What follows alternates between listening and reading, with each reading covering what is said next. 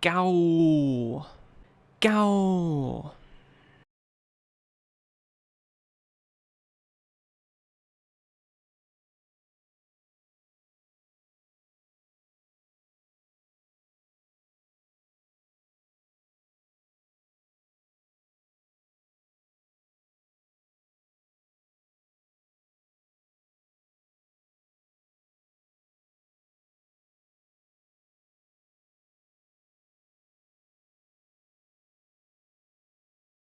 Go.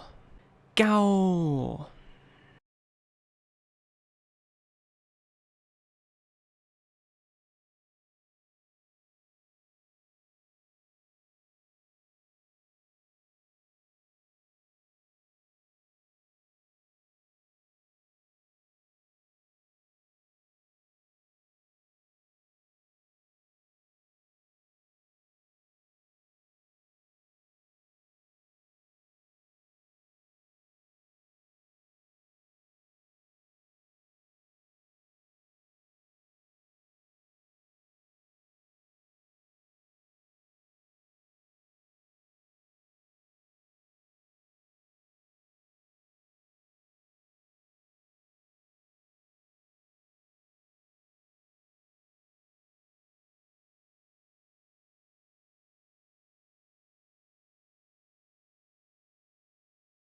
Go. Go.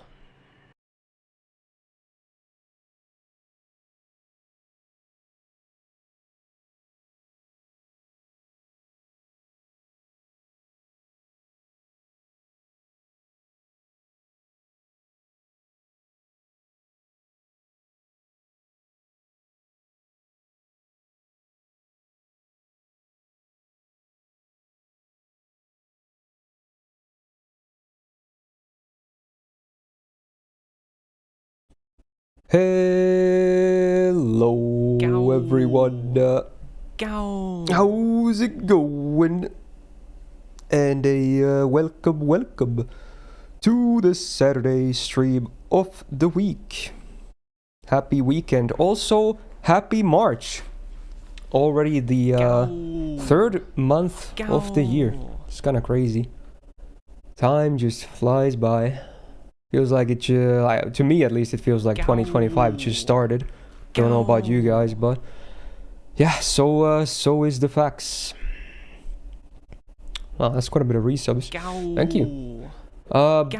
Yeah, so of course, today on this Saturday, we're back for another tier list. Again, we're trying to do these every week, but you know, if there's ever a need, if there's like hardly anyone available, we'll probably have a break. But so far, I think it's looking pretty good. So we're just gonna keep trucking along. And today is the plan to finish off the night classes with Lancer. Oh my god. Stella! Wow. Oh, you guys are being very nice today, huh? Wow. Okay, interesting. Wow. So yeah, Lancer tier list is happening today. Tomorrow we'll have support reviews again because it's the first Sunday of a month. So another FGO themed stream tomorrow. So tune in then if you want to either participate in support reviews or just, you know, want to chill out. Whichever is fine. I'm guessing today will be around a 5-hour stream as well. Very much like last week. So buckle up, boys and girls. Right, well, I'm gonna read resubs right now because once we get going, the alerts will be off again. Same with TTS. Well, TTS is already off, but so will be the alerts as well. Also, for some reason, I couldn't pin a message about that. I don't know if the Twitch is just broken on my end. Can Daryl or one of the mods try to pin a message that says alerts and TTS are disabled? Because I tried earlier and it just, when I pressed pin, nothing happened. So I'm not sure if it's a bug on my end or not, because the pin message didn't work for me at all. Like nothing was pinned. You can click the button but nothing happens. So so it's not just an issue on my end. You also tried coin. Yeah, that's weird. Maybe it's a Twitch issue then. That's a bit unfortunate, but not that big of a deal, I guess. Okay. Oh, it didn't work yesterday either. I didn't know that actually. Anyway, what do we have here? We got Skadoosh with the brand new sub. In fact, that was offline, it seems. Very cool. Soto with 12 months. Ezekiel with brand new prime sub. JC with 6 months. Railgun with 53 big ones. Otto, there you go. 13 months. Pack Dragon with 42. Jaffa with 14. Ariosto with 19. And then Panzani with the 10 gifted on top as well. Thank you so much, my dudes. You guys are being very nice today. Thank you. Also, Bolg with the 41 buds. Thank you. Welcome back to the Go Gang, my dudes. Very cool. It's probably not that big of a deal, Daryl. People already kind of know for the most part how it works, so yeah. I think it's gonna be fine. And let's just hope they fix it soon. Okay, okay. Let's see here. Greetings, greetings. Still rocking my semi-caveman look over here. This might be the last tier list you see me with this beard though. Quite possibly. It might just go sooner than later because of the cosplay happening. But you know, I can always grow it back if I want to. Can you have a shout out for Kagatora? What do you have? What do you have in mind or something? I'm not sure what you mean by that. Anyway, Fawaz, wow, thank you for gifting Breakers up as well. Much appreciated. Thank you. It looks good. It probably looks a little bit better on the camera. I feel like it's a bit messy though. If anything, I should, even if I wanted to keep it, I should probably just trim it at some point. At least on the length side. Maybe keep it thick, but you know, just trim because a lot of it's just, you know, a bit like, I don't like the way it like comes out of my like jawline, and then the stash itself too is a bit awkward. Also, Annex, thank you for the 43 months. Welcome back to the Go Gang as well. Also, I have no idea who my co-hosts are today, by the way. For those asking. I didn't really ask before today. I assume Otto is one because he's definitely awake. Judging from the resub as well. Not sure who else is going to be here, but yeah. And we're about to figure out very soon. Okay. In fact, I should probably ring my co-host and let's figure this out immediately. Let's see here.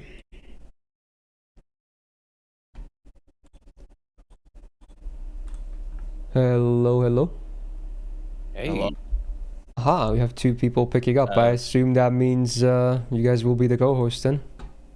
Yeah, it's a race to whoever picks up first. First two people. Third one has to, unfortunately, uninstall FGO. Oh, is that how it works? Today. We'll never see him again. I'm sorry.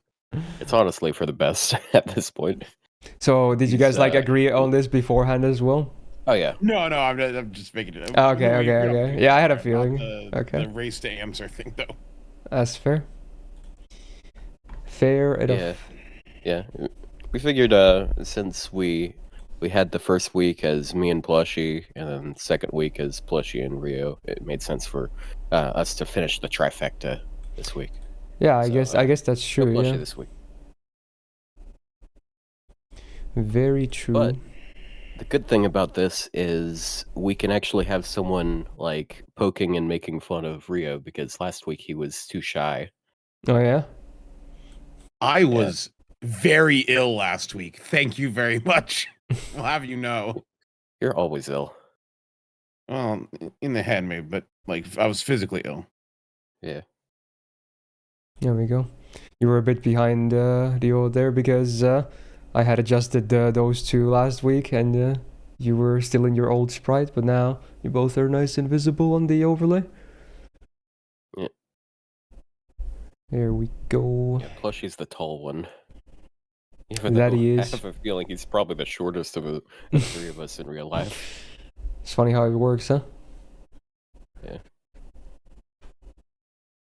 Has the loop sheet been updated with Karna? Yes, I'm pretty sure it is. Yeah, I talked to JR about it earlier and he said he has the new numbers. And I was looking at it earlier too. He really clutched that one out, didn't he? Just morning of the Lancer. Yeah, it's like it couldn't be a more fitting timing. It was like, the buff went live 3 hours before this stream went live. So that's pretty Man, Arjuna funny. fans in shambles. Yeah, I mean, to be honest, they have Arjuna Alter at least. But yeah, Archer is just even more sad now in hindsight. Right. I bumped the music down again a little bit because, you know, I need to be able to hear my co-host. But there will be song requests throughout the stream, of course, anyway. Because we definitely want something on the background. Yes, indeed. But hopefully I remembered all my prep and we can probably get started here very soon anyway. Let's see, we got the tier list visible, we got this. Oh yeah, I'm gonna be using like trying the night mode on the Wikia. Maybe it's a bit easier to read and look at, I guess. Gonna be mentioning that during the intro as well. I could flashbang the few people that were actually watching the stream instead of... True. I don't assume the amount of people actually watching the thing will be that high versus listening. Maybe live, right now it's a bit higher, but on YouTube I'm guessing it's mostly gonna be a background thing. Yeah, when did they add night mode? I discovered it like last week during the stream. I assume it's been there for a while, actually. I've just never used it myself either, I think. Unless I'm forgetting something.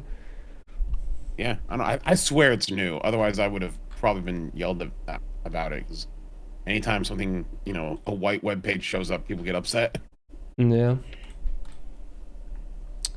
Very true, very true. Right, let's see. I'm looking at my notes. And otherwise, I think we can get started here very fast. Well, imagine that. A faster start. Now that this is starting to be a norm again. Don't have to repeat too many things. Plushie lags us behind every time. Oh yeah, he woke up a bit later last week too, I think. It was fine because I was still yapping my own stuff anyway. So he still made it fine. Okay. This list is the exact same size as the Archer one. Although if we count Summer Musashi, it's a little bit shorter, I guess. Otherwise, the amount of actual class entries of the gold kind are 38 on both.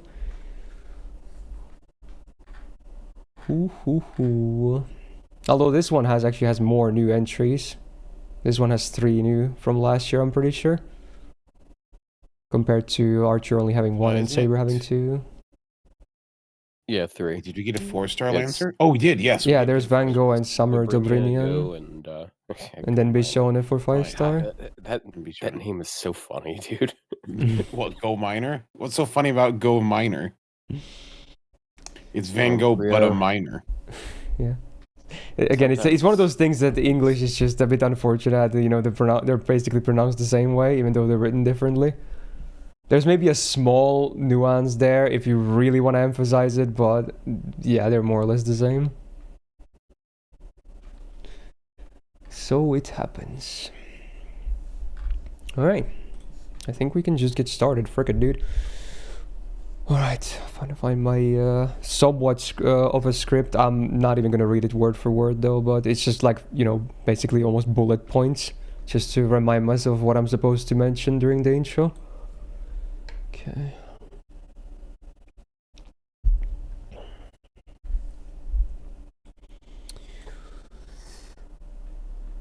We're so back! 2025 Fate Grand Order Servant tier lists. And hey, why don't you know it? Today we are finishing up the night classes with the Lancer class, of course. 3rd week in a row. And with me today on this tier list, we're mixing it up again. So now we kind of complete a trifecta of hosts. Today with me, we got Boris, Bobcast, Goodness. So I'll let them introduce themselves right now. I'm going to interrupt and speak before Otto does. He is a war criminal. Do not believe his lies. This is Rio Emerald once again. Hello.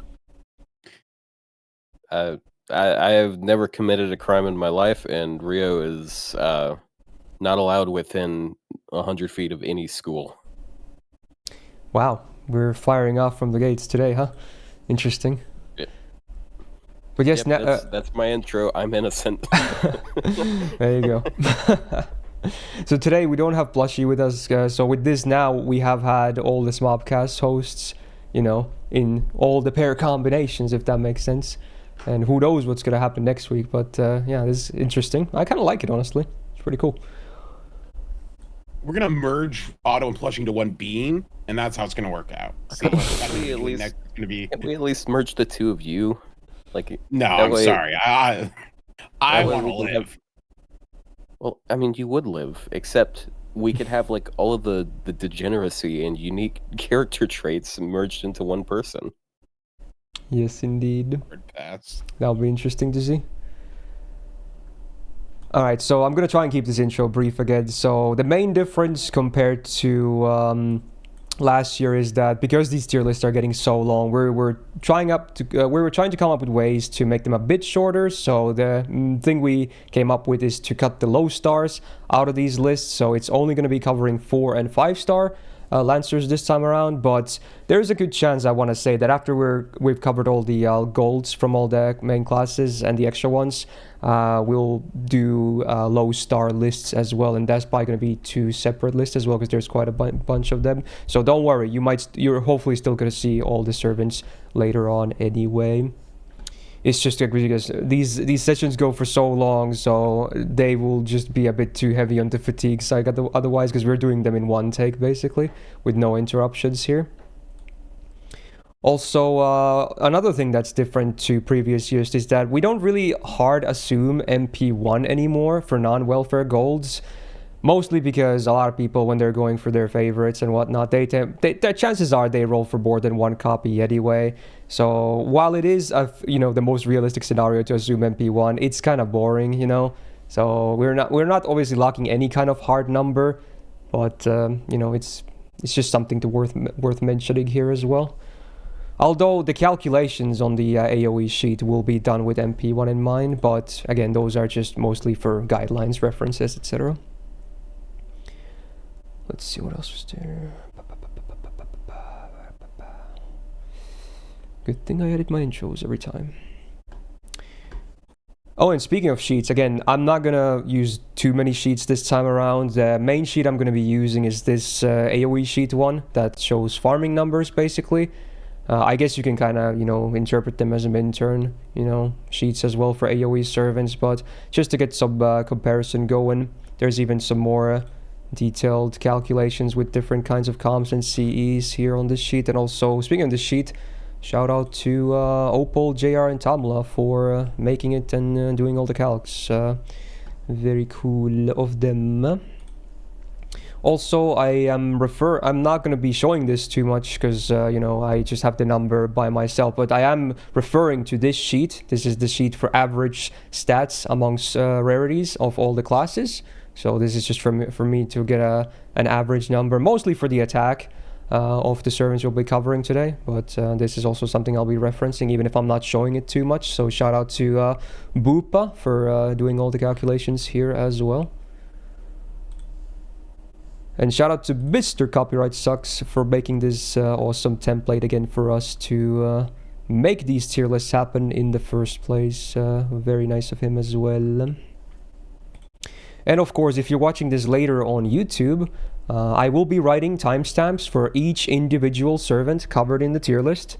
So in case you don't want to listen to us blabber for like what I'm assuming is going to be over 5 hours, I don't blame you. Just open the description. There's all the timestamps. You can jump around, maybe listen to your favorites at least. That's what I assume most people are doing at least. So feel free to jump with those. So in the description, you'll find all of that. The sheets, resources, template of the tier list, my co-hosts' channels as well. Do check them out too. It's all there. So do browse the description of this video as well. But also, if you're jumping around with the timestamps, do click the final placements one at the end as well, because chances are there's going to be some movement happening either throughout the list or at the end after all the initial placements are done, just as a reminder before you write any comments after your favorite is maybe misplaced, at least in your head, would be nice. Right. Also, some feedback from the comments. I will be using the fandom wikia in the night mode this time around, so maybe it looks a bit better and easier on the eyes for those that are actually watching this too and not just listening. Do leave feedback as well if you prefer this over the the normal version, and we'll either keep going with this or go back around. But yeah, we'll experimenting today a bit, so thank you for the feedback in the comments. And I think that's about it for the disclaimers, so we should be good to go. So if you're, again, planning on watching this live right now on the stream, or listening it or watching it on YouTube later, hey, grab some drinks, snacks, whatever, you know, put it on the background, sleep to this if you want to. I'm not gonna judge, whatever it is, get comfortable, because we are gonna be here for a while. Once again, that's the one certain part here. Now, much like last week, we have 38 servants to cover today for Gold Lancers, same number as Archers. But unlike Archers, where there was only one new servant added since last year's tier list, we have 3 this time, so a bit more new stuff to cover, not just buffs, but actual new servants. We got 2 new 4 stars and 1 new 5-star Lancer. So that's kind of what we're looking at here. And also the placement order once again goes from lower rarity to higher rarity, and inside the rarities they go from older to newer releases. So pretty simple if you're looking at it right now. It's, you know, it makes a lot of sense. Right, I think with that, let's get cranking. Okay, so we're gonna go to day 1 immediately, of course, because there is a day 1 4-star. And we are gonna be talking about Lancer Liz. Not the first of the Liz's we've covered so far, because we did have Brave Liz on the Saber side. But let's see the actual OG Liz before all the other variants came into the game, or the Fate universe in general. So we got an AoE, Buster, DPS. She doesn't really farm, sadly, but you know, she can do some deeps. Her attack is more or less exactly the average among 4-star Lancers. And she's rocking the standard Lancer deck, which you'll be seeing mostly today as well. Double Buster, double Quick. So that's the Lancer deck. Gains, well, the arts card is okay, but besides that, they are just very ugly. The, you know, day 1 numbers, mostly, again, it's just not very good, is it? But at least the arts card, if you, especially if you get some overkill crit coin, can be decent. But besides that, just not a very pretty deck. Now, in terms of skills, her first skill is on a 5-turn cooldown. The full party gets 20% attack for 3 turns, and then further gives another 20% to female allies, although sadly it excludes herself, so she will only get 20%. But if you're rocking other female allies, they will get 40% from this for 3 turns. So in that case, it's actually a good amount of attack, but it is the only effect of the skill, so it's not the worst, but it could be better too, especially if you're meant to DPS as Liz herself. Second skill on a 5-turn cooldown as well. It is an AoE minus 20% defense for all enemies, 3 turns. It removes 1 latest buff from all the enemies, and also does a skill seal on them for 1 turn. So again, the buff removal always works like that, where, you know, it goes in order of the newest to oldest. So whatever happens to be the newest removable buff on the targets, that one gets deleted. I like this skill actually. This is good. It used to be like single target, which was kind of awkward because she's AoE herself. So now being AoE and having some utility on top, it's actually pretty good. Not bad. And then the third skill, sadly, is just a boring base guts. There's not many of these left in the game. Most of them have been buffed by now, but yeah, she sadly still has one of these. So on a 7-turn cooldown, she gets a guts for 1 time 4 turns, and revives with 2k HP. So the uptime is barely just fine, but just having a guts on it is just underwhelming. It needs to have something else too, really. But it's some form of defense, I guess, at least. Overall, I don't think this will be the worst skill set we'll be seeing today, but it certainly won't be among the better ones either. So it's just like a kind of a whatever skill set overall. Passives, 20% debuff rest is a good start, considering she basically only has boss presence. 8% arts up. Well, she only has 1 arts card, but our 1 arts card is actually not the worst thing ever, but still it's a bit of a niche use case though. Her anti-pen is against Alter Ego, which I've said in the previous 2 classes as well, is actually not a bad option, because Alter Ego or Knight classes are actually decent against Alter Ego. They're not the best case, but they are a decent option, because while they still do neutral damage, they at least take half damage from Alter Ego, so it's alright.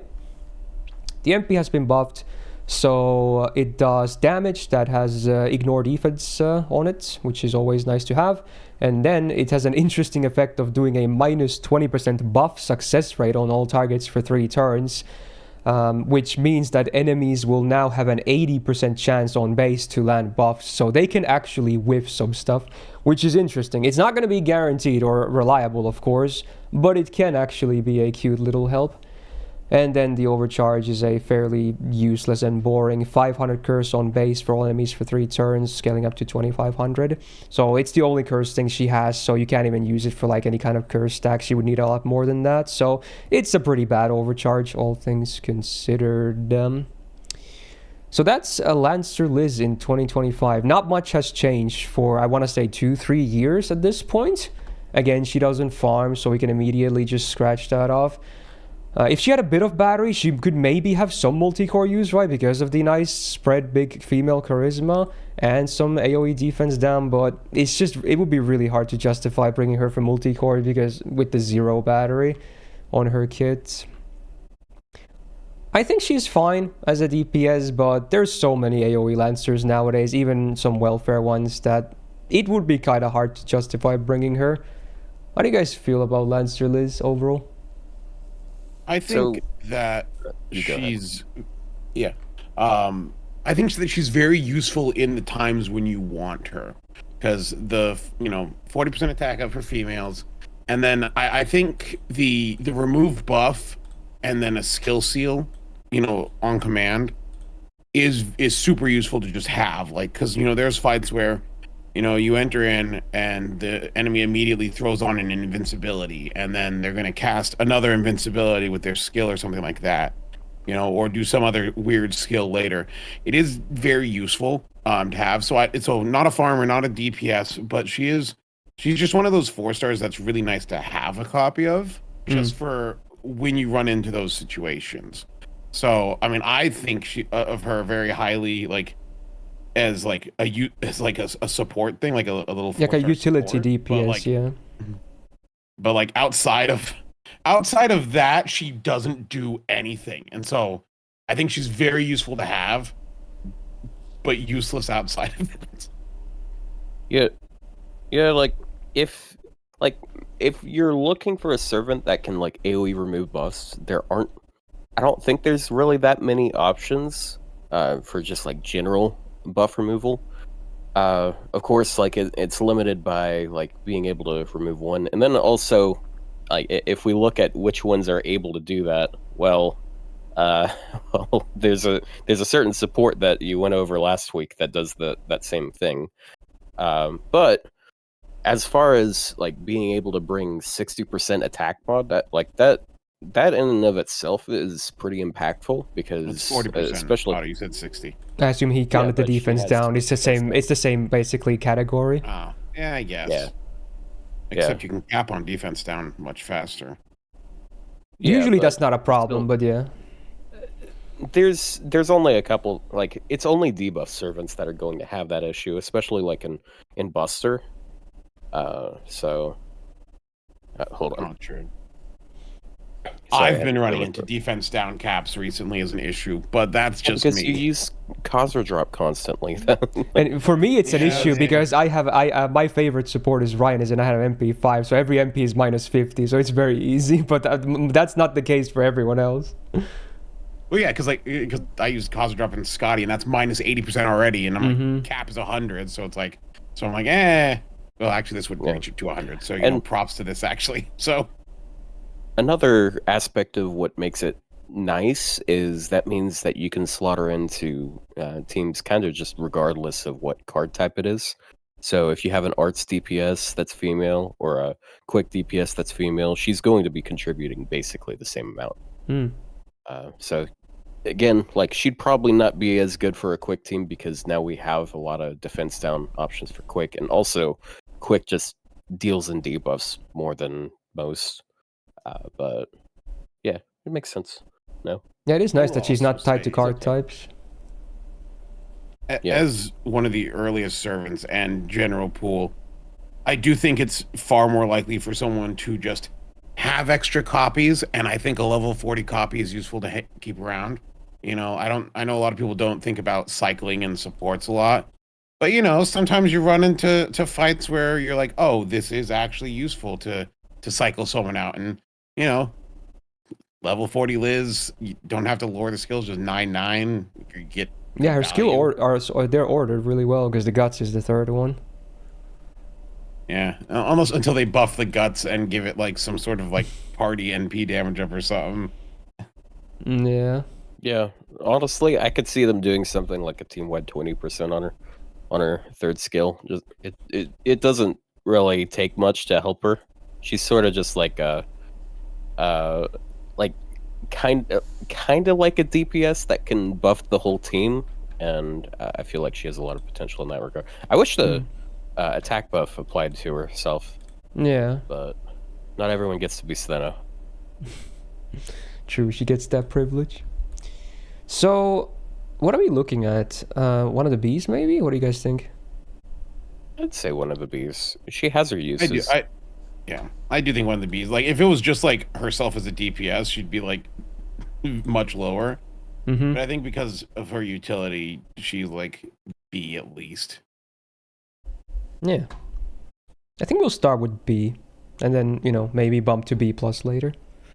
But yeah, well, one of the Bs is totally fine for her. Has uses, which is nice. Right, then we already move away from day one. She was the only one actually on launch. I mean, the next one, being Lancer Alter, she wasn't far from day one. She was with the London's release.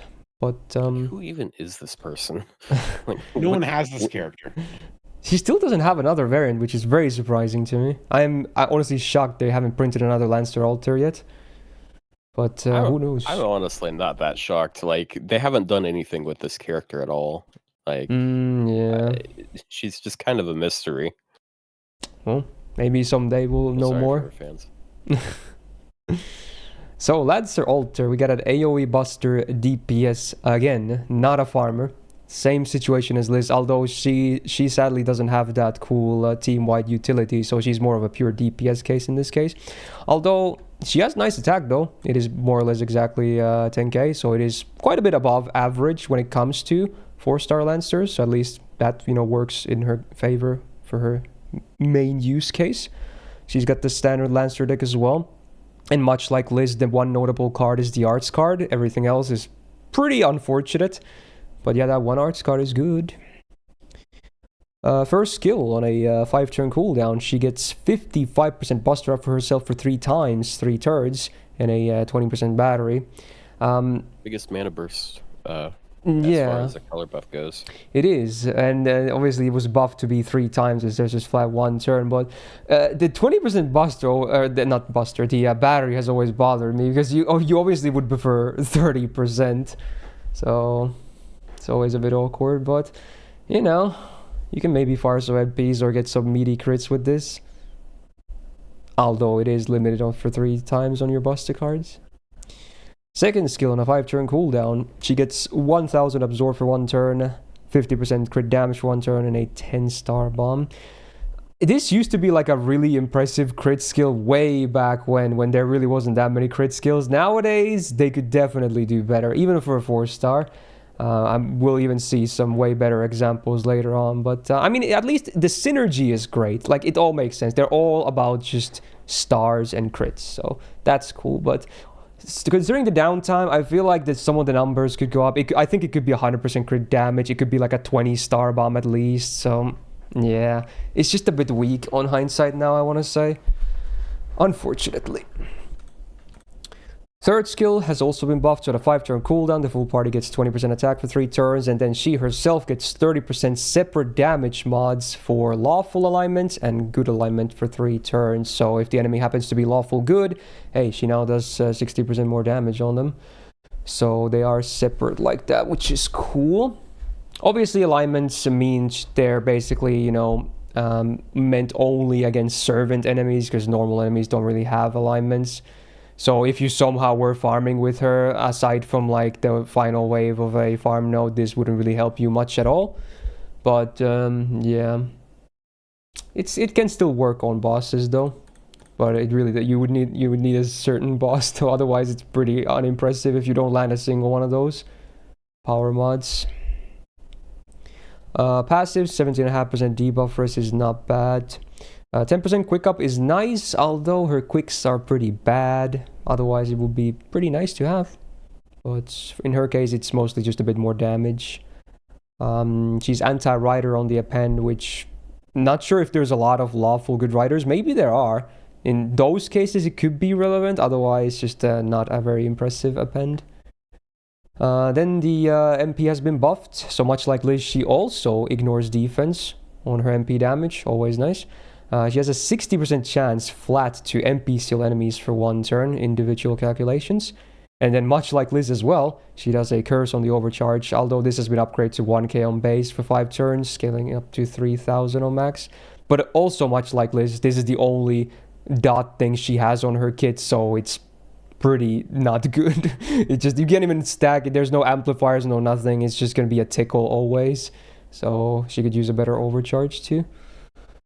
And obviously you can't rely on the MP seal being 60% on base. That's not even factoring in some possible innate resistances or actives either, which is a shame because MP seal would be nice to have in any boss. Easily probably my least favorite thing about this character. Having unreliable NP seal or NP drain is just yeah, and especially when it's on AoE, really, right? Because you're going to be fighting multiple enemies if you bring her, right? Because you would not bring her against single target. So let's say you're fighting like 3 archers who have the same MP bar of 3 ticks. You land the MP seal on 2 of them. None of them use batteries. They're now desynced with their MPs. Disaster strikes, right?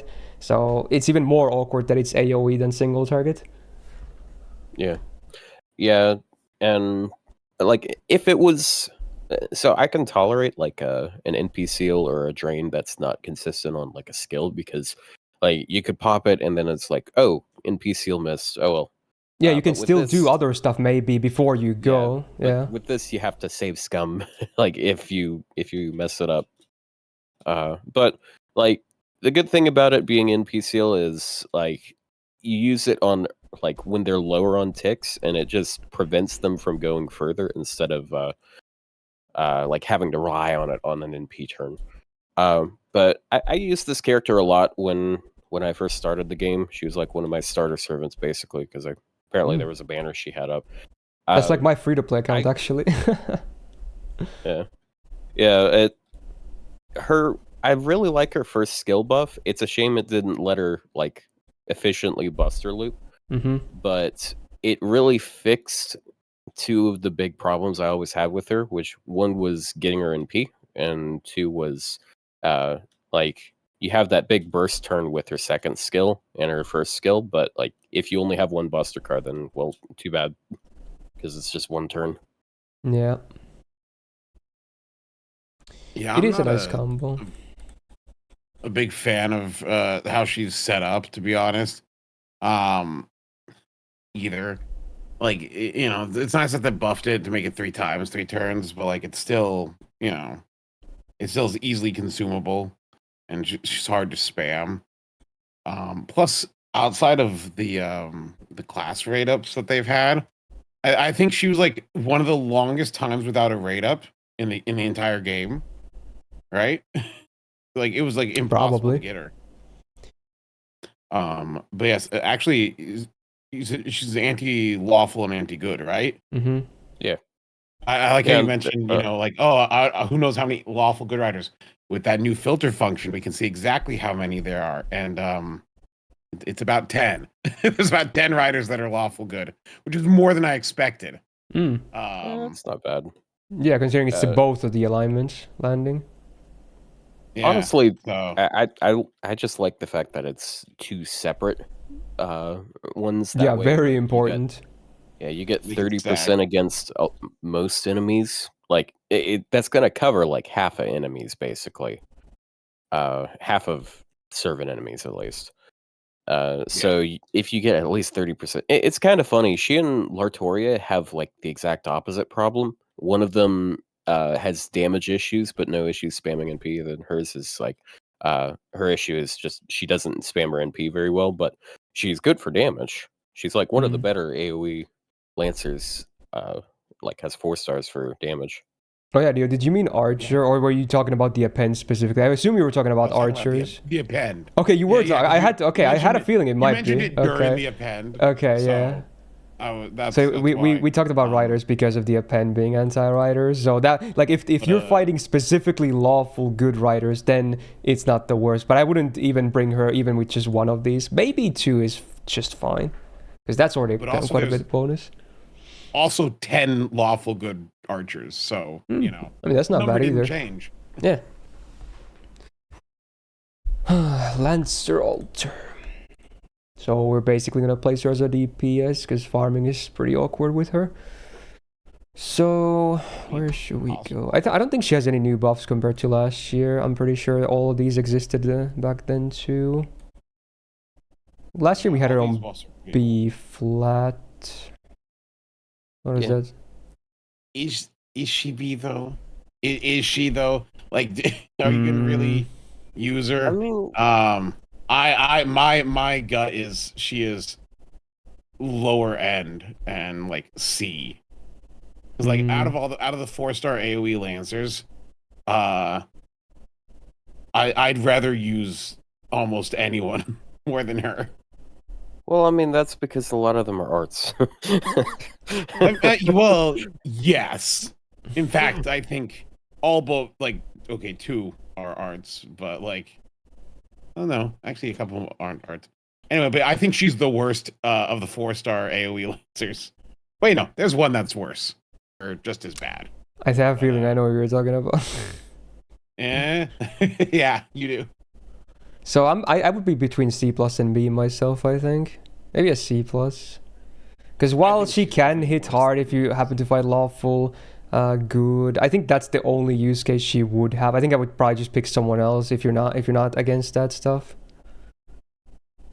So I might go with C plus.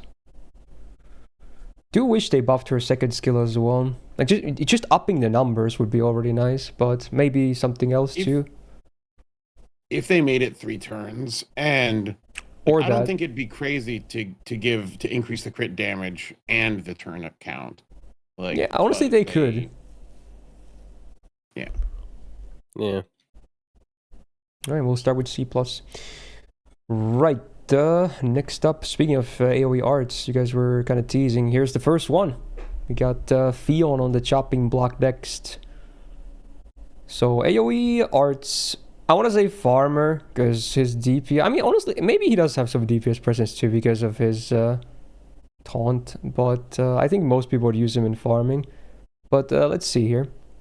8.9k attack puts him slightly below average when it comes to 4-star Lancers. He has not a standard Lancer deck. He's got double arts, double quick, and man, oh man, are his gains bad. Like, these must be some of the worst gains in the game, honestly. I would not be surprised. Even if the artists are not one-hitters, they are very unimpressive. So his deck is pretty terrible, honestly. First skill on a 6-turn cooldown, the party gets 50% star gen for 3 turns and 30% MP gen for 3 turns. So this obviously helps a little bit. And I like that both of them are party wide. It's just a skill that you just pop and you're just going to be enjoying a bit more gains on everyone. It still kind of works, honestly. It's a bit boring and basic though, but you know, both of the buffs are okay. Especially the MP gain being nice.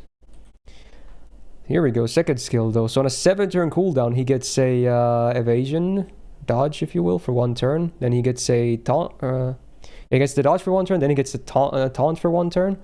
He gets a 30% battery on use. And then he has minus 80% charm resistance on himself against female enemies for 3 turns. Because, you know, my guy is a certified simp, I guess. I want to say most of the time this is not really a huge deal. But I guess sometimes it could be annoying depending on who you're facing. Also worth noting that the evasion is actually, it's RNG based, but if you max this skill, it is guaranteed. So good on them for, you know, at least allowing it to be fixed by leveling it. Otherwise this will be even more awkward. Granted, he is an art servant, so you can probably protect him otherwise anyway. Yeah, I actually, it's alright. Cooldown's high, but it's fun. Yeah, like the demerit is like, it's not even a big deal and you can get rid of the RNGs, so I'm okay with this skill too. Third skill, speaking of mana burst, so on a 5-turn cooldown he gets 40% arts for 1 turn and that is it. they always made it so that arts are never. They hardly. Does anyone even have a 50% mana burst on arts? Isn't like 40% the highest? Unless I'm forgetting someone. Well, maybe Mozart has a bit higher. Anastasia. Oh yeah, true. Anastasia caster. Yeah, I guess we count that as a mana burst. True. Yeah, but mostly they're like, they're not super high. But even if this was 50%, I would still not like this skill because it's just one turn of art stuff. Yeah, he's gonna do more damage. Yeah, he's gonna refund more with Zempi, but that downtime though, and it does nothing else. So, yeah. Overall, the skill set I would say is definitely below average. It is not completely hopeless, but could use definitely more. Passive 17.5% debuff rest is something not bad. Divinity D, no, just doesn't do anything really. More tickles. He's anti-Lancer in his event, and he doesn't really have any power mods or niches going for him, so I would say forget about it. I would never use him on neutral. MP has been buffed, which is nice, so does damage, and then he gets 3 turns of mental debuff immunity for himself. It's alright, actually helps with that demerit too if it ever happens to be a problem on the second skill, because charms are considered mental debuffs, so it's kind of cute, I guess. And then on overcharge base, it does a minus 10% attack on all enemies for 3 turns, scaling up to 30%. Actually not the worst OC ever, considering, his MP at least is okay, spammable in a decent manner. His face cards are still bad, but the MP itself with this, help of the skills is fairly loopable, and he has a battery too, so you can stack up some attack down on some bosses potentially. Farming wise, obviously doesn't do anything, but effects for the bosses they're okay. They're not useless curses at least. So there's that. I kind of hate the overcharge effect, but it is like the proof is in the pudding. He really does. He loops shockingly well in challenge quests. A big part of that is his second skill, because since he's a Lancer, he actually gets more charge from being hit than most classes. He gets 4%. And that combos with his first skill, and he's getting like 5+% per hit. So he also, it's pretty nice. Unlike all the other AoE arts 4-star Lancers, has an upgraded MP, so he does have a little bit of a I believe a damage advantage in some situations. Yeah, but the thing is, that's just compensating for the fact that he has like no buffs. Like he has nothing to boost his damage, and his attack isn't super high either. Yeah, that's usually offset by like Lancer. It helps him keep his 5% bonus. It does give him a little bit higher, well, higher than Melts for sure. Wow. At least for the first 2 waves. Wave 1. Yeah, I think he's usable. He's definitely probably people's least favorite of the AoE arts looping 4 stars, which is for Lancer, which is oddly enough a very competitive field for some reason. I feel like, if anything, because single core farming is looking a bit less appealing as the time goes by, I feel like we should probably just rate him more as a DPS than a farmer. Even though, yeah, you can still... he's relevant in some farming still. He does, like, with, just double Castoria swapless, frontline only, Black Grail, he loops just fine, which you wouldn't think looking at his kit, but, like, he does. So, like... Yeah. It's just that kind of happens with some arts servants. Like it's either NP upgrade or you have some buffs, and your looping damage is carried by Black Grail. Because you take away Black Grail, his damage is a lot worse. Yeah. And it's worth noting that a lot of events nowadays have like a 50% gauge with damage on it as well, and most farming happens in events anyway. Yeah, those 50% CEs, they're making people think Buster's better than it really is. People gotta wake up, man. You gotta wake up, man. Buster's not as good as you think. That's gonna be a topic for another video. All right, Fion. I think last year we had him on. Let's see here. He was a B plus. Maybe B or C plus. I think he's the same level as Artoria. You think?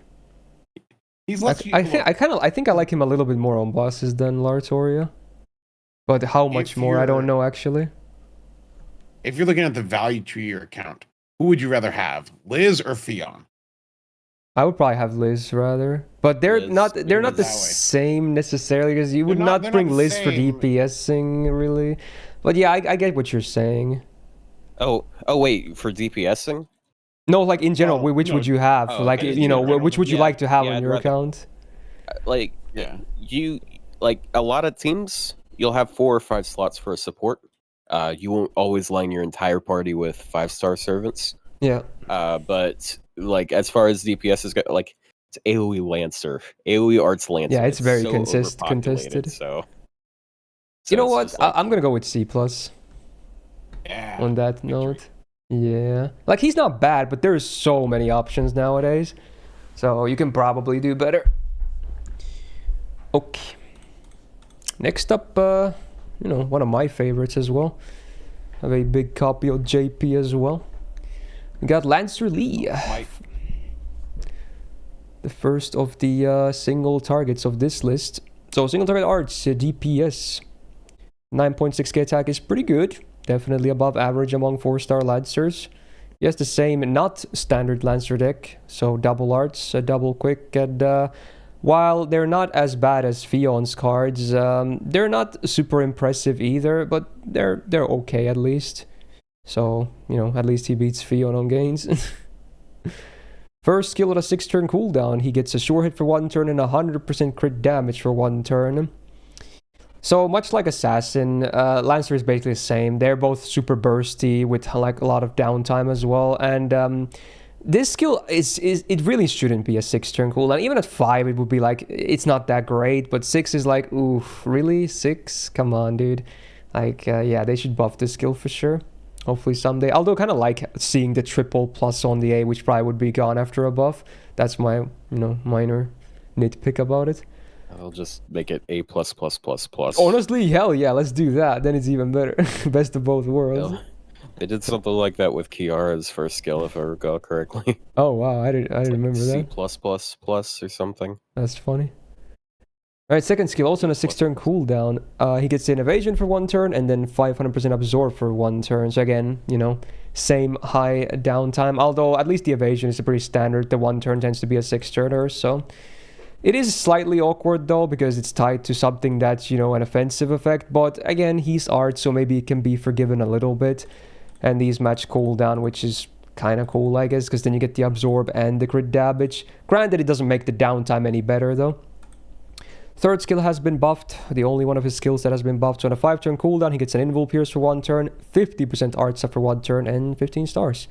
So I guess this is a mana burst as well, but at least it has other nice stuff going for it too. Granted, yes, still a lot of downtime.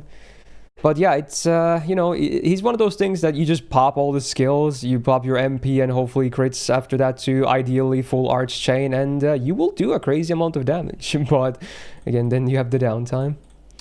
So the skills, they could definitely be better, but burst is the one thing he has at least. Only passive he has is a magic resistance D, so 12.5% debuff res, that's it. Could also be higher considering it's the only passive, unfortunately. Not the best thing ever. He's anti-Lancer on the append. Even though I love my guy, I don't think I would bring him on neutral. The MP has been buffed, which is nice, and once again, we have ignore defense on damage, which is still nice, even though it's pop, you know, seems to be a thing for a lot of Lancers. It's never a bad thing. If anything, it's always still a good thing. He does a minus 30% defense down on the target for 3 turns. It is after damage, but it is a lot of defense down, and it can be used as a form of ramp up against a single boss. And the overcharge is a very disappointing instant kill. 40% base chance, scaling up to 80. On bosses, just forget about it. It's a useless overcharge. But the normal effects are good at least. So here's the thing. He hits really freaking hard. Like his MP actually out damages many 5 stars too. He hits really freaking hard. But the downtime is the thing that a lot of people just brush it aside. And I get that. But luckily his MP is still semi-spammable if you bring the right supports. And it has some ramp up, so it makes the downtime not as bad, I want to say, having used him in several different boss battles. Granted, my copy is better than most people's. But I think he's honestly a little bit underrated. Obviously not top tier, but I think people are sleeping on him a little bit at least. How do you guys feel? I don't know. One turn buffs on a long cooldown. If he was released today and he had these same skills, his cooldown would probably be 444, right? He'd probably have like super low cooldowns. For these like really sad one turn effects. Like just the third skill really is the only good one that has a lot of stuff. It's the only good one, and that's because they buffed it. Yeah. I like Lee as a character, but I think both versions are kind of disappointing. And I think Assassin is way better though, but we'll get to that in a few weeks. Is a little better, but like I just don't like. I just think his cooldowns are way too long, and he does too little. Like, yeah, you have one turn burst, but then he just sits there for like 5 turns, and to be honest, his MP is fairly spammable, and a lot of the times I have broken bars with just an MP alone, so I think he has stuff going for him. I think a big thing that helps him there is his defense down ramp. Yeah, like 30% is a pretty notable amount. So it's like Okita Saber. You're missing 50% arts now, but you now have like 30% defense down, which in a lot of situations can end up being more valuable than 50% arts, because of how usually how buff values skew for arts servants. Yeah, his saving grace is that Castoria exists now and didn't when he was released, and so indeed she can carry anyone. Yep. So there's not too much to say about him because he doesn't even have niches or anything like that. I mean, he has ways past Invul and such. Like I like that about him. Yeah, he can do damage pretty consistently. Honest, you guys will probably disagree. I would say he's either B or B plus, but you guys will probably disagree. I think B is all right. Oh yeah. I'm gonna hold my tongue. Oh, wow! Not respecting us with honesty, I guess. I mean, look. I think people. I think you know that I mean, I don't want to flood C plus this early. All right, I'm gonna go B. There he goes. Next up, Subber type. Oh, I got a Steam message. Interesting. Here we go. Subber Kyo. Single target the Buster DPS. 8.9k attack is not the best start, though. That is a bit under average among 4-star Lancers. Now we're back to the standard Lancer deck, though. Double Buster, double Quick, and Hurricanes. They're well, the quicks are not great. They're okay, but the arts, again, who was it earlier that had the same one, basically? Was it Liz? Yeah, it was Liz, I think. It can be okay, but it's, not the best one either, honestly. Depends. So, Canes could definitely be better. I wanna... Is this a new buff to this? I think this might be a new buff compared to last year. I think it might be. I believe it was. I believe she had a rate up last year, and I think it's new, yeah. Yes, it was. No, this was July 2023. Really now? Oh my gosh, it's been almost 2 years. Okay, interesting. Yeah, this is the same buff as Saber Alter getting her buff time frame. Okay. Which really goes to show because it's a...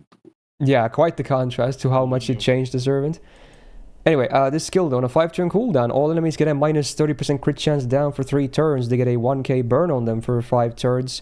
She gets flat 20% battery, and then this on attack debuff for 3 turns. So whatever she attacks, no matter what attack it is, MP, face card, extra attack, they will all afflict a burn amplifier of flat 50% on the target.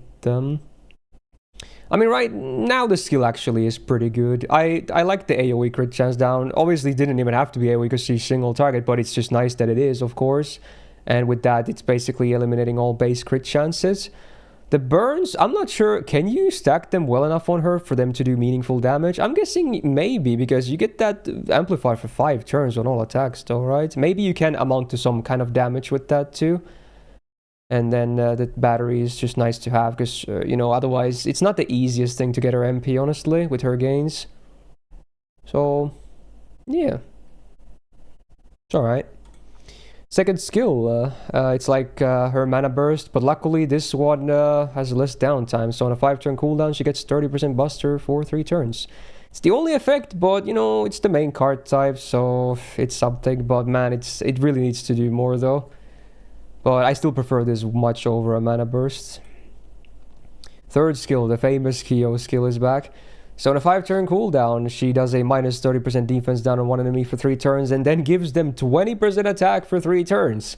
That's a bit spicy, for sure. Bosses also can scale pretty scarily with some buffs, so depending on who you're fighting, this could be a bit scary. There are ways of going around it. You even have command codes that specifically move attack buffs, which might even give you something in return as well, like inflicting a crit chance down, but it can be a bit scary though, for sure. Otherwise, the defense down is at least decent number on a good uptime, so still needs more on her kit though. But this was a nice start, this buff to the first skill, but I feel like both of these skills could still be buffed for sure. Passives, we actually have a very nice passive, Madness Enhancement EX, 12% permanent buster, very good, her main card type, great. Then she gets 12.5% debuff rest, that is a little bit, but you know, not that much, but the first passive at least is very good. She's anti-berserker on the append, so at least she's got that going for her too, great, good append. MP then, never been buffed, so it doesn't do a whole lot of stuff. It does a skill seal on one turn on the target. It is also a added chance to land. It's a 150% chance on base, so unless they're immune, you're probably gonna land that. And then the overcharge is a 500 burn for 5 turns on base, getting up to 2500. So I want to say her damage is not super impressive, but I just want to know, is the burn thing, you know, anything? Can you actually get damage out of it? Do you guys know? No. It's 50%. Yeah. So like the good burning or like any amplifier is 100 to 200%. It is right? on every attack, This but yeah, is it's still 50%. 50. Yeah. You can get some stuff done with it. It's just awkward because she always has to pick her own cards for it, and a lot of dot spam teams are usually going to be like spamming their NPs instead. So if you can set up a solo scenario, she actually does do a lot of dot damage, but she has nothing for solos. So I mean, like Habitrot her, I guess. Coin's third skill applies 100 amp for all of them in one go, so like, you know. Yeah, but she, like, with the Brave Chain you get 200%. Yeah, every Brave Chain would be 200. You can also use Koyan to double the skill, and then you're applying 100% per attack. Because it is a really low cooldown skill.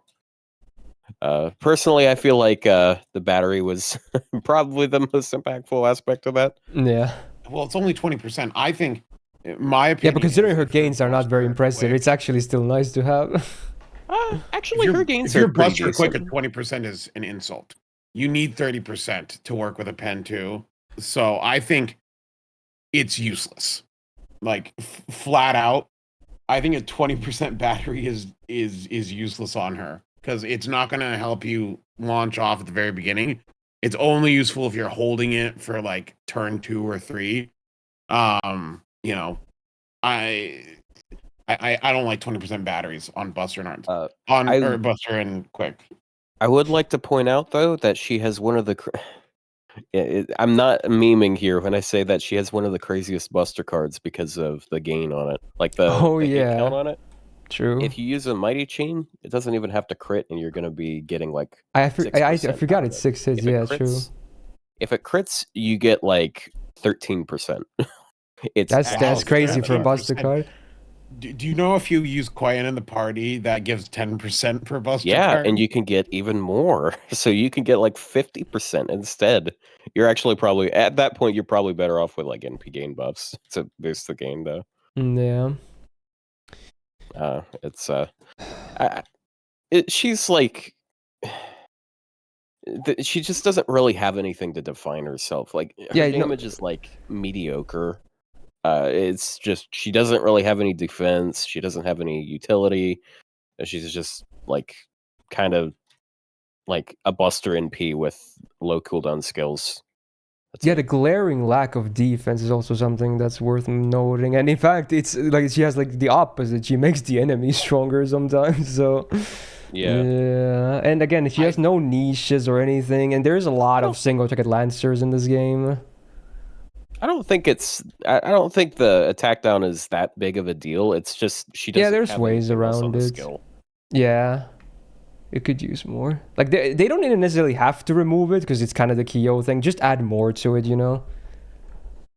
Rank the placement. I think that, like, if you're smart about it, increasing the enemy's attack isn't always a demerit, but most of the time it is. And as a person with over 1,000 Summer Kiyohime coins somehow, which means I have over 20 copies of this thing, it's quite funny because for the longest time she was the only servant that was missing on my main. She was the final piece of the puzzle for me to complete my collection. So I'm like the opposite of you. Yeah, I don't know. I didn't know where I got her. I was browsing. I'm like, why do I have 1,000 coins for? When did I roll this thing? Must be some summer banner. Yeah, it was some event banner. But yeah, I think she's mediocre. At best. I think she's C plus at best, maybe a C, honestly. I think C. Yeah. I think, yeah, let's go with C. Needs more buffs to stand out. Right, back to permanents. We got Vlad Extra next. The bro himself. Single target buster DPS as well. The one unfortunate part is that his attack is not very high. It's definitely under average on 4-star Lancers, but it's still not atrociously bad. And you know, the Lancer class bot is still decent. He has the standard Lancer deck of double buster, double quick, and his quick card is actually surprisingly good. it's not bad at all. And the art's obviously the same as like Kyo, Liz, so it can be good as well. But yeah, the quicks on him are actually good. They're good. Wow. Fun stuff. First skill, 5-turn cooldown. He gets 100% debuff res for 3 turns. So unless enemy has a lot of buff success rate up, he's basically immune to debuffs for 3 turns. Cool. 2.5k heal, 40% defense for 1 turn, and 20% attack for 3 turns. Just a good skill. It's not even the best version of the skill. Some other servants have even better versions, but it's still a good skill, honestly. Maybe sometimes awkward if you want to pop it turn 1. You might not, the heal might just be wasted and the defense up. Well, honestly, you're probably gonna get value of the defense up because of another buff he has. But yeah, still a great. I like this skill. It's basic, but it's good. Second skill has been buffed, so on a 5-turn cooldown, the full party gets 20% MP damage for 3 turns, 20% the buster up for 3 turns, and then he gets this on defense buff for 5 attacks, 3 turns. So for the next 5 attacks or 3 turns, whenever he gets hit, the target gets a minus 10% defense down for 3 turns. So again, if it's only one boss you're fighting and you know, they hit him with for all these 5 applications, that's a minus 50% defense down effectively. So that's not shabby at all, actually. And having party with buffs, you know, never hurts, and it's a good mixed buffs as well. So it's a good skill. And even better when you see the third skill. So the 5-turn cooldown, he gets 10 stars per turn for 3 turns, and then a taunt for 1 turn.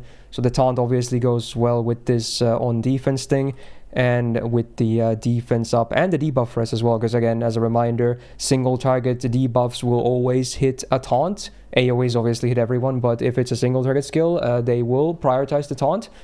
So that's nice too. So there is synergy in this kit, and also, you know, it's like a good mix of everything. You got defense, you got offense, you got protection.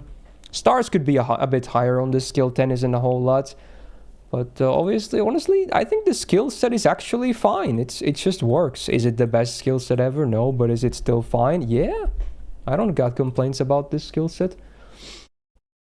Alright, the only passive he has is 15% debuff res, which is even less impressive on him, I guess, because most of the time he's gonna have 100% debuff res up, but you know, when he doesn't have it, can do something. He's anti-Avenger. Not sure how many Avengers are evil. Maybe a fair good amount. In that case, it could be a thing you could consider. Otherwise, don't neutral him. On that topic is MP then. So before damage, he gets an Invul Pierce for 1 turn, which is always great to have. Not ignore defense for once on Lancers. And then he does anti-evil damage on Overcharge, the super effective base 150 to 200 range. The good old. Evil, pretty common. There's fairly a good amount of archers, berserkers, maybe even that Avenger if you're crazy enough to go for that. There's definitely some targets. I always pick him when I fight Moriarty. It's just funny to me. It's like I have to pick extra VOD. I don't know why, I just like doing it. I think he's underrated, 11. honestly. I think he's underrated. I think he's actually solid. Yeah, there's 11 evil Avengers. So not bad actually. I think he's underrated as well. I think people do underestimate him because there's he's Rad Vlad and there's Sad Vlad, and people like Sad Vlad more because he's a berserker. But not me. Everyone knows this. Yeah, I think Otto is the biggest fan of Zerk Vlad. that I like his kit because his kit actually like really works into itself. Yeah, Because he's got the defense up, he taunts. He then applies defense downs when he gets hit, which was a great change. That buff to his second skill was great. yeah. It's perfectly matched. Honestly, I wish every buff had that level of care into it because it just fits. Like it fits the taunt so well. It does. It's almost as if it was designed from the start to do that. Like, and he also has MP damage, buster up, and attack up all by himself alone on base. So you got that nice trio. And a super effective. Yep. Yeah. He has good anti-evil, damage. And Invul Pierce on I MP. think people don't pay attention to him just because he's like an old character. And I don't think he's very popular just because of his design. It is a little bit. I'm not a fan of the design, but like gameplay wise, I think he's really good. Yeah. I think he stonks. I mean, I personally think like A. I think he's definitely say. an A, yeah. Maybe there could be a world where he's A+ as well, but I think we can start with an A. If he got an MP upgrade, he'd be actually dude. crazy. That would be like Luvi all over again. Literally the same thing. Yeah, it would be. Yeah, a Buster Luvi at that point. He already has the anti-evil. True, and he has Invul Pierce, which Luvia got with her buff, so he has that on base as well. So imagine if they added like a third line as well. So he would have more effects he actually. Really is just give him crit ramp up. Yeah, but he's very underrated. Again, we'll see if we bump him up later, but A is definitely already very solid. All right, so I assume next up is the Servant. You were saying it could be one of the worst ones compared to Lancer Arturia. This was the one I was thinking about, at least. No, it's another welfare. Oh, interesting. It's one I have a vendetta against. Okay, well, we'll get there later, I guess. Go Miner. No. That would be crazy. You know how he is about miners. Arisay. I hate Arisay. The worst event in the game. Yeah. Well, that has to wait for a while still. Anyway, let's talk about Jalter, Lily, Santa, the whole 9 yards. I'm not going to read the whole thing, but, there she is. AoE Buster, DPS. I guess some mad people could try farming with her too, but yeah, probably a DPS. But even then, I don't think she really has an amazing role in anything, sadly, but we'll still give her a fair rundown here. So 9.2k attack actually puts her a little bit above average among 4-star Lancers, so she's got that going, so it's something. She's got the standard Lancer deck of double Buster, double Quick, and her gains cards are actually not bad, especially the Arts card is fine. So they're actually better than a lot of the ones we've seen so far. So at least the upstairs here, numbers-wise, the deck-wise, is fine, it's fine. First skill of a 5-turn cooldown, targeted 3k heal, and the target also gets 30% star jet for 3 turns. I mean, that's just underwhelming, right? I mean, come on, dude. What are we doing here? Like... It needs to do more. It's nice that it's targeted, but that's almost a nothing burger when it comes to a supporting skill. Second skill, 5-turn cooldown as well. She gets a flat 20% battery and then 50% debuff rest for 3 turns. again, it should do more. Like they're not bad effects, but it needs to do more, really. And then the third skill, the Jolter skill. So on a 6-turn cooldown, she gets 55% buster for 1 turn, matching Lartoria. Well, at least on the number, not in terms of the flexibility. She gets an invul for 1 turn, and then 1200 damage to herself. That cannot be lethal as a demerit. That's not too bad, because, you know, there's also some healing going on. So the demerit is fine, but besides that, it's a bit awkward when you have your main defensive tool with your main burst skill as well. Definitely makes for some awkward scenarios on bosses.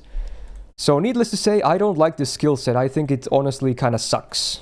There's not much going on. It's such a bare bones kit. So I would say maybe the worst skill set we've seen so far. I don't think that's a stretch. So that's unfortunate. First passive, and the only passive is at least decent. 21% debuff res, almost as high as it gets from the magic res. So that's cool. She's anti-Avenger, and I would definitely never bring her on neutrals, so, and Avengers are rare to begin with, so forget about it, unless you just want to spend, you know, coins that you might have for her because she's a welfare.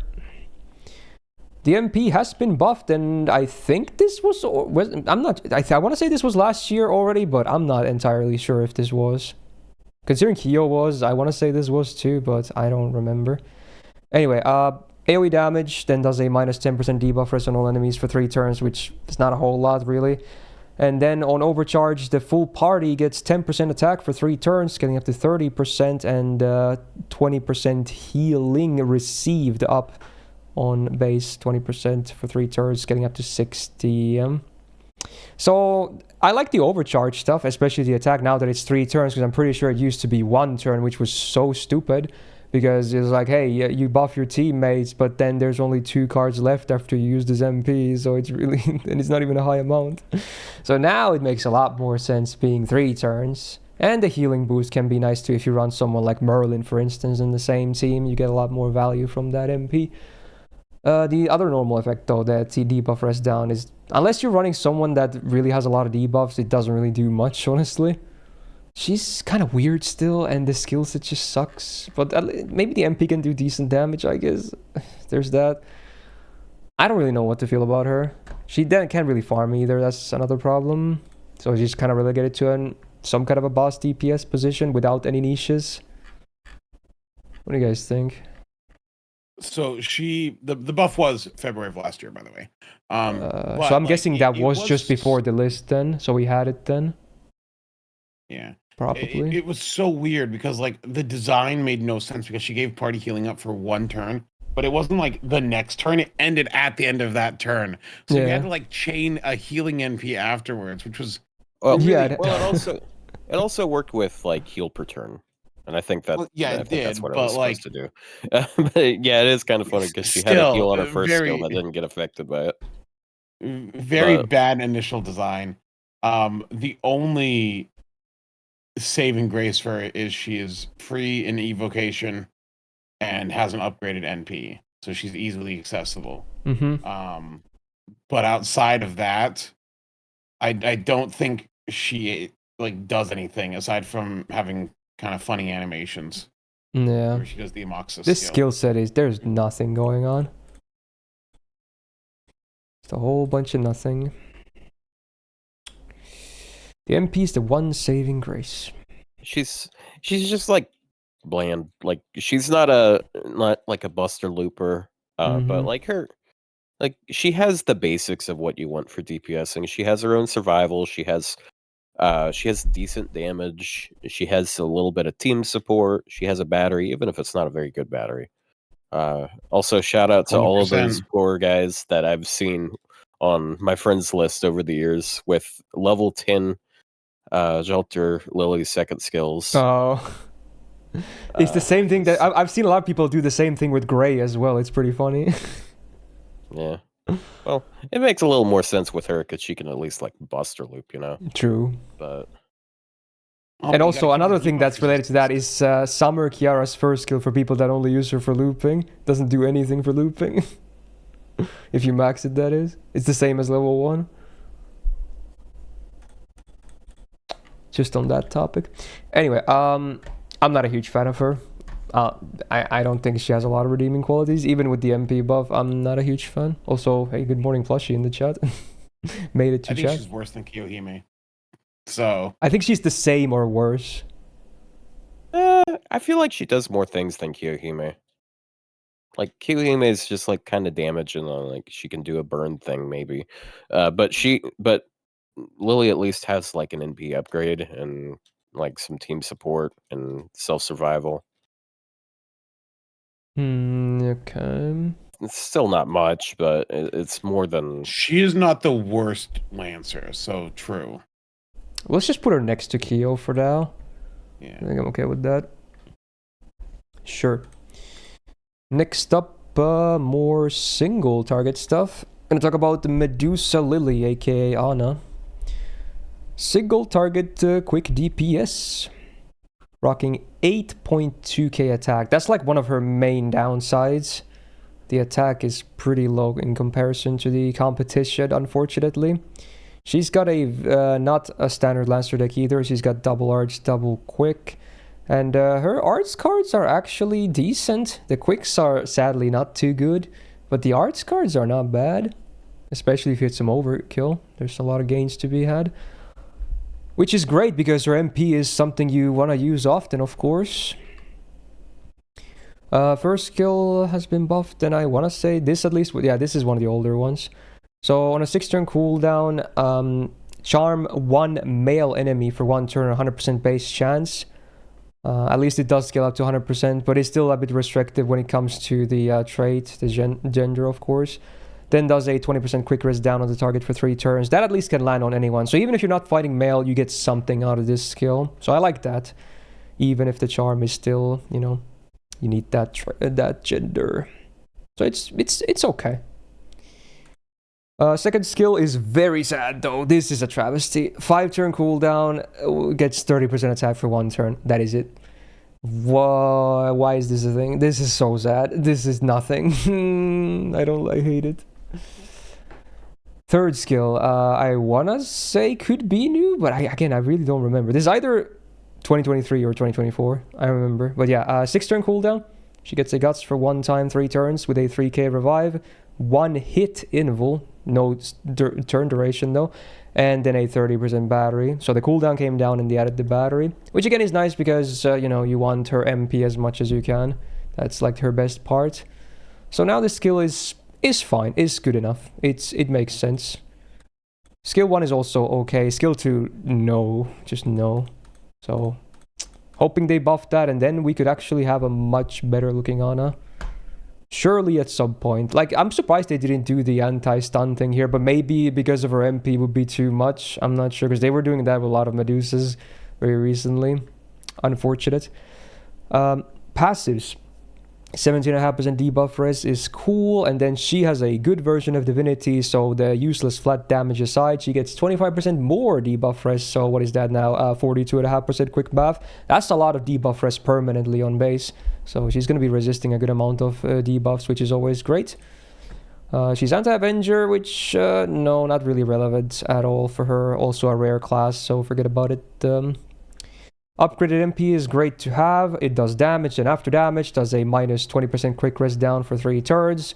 So while it is after damage, it is a form of ramp up as well, and also I guess stacks with the one she has on from her first skill. And then on base overcharge, there's an 80% chance to stun the target for 1 turn, scaling all the way up to 160%. So if you add some overcharge, it can become more reliable, but it is a bit unfortunate it's 80% on base, but at least, you know, it's still a fairly high amount. But sadly, you still can't exactly rely on it. But it's a basic MP, and it's pretty good for damage. It actually hits pretty hard, despite her low attack. Mostly because of, you know, having some quick res down too. I think she's good, but I don't think she's quite there yet, personally. I think she's okay. I do know why they didn't do the stun thing like they did the other Medusas. Is because her MP's already buffed, so they can't move the stun before damage now. And it would never then affect her MP because she doesn't have a stun anywhere else in her kit. So that's well, it would make her brave I also chains don't better, feel like but making yeah. comma 2. Yeah, on a 4 permanent 4-star. Comet 2 Electric Boogaloo. But no, I think she's fine. Yeah. She was I remember when I first started the game, she was an early game Lancer I used a lot. But yeah, that second skill sucks. It's one of 3 monster strengths left, and Oh wait, How's that actually, if they did the Definitely stun worth thing, it would be a bit better because it's not just anti-stun, it's anti-immobilize, and she does have a charm, so it would help yeah. a bit better. So oh yeah, so that's I mentioned it last year. That's a bit of an issue. Having the steroid on her charm sucks because it's like, okay, you use it for the NP to do more damage, and then you stun, and it's like, okay, well, I wasted the charm. You True. usually want to use the charm to cover turns where you're not NPing, so you have even more immobilization. Yeah. It's just overkill. Yeah, that is awkward. I think she's about the same as Lee, or a little bit worse. I could see that comparison. Just maybe a little bit more uptime going on, but otherwise I do like Lee a bit more in terms of like his burst. And he has some crit damage- focus too. Her damage isn't as good. I think okay, I gotta compensate for how Rio weighs on this because Rio is starting to hate stun characters. No, her being hate able to stun stun characters. so often- yeah, But not this one, because Otto, she has like at least, if you're going with her, she has at least 4 turns of like being on the field. You charm, and then you invincible, then you guts, and then you NP for your stun. Like she has at least 4 turns of being alive. Well, the So, invul like, might in not that always case, get I'm you there fine because with it's only it. one attack, but yeah, it helps for sure. Oh well, it's gonna block well, an I mean, NP. yeah. That's usually what it is. Yeah. You use it ahead of time, and it blocks 1 NP. Mm. It's very easy to just lock them down until they have their NP, and then she just takes that. It works out pretty well. I'm glad that they buffed her 3rd skill the way that it does. It is funny though how she has like quick ramp down, and her quicks are like absolutely abysmal, Yeah. even if you ramp them up a lot. But her arts cards are actually still pretty solid. She can pull off some crazy solos because like she soloed Super Woodwoes, if that says anything. Yeah, she stun locks him, right? Because he's male. Yeah. And, yeah. Yeah, she's following in her sister's footsteps. Very true. So I think she's B tier? fine. She's not great. She's but she's a bit harder to see the value of immediately or use her immediately. She's not like total mid useless, but like, and she's better than Gorgon and Medusa normal, but It's either B or B plus, I think. Maybe we'll just put her Maybe, next yeah. to Lee. They both have their ups and downs, but they're Okay, kind of yeah. comparable. I think they're similar. Yeah. So Yeah, it's like a nerfed balanced version of Medusa as a Lancer. Pre-buff Medusa, not Medusa. Saber Medusa, comma. right? I meant comma, sorry. Oh, okay. I was like, yeah, if you're talking about Rider Medusa, I was very confused. Yeah. No, not quite. Well, next week for that, though. Interesting. Surely she's gonna rock it with her brand new buff, right? Yeah, totally. Anyway, moving on. Summertime again.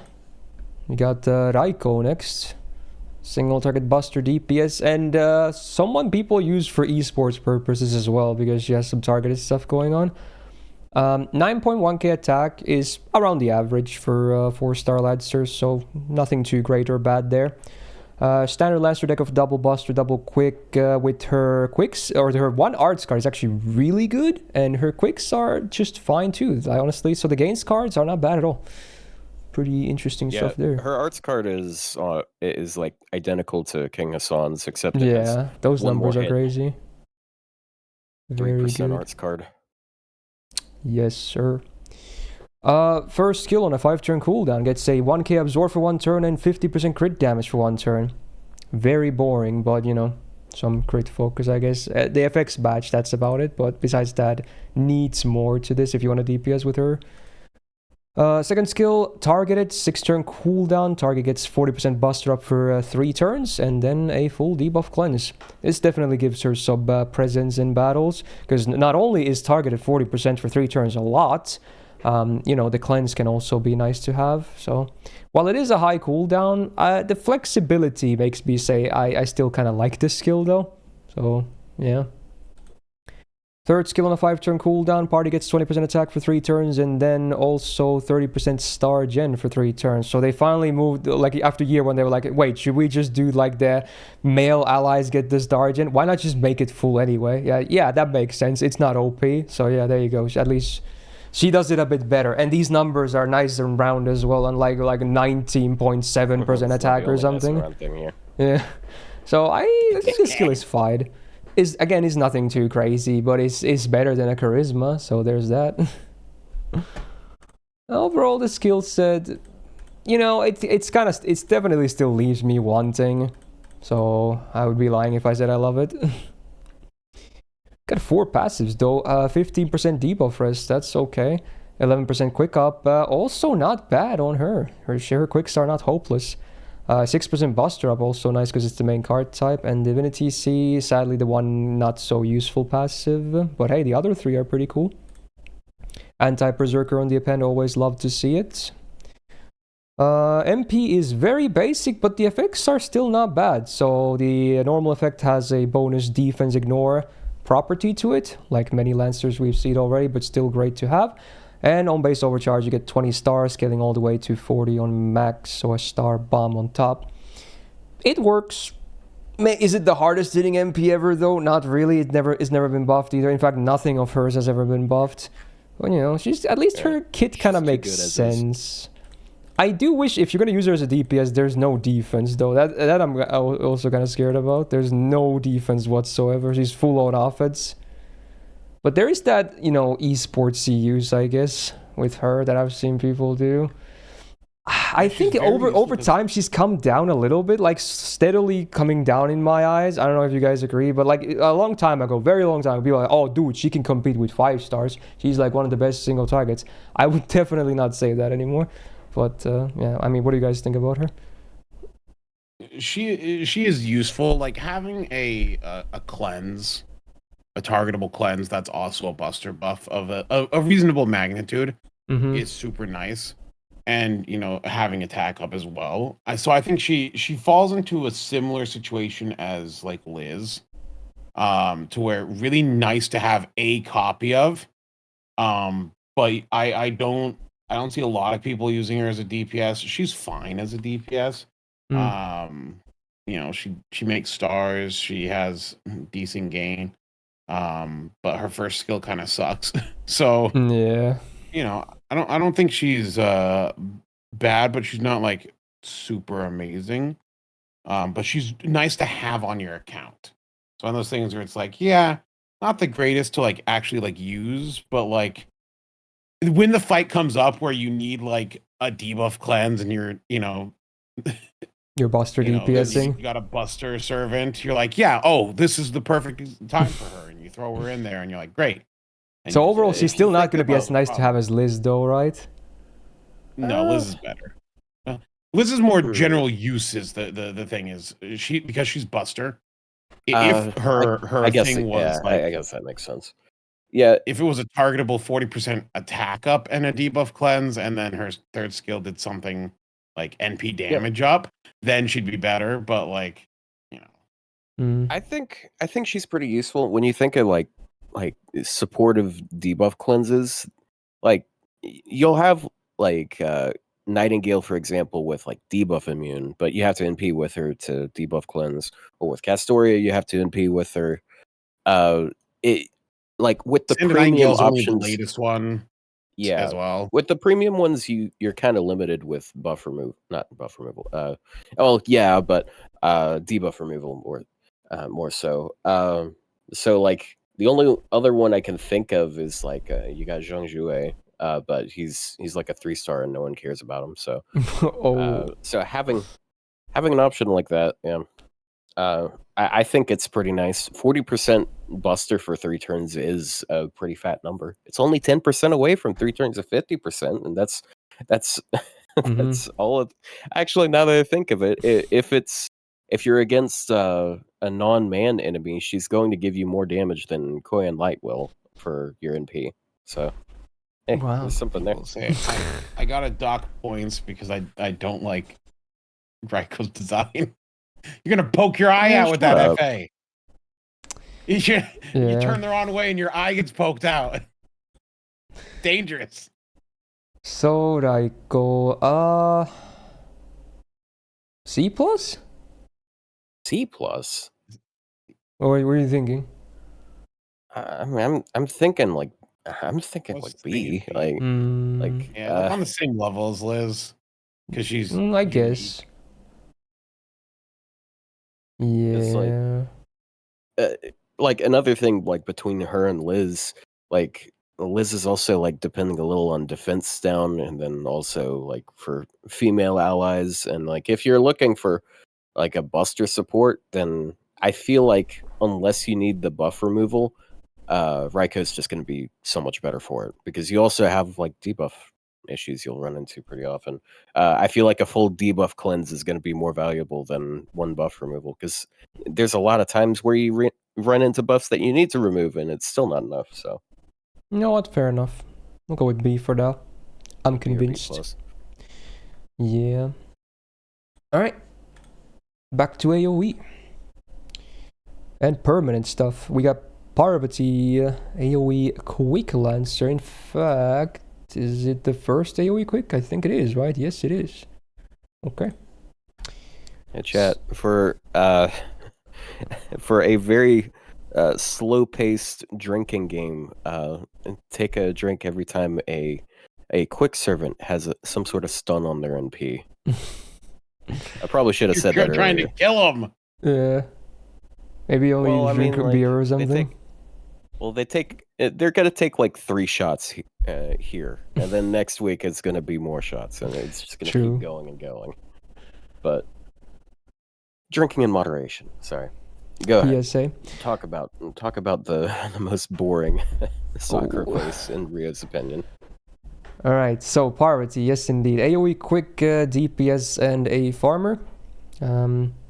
Very low attack, unfortunately. That is like a 1k below the average. So that says a lot. She has to, if she's not the lowest, she's definitely one of the lowest among 4-star Lancers. She has the standard Lancer deck of double buster, double quick. Her quicks are pretty good, and her arts is okay too. So at least against cards, pretty nice. First skill on a 5-turn cooldown, she gets 30% arts for 3 turns and 30% MP gen for 3 turns. I mean, it's just what the doctor orders. It's like, you want to loop? Okay, we'll make you loop. Yeah, obviously, outside of looping is nice to have too, because, you know, it's more damage and gains in general. So, while it's basic, it's good uptime, they're good buffs, so I still think it's okay. It's fine. Second skill is like her own weird mana burst. So on a 5-turn cooldown, she gets 50% attack for 1 turn, 50% defense for 1 turn, 100% star gen for 1 turn, and 100% debuffers for 1 turn. So you get a whole lot of stuff. Obviously, I still prefer this to a mana burst because there's a whole lot of other stuff going on too, but the fact is that it definitely still has quite a bit of downtime, and Quick doesn't really have access to a lot of cooldown reduction in terms of boss stuffs. So it's just going to be there for bursty and hopefully make you tag gear if you're even going to take hits that turn, that is. Third skill is like the trade-off. So on a 5-turn cooldown, you pay 10% to use it.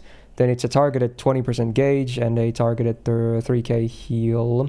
So if you use it on herself, you can get a 10%, you know, a net gain on your MP gauge. And then the 3k heal. Otherwise, you just lose 10 and someone else gets 20. I don't like this skill. It's way too little. Like, did they think back then targeted batteries were too OP or something? Because this is such a bare bones skill. It really doesn't do much at all. It really... If you gave her a 30% battery, then if you gave her another 20% charge, she would basically have 50% charge, and that was a little bit too much back then. Yeah, I guess. Now True. it's like this just reminds me a lot of Santa Lily's, like Jalter Lily's battery. They're both very unimpressive. They're just not very good. The only skill I actually kind of like is the first one because the uptime. Yeah, this. Why haven't they buffed her? I don't understand, but yeah, I mean, there's worse kits out there, but still, they could definitely buff her easily. Passives, 20% debuff rest is nice, and then further 22.5% debuff rest from the better divinity, the goddess's core. So much like Ana, she gets 42.5%, which is a lot. So easy to resist many debuffs. Anti-alter ego is actually a fairly useful append. Maybe not so much for farming, but for bosses could be relevant because you still have the defensive advantage as a knight class servant. MP also again not buffed, so does AoE damage, then base or flat 60% chance to charm all enemies for 1 turn, individual calculations, and then base overcharges a 10% party battery, scaling all the way to 30%.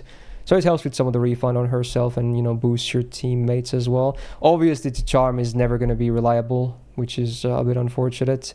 And she doesn't really have any other charm synergy either. No power mods, no nothing. It's just like, yeah, it's a charm. I mean, it's stun. I mean, stuns are obviously immobilization. They're great for bosses if you land them, but yeah, you can't rely on it. It's a bit of a boring MP, really. But being able to charge the team though, like she spams extremely easy. Yeah, especially as a quick servant, it's actually pretty nice, right? Because you Caster Scotty, for instance, that's a great MP, but it's not the easiest to get if you're supporting a DPS at the same time. So there's some niceness to that for sure. I mean, yeah, like I like that she can help the team get their NPs. A lot of quick servants don't have that type of thing, and also it being overcharge based, like that means you can chain it, and it's a little better. Yeah. My bad. I fell asleep during the most boring Sakura phase. Look, you know, the chain was fine, but like, I don't know. He's mediocre nowadays. Valkyries did it better. I mean, well, they didn't, Valkyries can't charge the team or. I think I actually prefer. I mean, we'll get to them sooner than later, but I think I kind of maybe have preferred Parvati slightly myself. I think Parvati actually has more damage, to be honest. If I remember correctly, the Valkyries probably are worse. I just like to disparage Parvati. Parvati does have a thing where that third skill does suck really bad. But if you do slaughter into like say a multi-core thing, can you go back to the chart? And she gives 10%, you can then just dump another 20 on someone, so she can give 30 to someone else when using her. Total. Yeah. That's one thing she does have over the Valks also. She actually can Black Grail loop, which I mean, it's pretty impressive considering how she has such dogshit battery. It's just she has such good refund that you can actually make it work. I'm not sure what the comp is. Yeah, I think you need you need like second. It's double Summer Scotty Oberon append too. Yeah, it's the whole package, the premium one. Yeah. But it works. Like. Yeah, you can still do it. Yeah. So it is something. That's ultimately what matters. But as far as damage goes, like the comparisons between them and the Valks, for a long time, it was like she has better burst damage because of the second skill, 50% attack for 1 turn, but the Valks have a 3-turn NP damage buff. So their damage across 3 turns would be better than on average. Oh, for those asking, CI on the sheet is Cherry Icicle. It's one of the free quick Cs. It's the only downside, sadly, like it's quick up MP damage and starting gates. The only downside is that it splits stats, but it's not a terrible CE though. Yeah, because there's not a whole lot of quicks. Sometimes, like if you're using Oberon, the 15% NP damage is probably going to be worth. Yeah, that's why it's in a lot of these calcs, even though it splits stats. I did forget that Parvati gives Black Grail, the Valkyries cannot. Whoops. Yeah, I've really tried to make them 0%, but they just don't have like their own battery. Like they have charge per turn, which helps them with looping, but getting that first NP, it's very important. So, Parvati's ranking. I kind of prefer her more on farming than bosses, even if the charm is only used for bosses, really. Because I don't think she doesn't really have that many nice tools for bosses, really. Because the charm is unreliable. The team battery is the one nice thing about it, though. Yeah, I'm telling you, dude.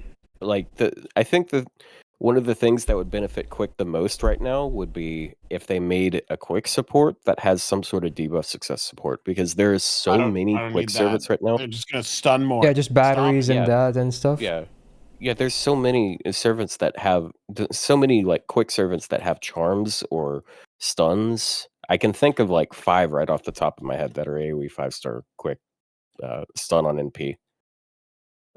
So she would definitely be someone that would get a massive performance boost out of that. Yeah. So Kashin Koji, yeah. Yeah, on her in particular, it would be really good because it's her damage power mod as well. I would maybe say B. Is that too much? Or is No, I that think fine? B is fine. Yeah. Like, she's not bad. And she can still, Black Grail farm. She can loot and she was, if you asked like 6 years ago, she'd be in like A+, but like... Yeah, again, she looks ever so slightly worse, like, as the time goes on until hopefully she gets above one day. Very slowly going down the ranks from her release. I feel like I still feel like she's pretty decent. Like I do really like good internals, and her NP does do work if it gets like the effects. In terms of internals, the attack stat is pretty bad though. But otherwise, yeah, not bad. Yeah, but that's gonna happen with most of these servants. Let's be honest. Many of them have actually been quite a bit above the average. Like she has like 1k less attack compared to like almost Vlad even.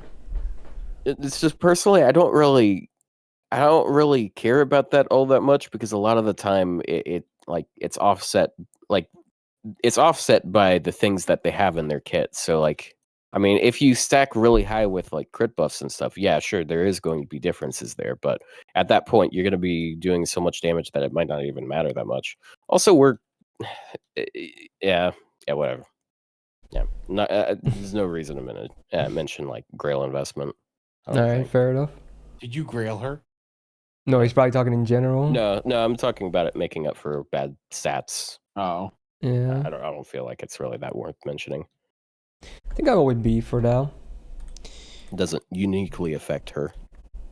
Oh boy, my favorite is next. Stream lore is real. I can't wait to be disappointed. Let's talk about Neza. Oh yes. Okay, I'm gonna try and be obviously unbiased here, but my chat will know that Neza is probably one of my most hated servants in FGO. Yeah, me too. She sucks. Okay, let's go. Okay, anyway, Neza, AoE Buster for Lancer. 5 fans out there, I'm gonna do my Dude, best don't to mention help that. offset that. Now Sharky is gonna come in chat. She's like, Daily Neza movie update is now the greatest movie of all time. 1 billion people have seen it. It's made $1 billion more. Like, I don't give a shit about Neza movies. I hate Neza and FGO. Like, what the fuck? Like, yeah, sure, for Chinese people, probably the lore is hella cool, but I don't know her lore. I know her in FGO, and I don't like her in FGO. Neza, she's super boring in FGO. Yeah, I know, she keeps showing right? up in random things, and she does nothing. Yeah. I don't know any of the words he just said. yeah. Honestly, that's good. Anyway, yeah. Let's cover her here. So, 9.2k attack puts her slightly above average among 4-star lancers. Has the standard lancer deck of double buster, double quick, and her gains cards, for the record, are actually pretty decent. So she's got that going. Cool. Enjoy the gains. First skill at a 5-turn cooldown, she gets 20% quick and buster for 3 turns and 30% crit damage for 3 turns. I mean, it's an alright steroid skill. It's still fine, You have some good offense there, I guess. So, nothing really bad with that, and the uptime is good. Second skill on a 7-turn cooldown, she gets a guts for 1 time 5 turns with a 2k revive and a 20% battery on use. The uptime on the guts is pretty good, but it's a bit unfortunate it's the battery side to this because, it's only a 20%er, so it feels bad on that being a 7-turn cooldown, really. And I feel like there could be at least another line or maybe even 2 if you're going to keep it 7 turns, or just bring down the cooldown. There could be a lot of things they could do with this. As is not very impressive. Third skill, I want to say this buff has existed for a while now, but I'm not sure because I don't think about Neza at all. So on a 5-turn cooldown, she gets 500% absorb for 1/3. Oh. It was during the recollection quests for Lost Belt. Oh, so this has been out for a while then, yeah. Yeah. Okay. Yeah, NA's had it for a while. 2.5 years. Mm-hmm. Right. 50% power mod against demonic for 3 turns. 30% defense against demonic for 3 turns. Full debuff cleanse on self and a 15-star bomb. I mean, honestly, it's a good skill. Like, even if you're not fighting demonic, you get the absorb, you get the stars synergy, and cleanse is never bad on command, I guess.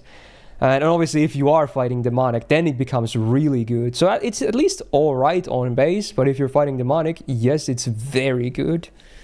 So this skill set is kind of a mixed bag in that the first skill is fine for a steroid, second skill fairly underwhelming but has some defense on it, and third skill is either okay or really good. So do what you make of that, I guess. I mean, obviously still better than a lot of the skill sets we've seen so far, that goes without saying.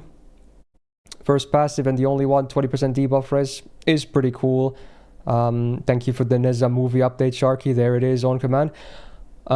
So it's good, the passive, obviously, because I don't think I would really farm with Neza at all because the battery is so awkward. So having that on bosses is cool. Anti-caster, I'm not even sure. Are there any demonic caster? I'm sure there's some, but even then, I don't think I would bring her on that. Shooting, because she has so many. Shoot and caster. Yeah.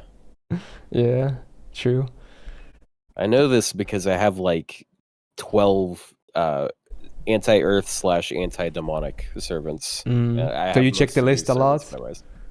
Yeah. Yeah. I don't need the list anymore. Just memorize it. He is the list. Right, the MP has been buffed. At least I'm not on the list. Oh my god, okay. So the buffed MP does a 3k burn on enemies for 5 turns flat, and then overcharge. Before damage, it gets 20% MP damage for 1 turn, scaling all the way up to 60%. So with some overcharge, it could be like a mana burst effect as well, but no ramp up. I probably give Neza a bit too much flack just because I hate the character. She's probably better gameplay-wise than, I would give her credit for. I'm not a huge fan though. Like, she's fine, right? There's some good stuff. Don't give in to peer pressure. Okay, let's hear what Otto has to say, because Otto might not hate Neza like we do. Yeah, I don't hate this character. Yeah. She's okay. Like, she's not. She has all of the basics again. Just don't farm with her. Not really not much of like a buster looper. No. But like, as far as self buffs go, it's decent buffs. We got a battery, got survival, got an NP upgrade, and the niche is decent. Even if it doesn't always come up, it's just like the way that skill is constructed. It's functional even if you're not counterclassing there, because it's giving you bonus defense as well as bonus damage. Yeah. So it can justify her in some of those situations. There's Also only like like 26 demonic servants in the game. So and 2 are archer, I just checked. Well, yeah, but there's a lot of demonic regular enemies. Yeah, it also works on regular normal enemies, like, true, yeah. Yeah, regular enemies. But outside of demonic, she has, for her main card type buster, she has 30% crit and 20% buster up, and that's it. And then a 20% battery. So unless you're fighting demonic, it's truly pathetic. And if you're not fighting demonic, the only use of her third skill is a debuff cleanse. Well, I mean, it's also she doesn't have an upgraded stars on it. Wait, and she does have the upgrade MP. Wow, she still does so little damage. Well, I have a feeling you haven't used her in a while, so. Wow. Yeah, I'll be the first to admit I don't use her, but I think the overall the kit looks fine, and the numbers do as well. For DPSing, farming is still a no-go for her because of the battery situation.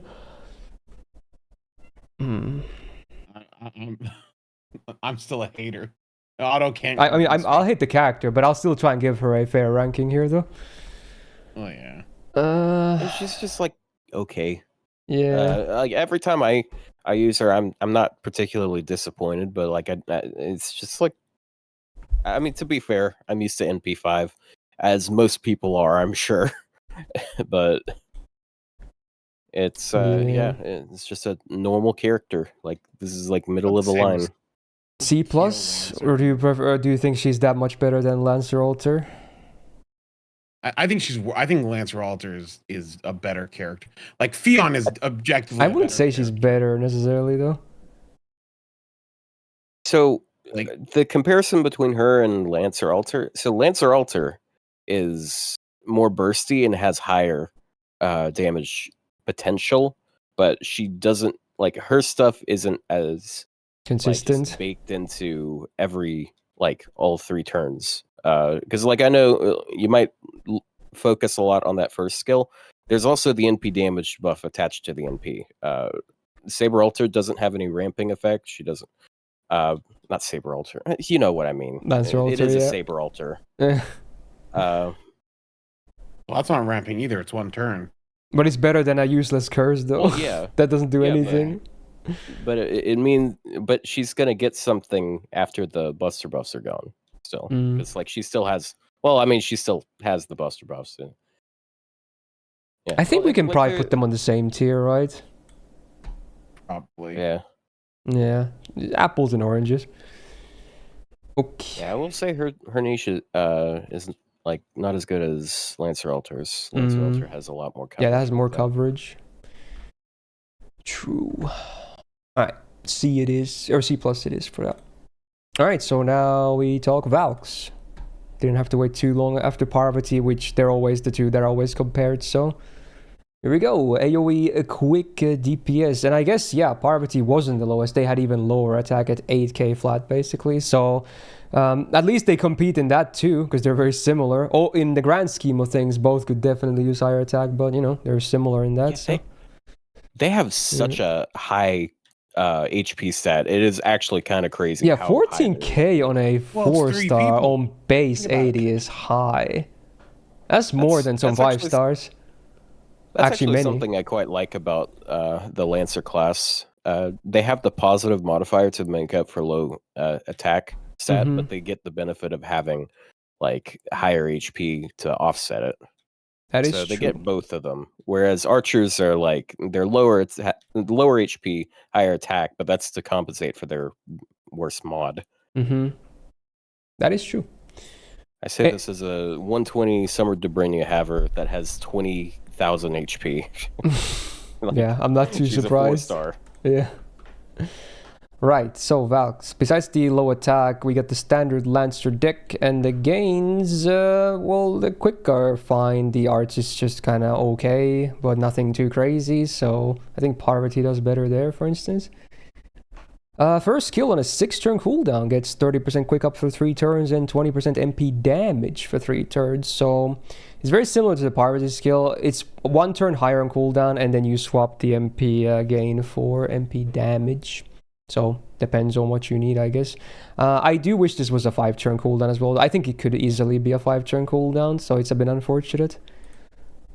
Second skill on a 6-turn cooldown, they get an evasion for 1 hit, 3 turns. Debuff immune for 1 hit, 3 turns. And damage cut of 1k for 3 attacks, 3 turns. The damage cut is nice. I'm a big fan of that. I'm glad it's not 1 hit as well, because that can actually shave off a good amount of damage. And I like this skill because it's all defensive and all, you know, not purely 1-turn stuff. So it has some longevity as well. Like, this is just a pretty good defensive skill. I think the evasion could be like 2 hits as well because it's a 6-turn cooldown. But overall, I kind of like this skill. It works. Third skill on a 7-turn cooldown, they get 10% gauge per turn for 3 turns, 1k healing per turn for 3 turns, and 10 stars per turn for 3 turns. 7 turn is too much for this. Too much. 6 turn would be like, yeah, sure. 5 would be great, but 7 is too much. Too much. Or just up the numbers or something. I don't know. Overall, I feel like cooldowns for both skill 1 and 3 could come down. Otherwise, I don't have big problems here. Just kind of... It's mob synergy. Like, all 3 of those effects get extended if you use her with a very specific character. True, I guess. They totally thought about that. Clearly, like, how many years was it in Gav? Like 4 years or something? Very true. Anyway, I'm not super impressed with the skill set though, but I don't hate it either. First passive, 17.5% debuff for us is cool for bosses. Divinity A, just more tickles. Anti-Rider, no, don't bring them on neutral.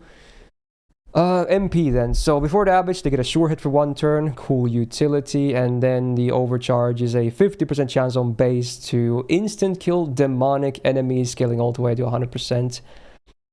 It is after damage, so if you're farming with them, it can't screw your farm, but I still don't like it, obviously, because it's instant kill. So, and it's not a higher number anyway, so you can't do like a Dolman thing either. So it's just kind of bad. But the sure hit is cool, I guess. And it's a lot of hits, so you get a lot of stars too. But overall, I would say I just like Parvati better. I've never been a huge fan of Valk's gameplay-wise. They're just kind of underwhelming to me. Not bad, but not great either. That's how I feel about for sure them. Dropped off. Yeah. As time has gone on. Definitely could use something like an NP upgrade. Their skill set is just like... Yeah, I forgot they had 0 buffs. That actually is kind of a shocker to me. They have 0 buffs. Well, they gave them the welfare version, which was objectively better, so... Well, yes, but they still have their issues too, which we'll cover in the assassin list, but yeah. Yeah. I mean, I think they're okay, but they are objectively worse than Parvati. I would say so too, yeah. I like Parvati for both DPSing and farming better. Yeah. There's just not much to say on the... It's just a bit worse Parvati, that's it. There's not much to say, honestly. Worse Parvati, yeah. So if Parvati is a B tier, they're either C plus or C. A full tier is probably too much, right? So maybe C plus then? Yeah, C plus. They're better than Nezha. Nah, I don't agree there. Like I kind of think Nezha does more though, actually, as much as I hate to admit it. Yeah, they're just like okay at farming, but like these days as a quick looper, like if you can't even like detach yourself from a 50% CE, then like well they can. It's not really they can that great. detach themselves from 50%. They don't have to and then they can use a K-scope instead. Yeah, I guess it's fine then. Yeah, it looks a bit brutal with the Parvati comparison, but honestly, frick it, dude. Frick it. I think I'm okay with it. See it is. Buff them, please. 0 buffs is very weird at this point. Alright, Saber time again. We got Saber Ibaraki Doji. We get the variant before the OG. Same case with many other servants, I guess. Single attack buster DPS. 9.1k attack puts her up or around average when it comes to 4-star Lancers, so that's okay. Standard Lancer deck of double buster, double quick, and her gains are really insane, at least on the quick. They can be really nice. It's a 4% quick, so pretty cool. And the skill set makes it even better. Nice quicks. So, first skill, here we go. On a 6-turn cooldown, the full party gets 20% attack for 3 turns. Then she herself gets 30% MP damage for 3 turns and 30% MP gen for 3 turns. So, especially with this active, those quicks are, they go. They just go. I kind of like this skill. It could be, it maybe could be a 5-turn cooldown. No, it's fine on 6, I think, too. It's 3 good effects. This is a really good skill. Yeah, it's good. Especially for a 4-star, yeah. Yeah, it's good. True. Second skill on 5-turn cooldown is like a different kind of disengage. So you get the same full debuff cleanse on herself, but instead of healing, you get 2k max HP for 3 turns. I've never been a huge fan of disengage. I always thought it was very underwhelming as a defensive skill. I slightly prefer this because you can use this on max HP and still get some value out of it. But otherwise, I don't think it's a very impressive skill. But, you know, having a cleanse on command is still worth something. Third skill on a disengage, but if you don't like disengage, you probably won't like that still. Yeah, exactly. That's how I feel about it. So yeah, third skill on 4-turn cooldown, she gets say 500% absorb for 1 turn, 50% crit damage for 1 turn, and then you flip a coin. You either get 30% debuff rest for 1 turn, or you get minus 30% debuff rest for 1 turn. In any case, I don't think it's a big deal whether you get the buff or the debuff. Neither of them are very impressive or damaging. Otherwise, and either way, you can remove it. Yes, So. yeah, very true. You can deal with them. Otherwise, it's mostly just, absorb and crit damage. At least it's on a 4-turn cooldown, so it's not one of those that's really high on downtime, but it's still not the greatest skill. It's kind of whatever. The only good skill she really has is the first one. The other two could use more love, that's for sure. Passives, we got 15% debuff rest, that's cool. The more the merrier for bosses. 4% buster. Again, the more the merrier, it's your main card type, but most Lancers don't even have this, so it's better than nothing. Anti-Berserker is always nice to have on any DPS that's not like Mashu or I guess just Mashu. Or Berserker, I guess it's a bit awkward too. But yeah, it's good. MP, no buffs, but it does ignore defense on damage, so that's cool. Then there's a demerit again, so she gets a minus 50% Stargen down for 3 turns. Now, this honestly can be quite annoying, and you can stack this too, because her quicks are pretty good, so it's a bit annoying. But you can cleanse it, yes, but that's only one time. Then you have to do something else. No. The but is she makes at least 30 stars, which is a yeah, lot true. of stars. That was the next thing. So yeah, the overcharge. So base overcharge, you still get 30 stars. Or like minimum, and then it goes all the way up to guaranteed crits at 50. So that is the one nice thing about it, though. So it is offset a bit, and the cleanse, so that's cool.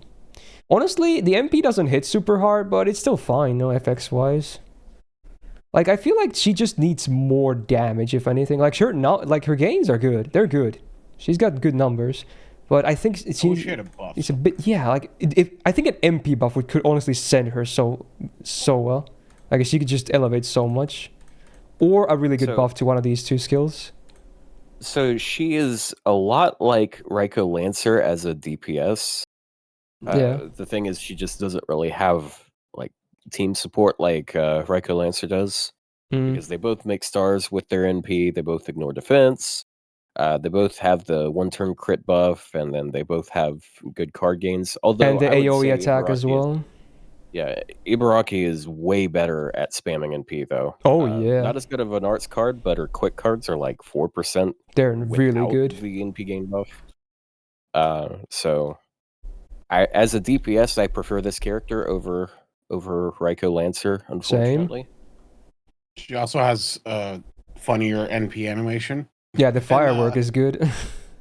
It's nice. I think she's okay. Not like crazy, but like she's not bad. There's nothing like super negative in her kit, and yeah, the demerits are not that bad. With a Pen 5, at least you only have a 3-turn cycle on that crit. I still hate 50% crit buffs that are only 1 turn, but like at least it's 4 turns cooldown. It's better than some of the ones we've seen. Well, one thing I would like to see on her as well is some kind of harder form of defense. She only has max HP and a cleanse, so some kind of better defense would be cool too. Maybe a buff that gives her both defense and damage.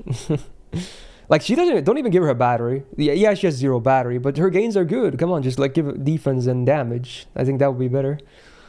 For sure.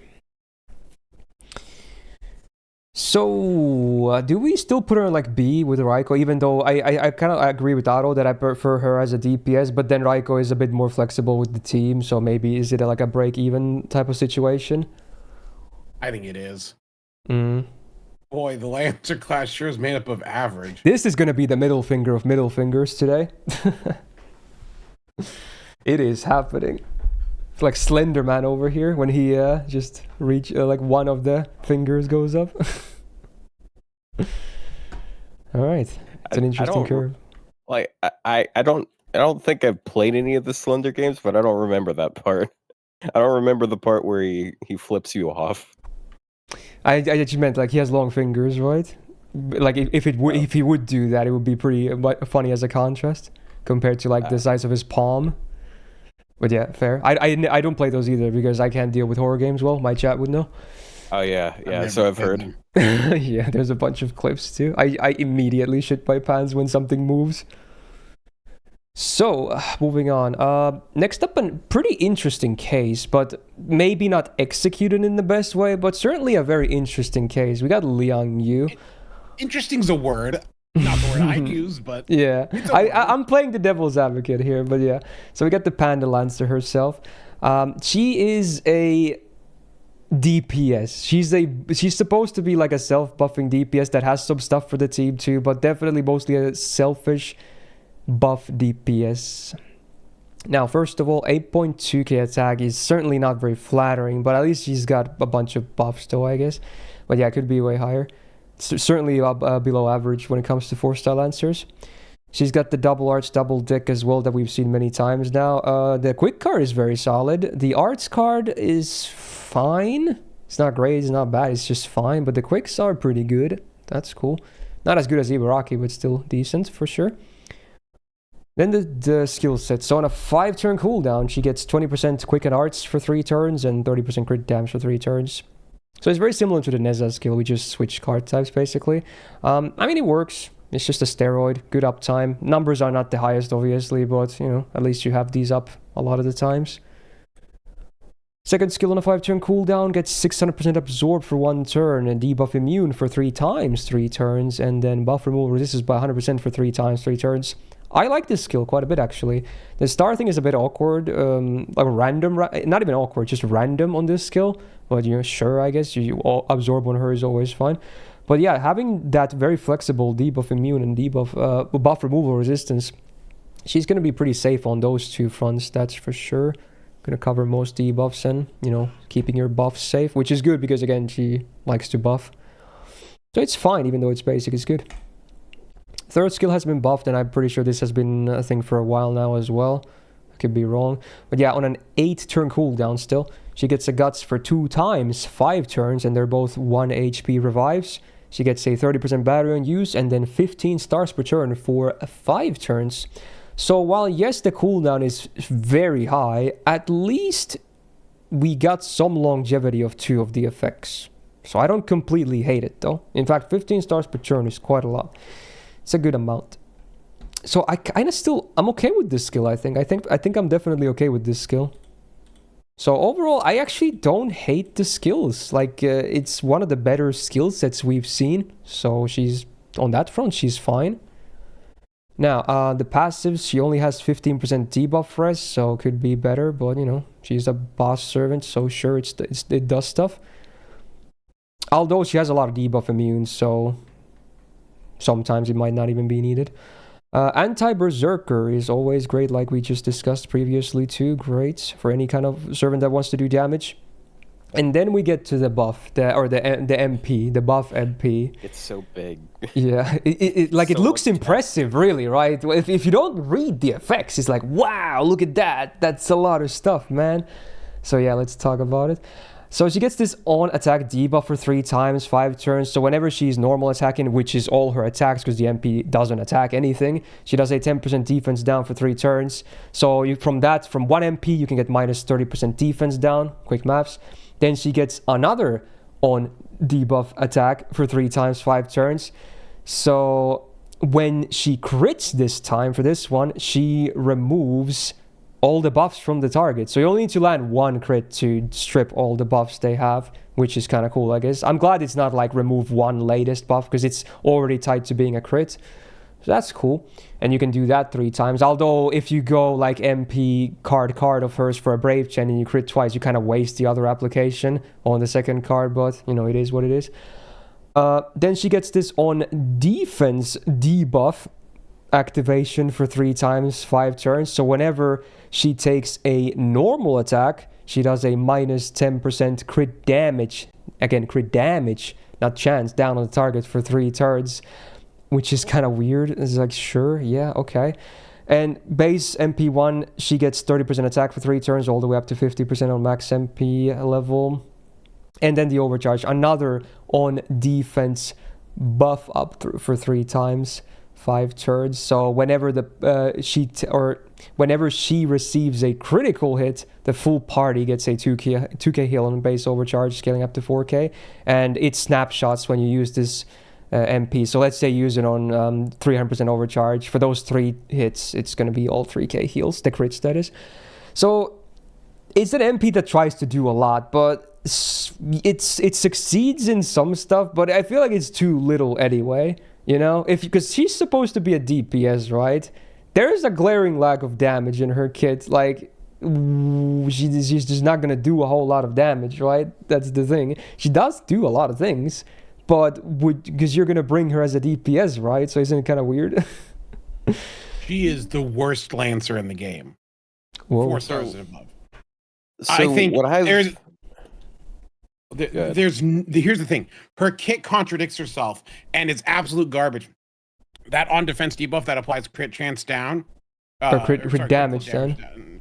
Oh, I'm sorry, it's critical damage down. Sorry. They make it damage so you can actually get crit for the other effect, I guess. Right, so you can get crit, but like that was an add-on, but my main thing is like you heal when you take a crit. You're taking more than 2,000 damage if you're getting crit. Like if you. Well, to be honest, it's also an AOE heal, so she's the one that takes the damage. So yeah, it's a team-wide heal. So there's that at least. Right, but she's gonna die. Like, look, if she gets crit, how much does an enemy crit you for nowadays? 10k. Well, they're probably assuming you can maybe get hit by some normal attacks first, then you can do some crit damage downs, and then you get the crit, which does less damage, I guess. I'm playing devil's advocates here. Yeah. So, it's like also the fact that the buffs are 3 times 5 turns. If those, debuffs were just 5 turns, there's an argument there because then you can like ramp up a lot, right?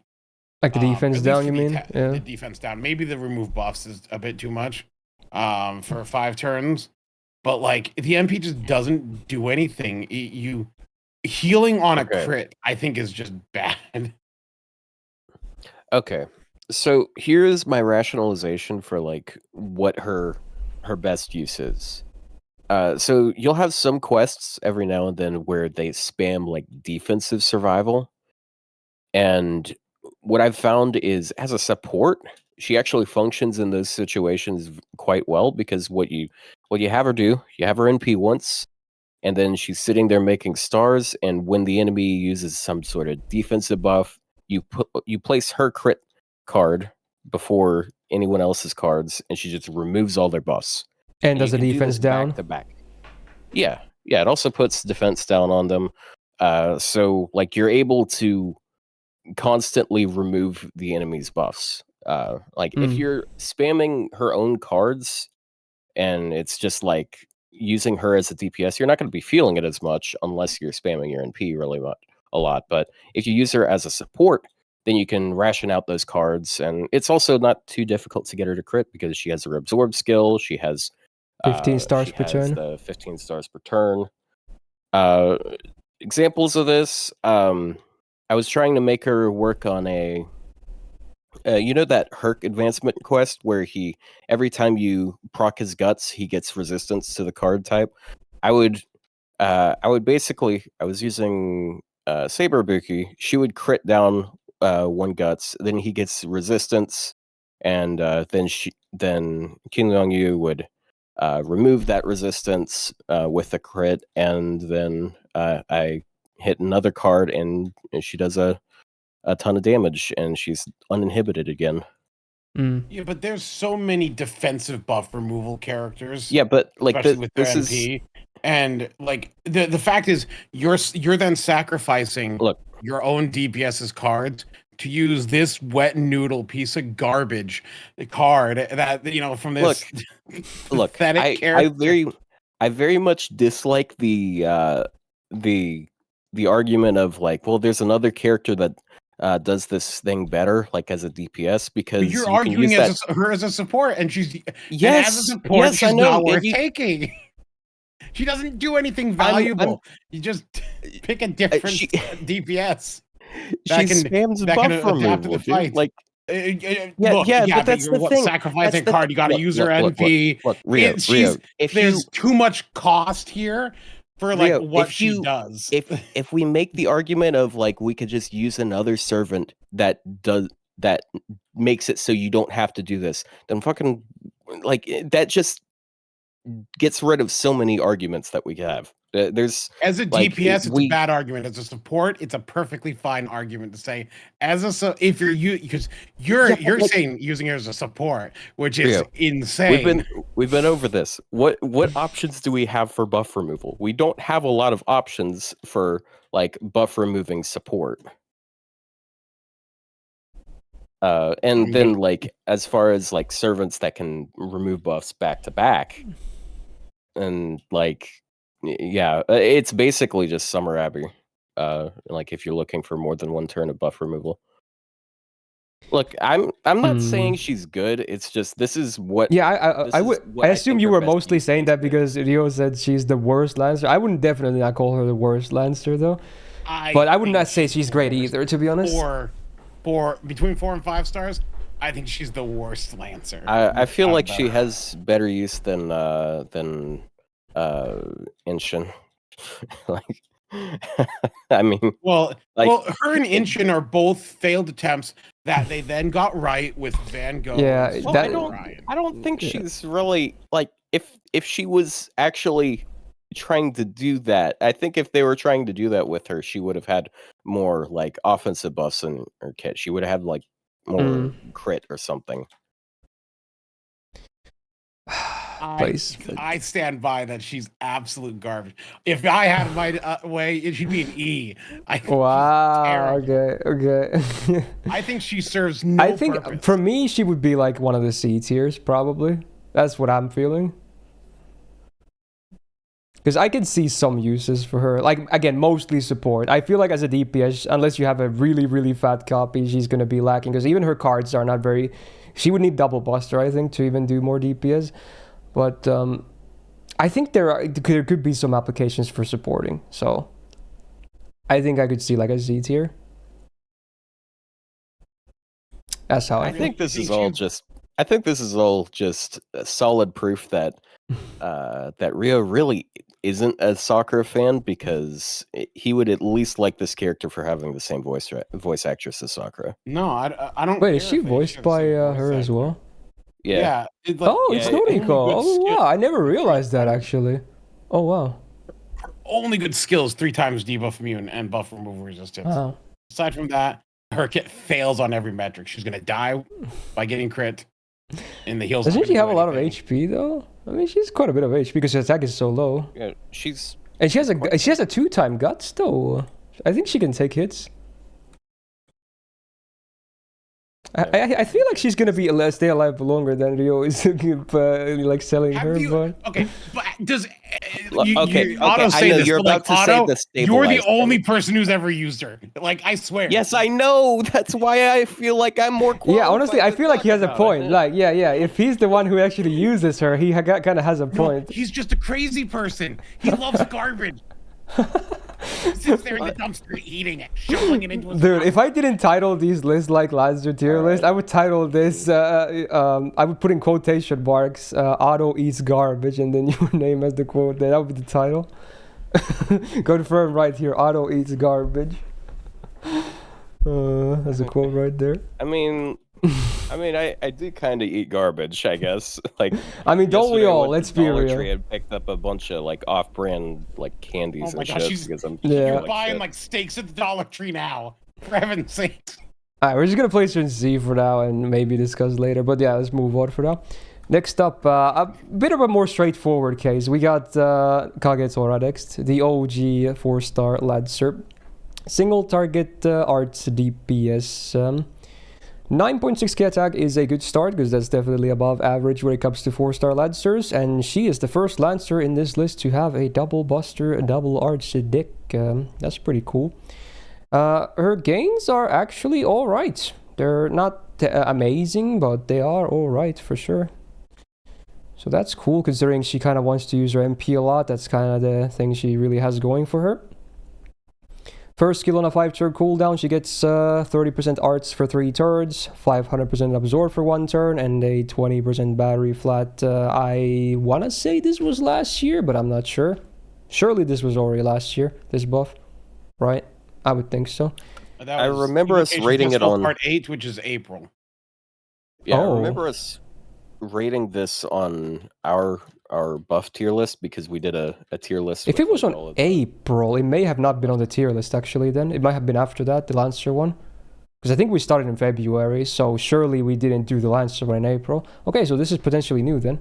Cool. I obviously the battery is like, I mean, it's not that big deal, but I like the arts being 3 turns, obviously. That was much needed. That is good. So now the skill actually has fairly good uptime as well for the FX overall. The one that matters has the good uptime, of course. So now this skill is actually pretty decent. Second skill will have 5 turn cooldown. It's a 1 turn evasion for herself and 30% MP gain for 1 turn. I like that it's 1 turn evasion and 5 turn cooldown. That's cool at least, so it's better than a lot of them. But it's slightly awkward with the MP gain being here. But again, she is an arch servant, I guess. So sometimes you can probably just yeet this if you just want more gains. Let's say you have like fat arch crits available that turn. You could probably just use it if it means you're going to get your MP or not get it if you don't use it. Because you want the MP again. Now, third skill on a 6 turn cooldown, full party gets 20% attack for 3 turns, 20% crit damage for 3 turns, and 20% star gen for 3 turns. So it's a +1 cooldown charisma that has 2 more lines in it. Is it worth it? Probably? Hard to say. But I don't really hate it either, to be honest. Just not the biggest numbers, but, you know, it's kind of useful effects at least. So can't really be too bad. Overall, for a welfare, the kit's fine. It's actually not bad. There's definitely still way worse welfare kits out there. In fact, we saw one of the worst ones of all the classes, I would say, earlier. So she still does way better than them. I think this is where they started nerfing numbers on welfares. Yeah. Because, like, even someone like Santa Lily, like, she still has like a 55% mana burst. That is, you don't see shit like that anymore. Yeah, but it was like look at this first skill without the buff. This was so underwhelming. It was 30% arch for 1 turn with a 500% absorb. Like, this was so underwhelming. But yeah, like, so it's nice that they have it. like 2 1-turn skills that weren't really that great. I mean, like, I guess it was a low cooldown evade, which is nice, but yeah. But yeah, her skills used to be quite not great. Yeah, with this buff, they obviously, I think the overall they look way better now with just 1 buff. They're still not amazing, but it's pretty decent.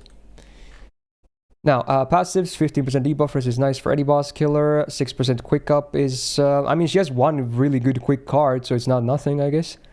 Divinity C, sadly, not that great, because it's just more tickles. Anti-Rider, not really relevant for her, because she doesn't really specialize in any kind of damage. She's just a, you know, neutralist. I don't know what to call it. Standard damage dealer.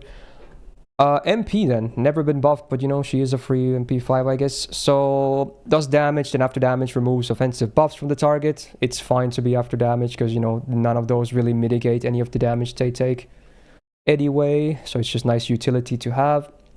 And then after damage as well, does a minus 20% crit chance down on the target for 3 turns on base overcharge, scaling all the way up to 60. So considering how spammable the MP is, you can very much eliminate crits from a single boss pretty fast, assuming you can debuff them. So I quite like the overcharge. Obviously, the MP doesn't really have anything to do with improving its damage, though. That's the one downside. But the utility of both the offensive buff removal and the crit chance down, meaning you're gonna be quite a bit safe. Again, assuming you can debuff the boss, it's a pretty safe MP.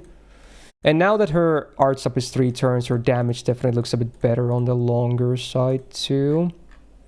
I think she's just good. I don't think she's amazing or bad. I think she's just good. That's how I feel about her. She is solid. Like there's nothing bad. Well, she's like a better hook size saber in my opinion as a lancer. Like I like her a bit more as like her skill set and kit. Yeah, but I feel like her damage isn't as good as Hokusai's because Hokusai has like the she doesn't have any damage on the MP. Yeah. But she does. I do actually think the skill 2, because she's in arts, you can either just pop it on a turn you need NP gain, or you can, because of using Castoria, you might not need the MP gain, so you just hold it till you need some emergency evade or something. Like, I think it's fine that they're coupled together. I Yeah, think only she's because she's at good, Archer, I would say. and she's free. Mhm. So like, I don't think she's as good as Vlad, but I think she's better than the rest that we've seen so far. For general damage, feel she like- might be a bit better than Vlad, but Vlad is easy to enable, though, to be honest. And he has a lot of Yeah. good Vlad stuff has going the for him. and Vlad has the burst. Yeah. No, she's not AOE. Yeah, someone was asking if she's better than Percival, but yeah, they thought Kagetora was AoE, so yeah. I think she's good. Yeah, she's just good. Is this the first B plus? Is that the tier we're missing? Because I think we're she's the missing one that. Yeah, below there's no Vlad. one in B plus right now. Yeah. Like, she's just good. Maybe an argument for A, but I kind of like B plus for now at least. We can revisit when we fill up more, right? Just a good welfare. Yeah, I just don't feel like her kit really contributes much to it. It's just like single target arts, you know. But Yeah, it's very basic. It's nature. Yeah, of but the- sometimes that's just what you need. Yeah, yeah, but yeah, I like the buff. It would be cool if she had something special going on, you know? I kind of agree to that. It would be nice. Yeah, it's really just offensive buff removal. That's Yeah, but that's why they gave her the total. ruler version. If you want, True, you that want one is that is a whole Pay other up. story. Yeah. Anyway, B plus for that. Not bad at all. All right, I assume Rio will have a lot to say about this, sir, but we'll do a fair rundown first. Oh boy. And talk about another summer servant in Summer Melt or Mysterious Alter Ego Lambda. So AoE arts. Whoever smelt it dealt it. Yeah. DPS and Farmer, I suppose. Probably has presence in both. 9.2k attack is fine. It's just above average a little bit among 4-star lancers. Back to double arts, double quick on the deck. And her arts card is not very impressive on base. Quicks are fine. They're fine, but the arts cards are not that amazing. First skill is a pretty infamous one, I guess. Even it's on a 4-turn cooldown, she gets 20% arts per 5 turns. So is this still the only skill that on base without any cooldown manipulation actually gives you a buff that lasts longer than the cooldown itself? Am I forgetting something? I think it is, and It might still be the only with the thing. 10-5, it's 3 turns, so it's 2 turns of it. Yeah, now. I guess. It's the only thing it does, and the number isn't high, but you know, uptime wise, yeah, you It's a got passive. it. She has 2 skills and a glorified passive. Yeah, that's what it is, really. Interesting. Anyway, second skill on a 6-turn cooldown, she gets an invul for 1 turn, then gets 100% buff removal resistance for 1 turn, and then applies water aside the map for 3 turns. So, you know, helps herself a bit too, but it can also, you know, help some other allies that might need it, like Nemo. But I'm still not sure if I would just bring her with Nemo, because there's not a whole lot of any other synergy. That's the annoying part. But, you know, the invul combo with the resistance of buff removal, that's nice. So you're definitely safe for that turn, unless there's a hard-coded removal that cannot even be resisted. You're pretty much safe. Or Pierce Invul, yes, true. Yes, very true. But most of the time, you're going to be very safe with this. And she's arts, so, you know, you're probably not short on defensive tools from your supports anyway. Third skill is an interesting one. So on a 5-turn cooldown, she drains the party's gauge. So she takes up to 30% from 2 of her teammates. So she can get up to 60% from this, assuming you drain 30% from your 2 other allies. Otherwise, anything in between there. No, like she just takes as many as she can from 2 allies. Then she gets 500% absorb for 1 turn and 50% attack for 1 turn. So I guess in a way it's also a mana burst because it's her like big steroid. I would prefer if it would be a 3-turn attack with less of it, but you know, it is what it is. It is a bit interesting because it's a bit spicy because, you know, in bosses you might not want to drain your supports because your supports are probably some of the best characters in the game sometimes, and their MPs especially. But on farming, obviously, you don't care. You just take it. You're like, yeah, give me. It's easy black rail looping and whatnot. I don't honestly love her skill set too much. It's kind of bare bones. Not too much stuff going on. But there's building blocks, so that's at least nice. Get some essentials. Passives, we got a few for sure. So 17.5% debuff res, cool. 6% quick up, actually not bad. Her quicks are fine, and there's 2 of them. 12% crit damage. I mean, that's a lot for a passive, but as far as I know, she doesn't really have a lot of crit focus at all. She doesn't really generate stars either, right? So, yeah. She does. She does? Oh. Yeah. Fair enough. Then she gets another 20% debuff res from the goddess's essence, meaning it's a better divinity. So that's 37.5 now on base, which is a very good amount. High Servant doesn't do anything, of course. It's just a lore passive. And then she's anti-caster, which I would say just no. I don't think she would ever be picked on neutral. MP hasn't been buffed, but we got some effects here. So besides damage, before damage actually, if you have the waterside map, which you can apply from the second skill, removes dodges from the enemies. Cool utility, I guess. So it's like a sure hit, but if they have protected buffs, it's not as good, I guess. But it can help your allies too, I guess, if you're not just attacking with her. So it depends. But I feel like sure hit most of the time would be better. But it's nice to have. Ignores defense on damage, also nice to have. And then on base overcharge, I guess this is where the crits come in, yeah. 20 stars on base and max 40 on max overcharge. So Melt is one of those that's very, very easy to loop, right? But is her damage all that great? Yeah, it's so. Do you have the MP looping sheet? Yeah. Okay, we'll always take a look at this. That on turn 3, all of the AoE arts lancers are very similar. Yeah. Yeah, like she's slightly more than Percival. It's higher than it's Theon. actually it's actually kind of hilarious. Just sorry, just a little bit of trivia. So without buffs, she does like I think Finn does like 20 more damage than she does at NP1, like no buffs. Oh. Other than their own. Sorry, go ahead. She does have a funny thing where if you're just frontlining, you can use Atlas and you can use your skill 3 on turn 1 and then again on turn 3. So you can, have higher turn 1s and turn 3. But like she's good at farming. I have her at Bond 15 because I used her for farming and at 120 and at 2K. So I mean I like her. I've used her a lot. She sucks at multi-core though, because she has the she steals gauge, so that's a no-go. So not great there. I think that's an understatement, but yes. Not really good to ruin the rest of your team's NP capabilities.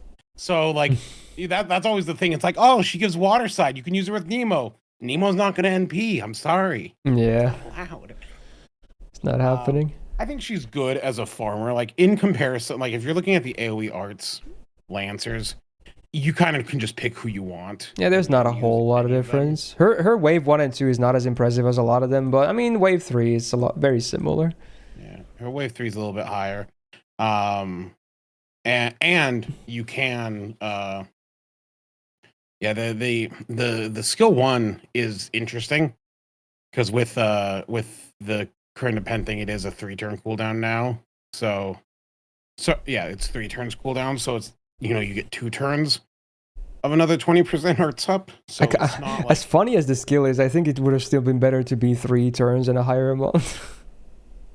Yeah, I mean, it's a gimmick it's skill. Nice for longer fights. It's an interesting thing. I do wish it was stronger. I think if they buff, they could easily add another line to this. They could add something else, even if it's a 4-turn cooldown. It could use another line at least. Yeah. She also was one of the few characters that could loop before Castoria, so there's that. Yeah, the surf mode thing. Yeah. Summer Milk. I think she's good. I feel like I'm maybe undervaluing her a little bit because I never use mine.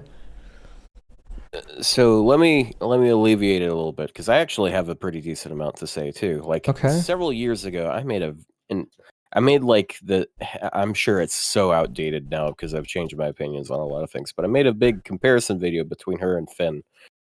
I like the comparison between the two. Over time, I think she's become the better one because it was sort of like he was the more team supporty one. He helps the other servants get their NPs, and helps protect the team, whereas she sort of selfish and stuff. I don't think the demerit on her third skill is as bad. Like, I mean, I could imagine it being quite bad, like if you're if you're NP1 on a lot of servants, but Oh, you're it's accounting for the in an fact that you can arts- go above 100.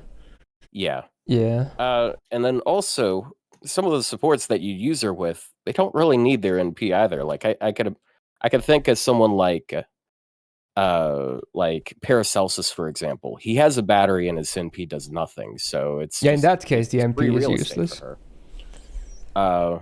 Then, like, I guess someone like Hans maybe as well. He overcharges really easily because he has 75% charge. Castoria charges everyone by 30%, so that makes it a lot easier. You'll have a lot more room to work with. On bosses, you probably do want to cast her MP though, but you might get it back because assuming you're going to use this turn 1, so it's probably fine. She does loop in places that others don't because of the 60% battery. The other AoE Arts Lancers do have a little bit more strict enemy requirements, where she's pretty free on that. But I didn't think of it until now, but she would be so much worse if she was Buster or Quick. I mean, yeah. because it's so much harder to get team battery with Buster or Quick. Yeah. Like aggressively. The Karen problem. Flashing a bunch. You gotta if you're you would have to bring like Koyan Dark or something. Yeah, Karen only needs 20% though, to be fair. Yeah, but you gotta bully people into appending their Scotties. I mean, I think that whatever place she is, Percival is in the same place because they're different in what they do, but at the same time, and they're kind of at the same level. So, like, that's. So Fionn was C+, so I feel like she could be maybe a bit higher. I think she's A. Really? That's a big difference to Fionn, though. Like she's well, because Fionn is B+. Well, I thought Fionn was a little too low. I think, maybe, but Or are you saying that now because you want Mild to be higher? Be honest. Well, you put Nezha. This is the things I get accused of, all right? Yeah. Look, I'll respect the hustle, the attempt. Okay. I'm just saying, she's, whatever she is, that's where I say Percival goes as well. That's my argument. And so. All right. B or B+. Frick it. We'll do B+. Frick it. I feel like A is a bit too high though. Maybe I'm underselling her, but we'll discuss more later. Okay. So there you go. That was Lambda. Next up, interesting. We got Canis. AoE Buster DPS. I feel like she would benefit a lot more from being single target, but oh well. She seems like a single target, but she kind of wants to be one, but yeah. So it's Lancer Gawain. Very true. Both fiery as well. 9.8k attack, pretty solid. That's a good start. High on the average for 4-star Lancers. Standard Lancer deck of double Buster, a double Quick. And her arts card is very good. Her quicks are okay too, but the arts card in particular is very solid. So that's nice. First skill, not the most impressive thing. On a 5-turn cooldown, she gets 40% attack for 2 turns. It's still better than Medusa Lilies, but not the best. It is a good amount of attack though, but just that for 2 turns? I feel like it could do more though. Either make it 3 turns or just add a line, or do both. This could definitely use a buff. This skill buff I'm actually a big fan of. So on a 5-turn cooldown, she gets this on attack buff for 3 attacks, 3 turns. So whatever she's normal attacking, she gets 20% attack for 1 turn, and it's also before damage. It is a bit awkward with the MP because the MP doesn't trigger it, of course, but hey, that's an interesting way to get some more damage for your Brave Chains. So if you do like without the MP, if you do a Brave Chain, you get like 60% attack. So if you somehow total 100 with the second skill. Yeah, exactly. So you can do a lot of damage with your extra attack as well on that same turn. Then also she does 10% attack down for 1 turn on the target when normal attacking. That's flat, no level scaling, but it can help mitigate some damage too. So I wish this applied to the MP as well because she's AoE, but oh well. Then she gets 15 stars per turn for 3 turns. That's cool on a 5-turn cooldown especially, and 20% battery. I mean, this is just a very loaded skill, isn't it? I mean, it's just a lot of stuff. Mostly offense, but a bit of defense as well with the attack down. Very solid skill, actually. Maybe a bit awkward to use in some places, but still very solid.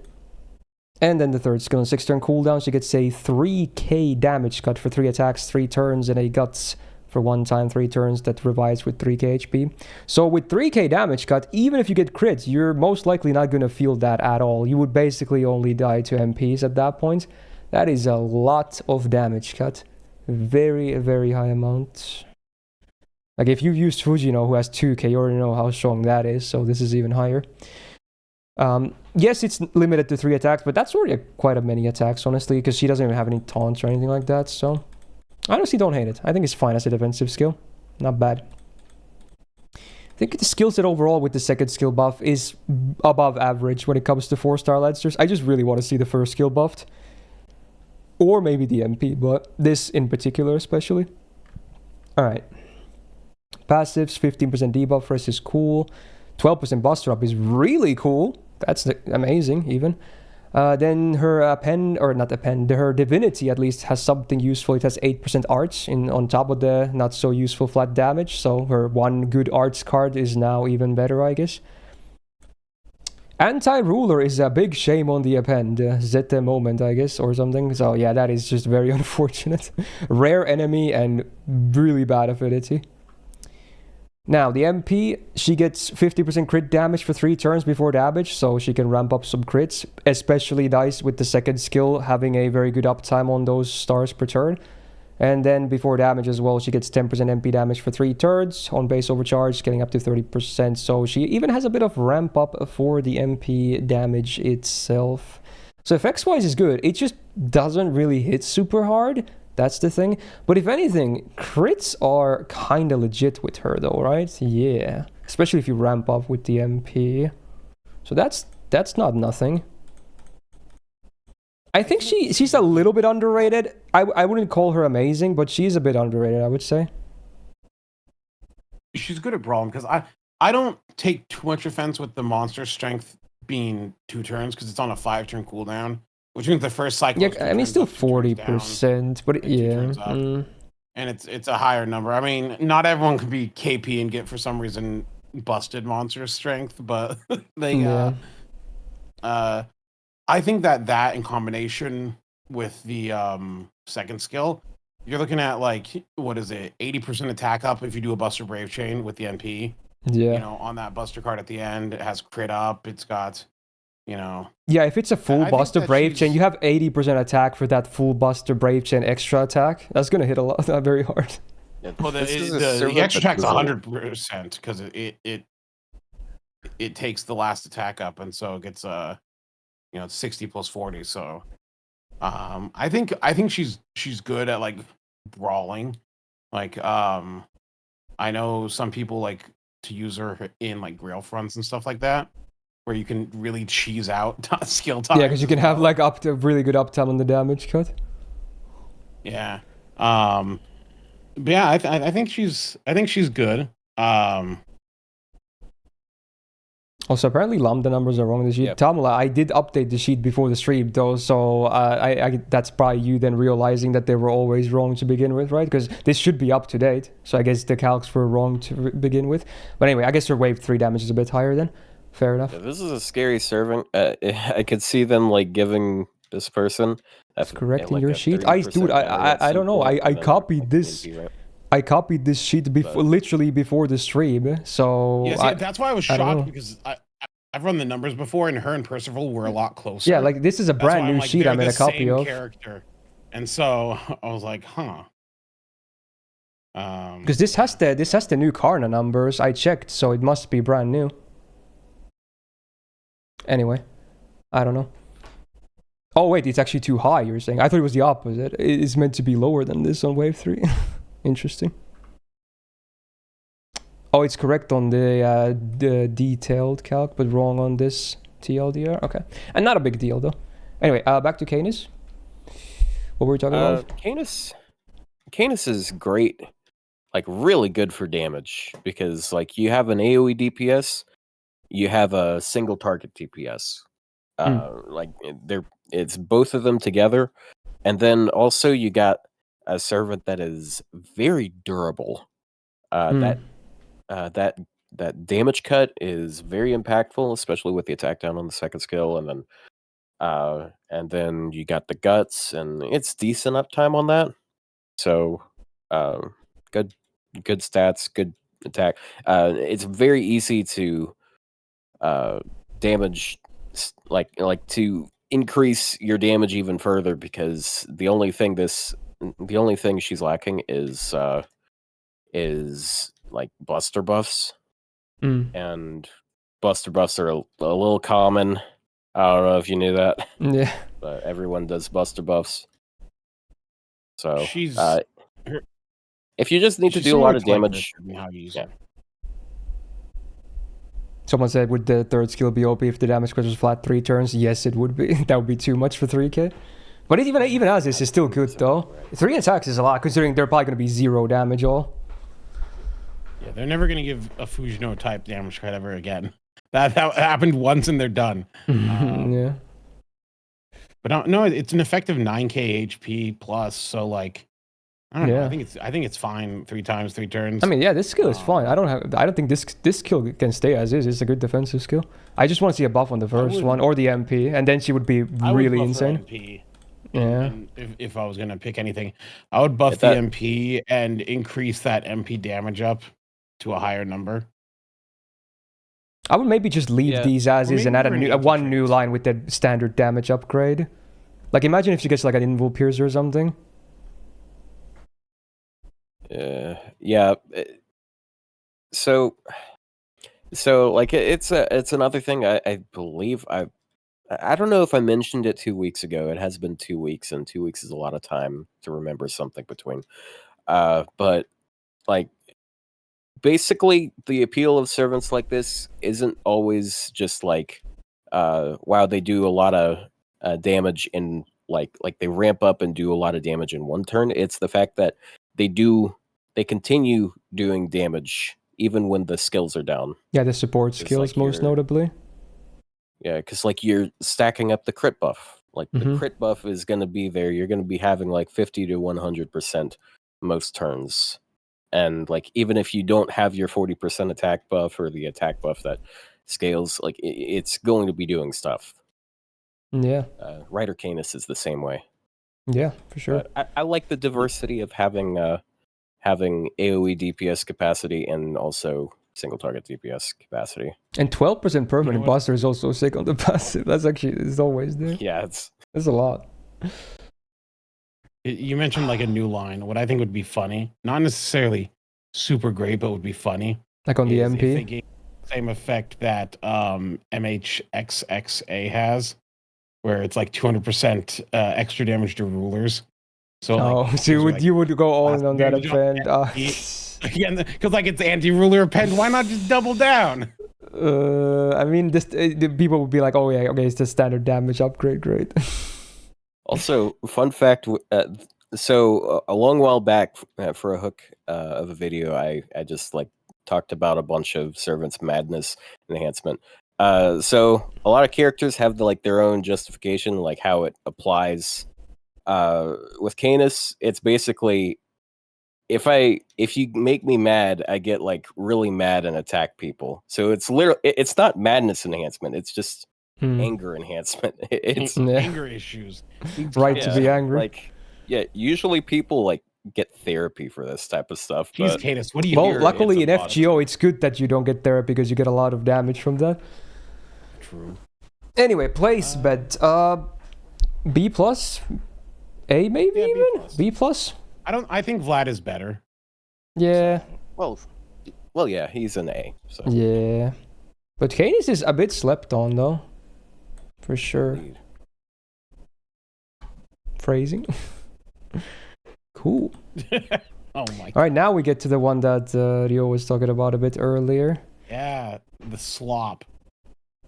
Yeah, we're going to talk about Eris Ladser here. So AoE arts DPS, because for some reason she's still one of the only insta-kill AoEs that they refuse to fix. Not sure why. It's not like she would do crazy farm numbers to begin with, but yeah, delegated to DPSing because of that. So 9.1k attack is basically average among 4-star Ladsters, so that's neither great or bad. Double arts, double quick deck, with numbers being pretty okay for gains. I would say better than most. So that's fine. Not the most damaging deck out there though. First skill on a 6-turn cooldown, she gets 30% arts for 3 turns and then evasion for 2 hits, 3 turns. I mean, it just works. It's not even that awkward because it's, hit-based evasion and she's an arch servant, so sure, it's the main card type. It just works. It's a bit basic, but I don't have big complaints about this one. Second skill on a 4-turn cooldown, she gets a sure hit for 1 turn and 600% absorb for 1 turn. I mean, this is a bit weak. Especially if you don't utilize the sure hit, it's just very weak at that point. It's kind of random, doesn't really do much. This definitely screams like, let's just make up whatever welfare skill. Unfortunate. And then the third skill on 6-turn cooldown, she gets 100% instant kill, a success rate for 3 turns, 30% crit damage for 3 turns, and then the one thing that's really nice about her she gets 30% anti-servant damage for 3 turns. So we'll discuss the summer version in many weeks, which is this servant done so much better. But at least this servant also has this part that's cool. It's not the highest amount, but it's literally anti-servant. So that is a very good use case, at least. The crit damage is not very relevant for her, I want to say, because she doesn't really generate stars and she has absorb for 1 turn. It's kind of weird. And insta-kill rate on bosses is kind of... Unless it's one of those boss fights that summons a bunch of fodder adds, then maybe, sure. But those are kind of few and far between. And for farming, obviously, then she doesn't refund. So yeah, you can maybe kill one way, but then you miss out on the refund. So if you want to MP again, you would have to sacrifice all your other batteries again. Overall, the skill set is a bit on the weaker side. It has some good things going for it, but I would say below average. Passives, 10% debuff res, cool, and then 20% more debuff res against undead enemies. Not super common, those ones either, to be honest, but at least you get 10% always. 7% quick is not bad on her with double 4 hitters. That's fine. And more crit damage, we're at 8% now, which again, it's just nice to have, but it's kind of hard to utilize on her. And then Divinity E doesn't do anything but exist there as text.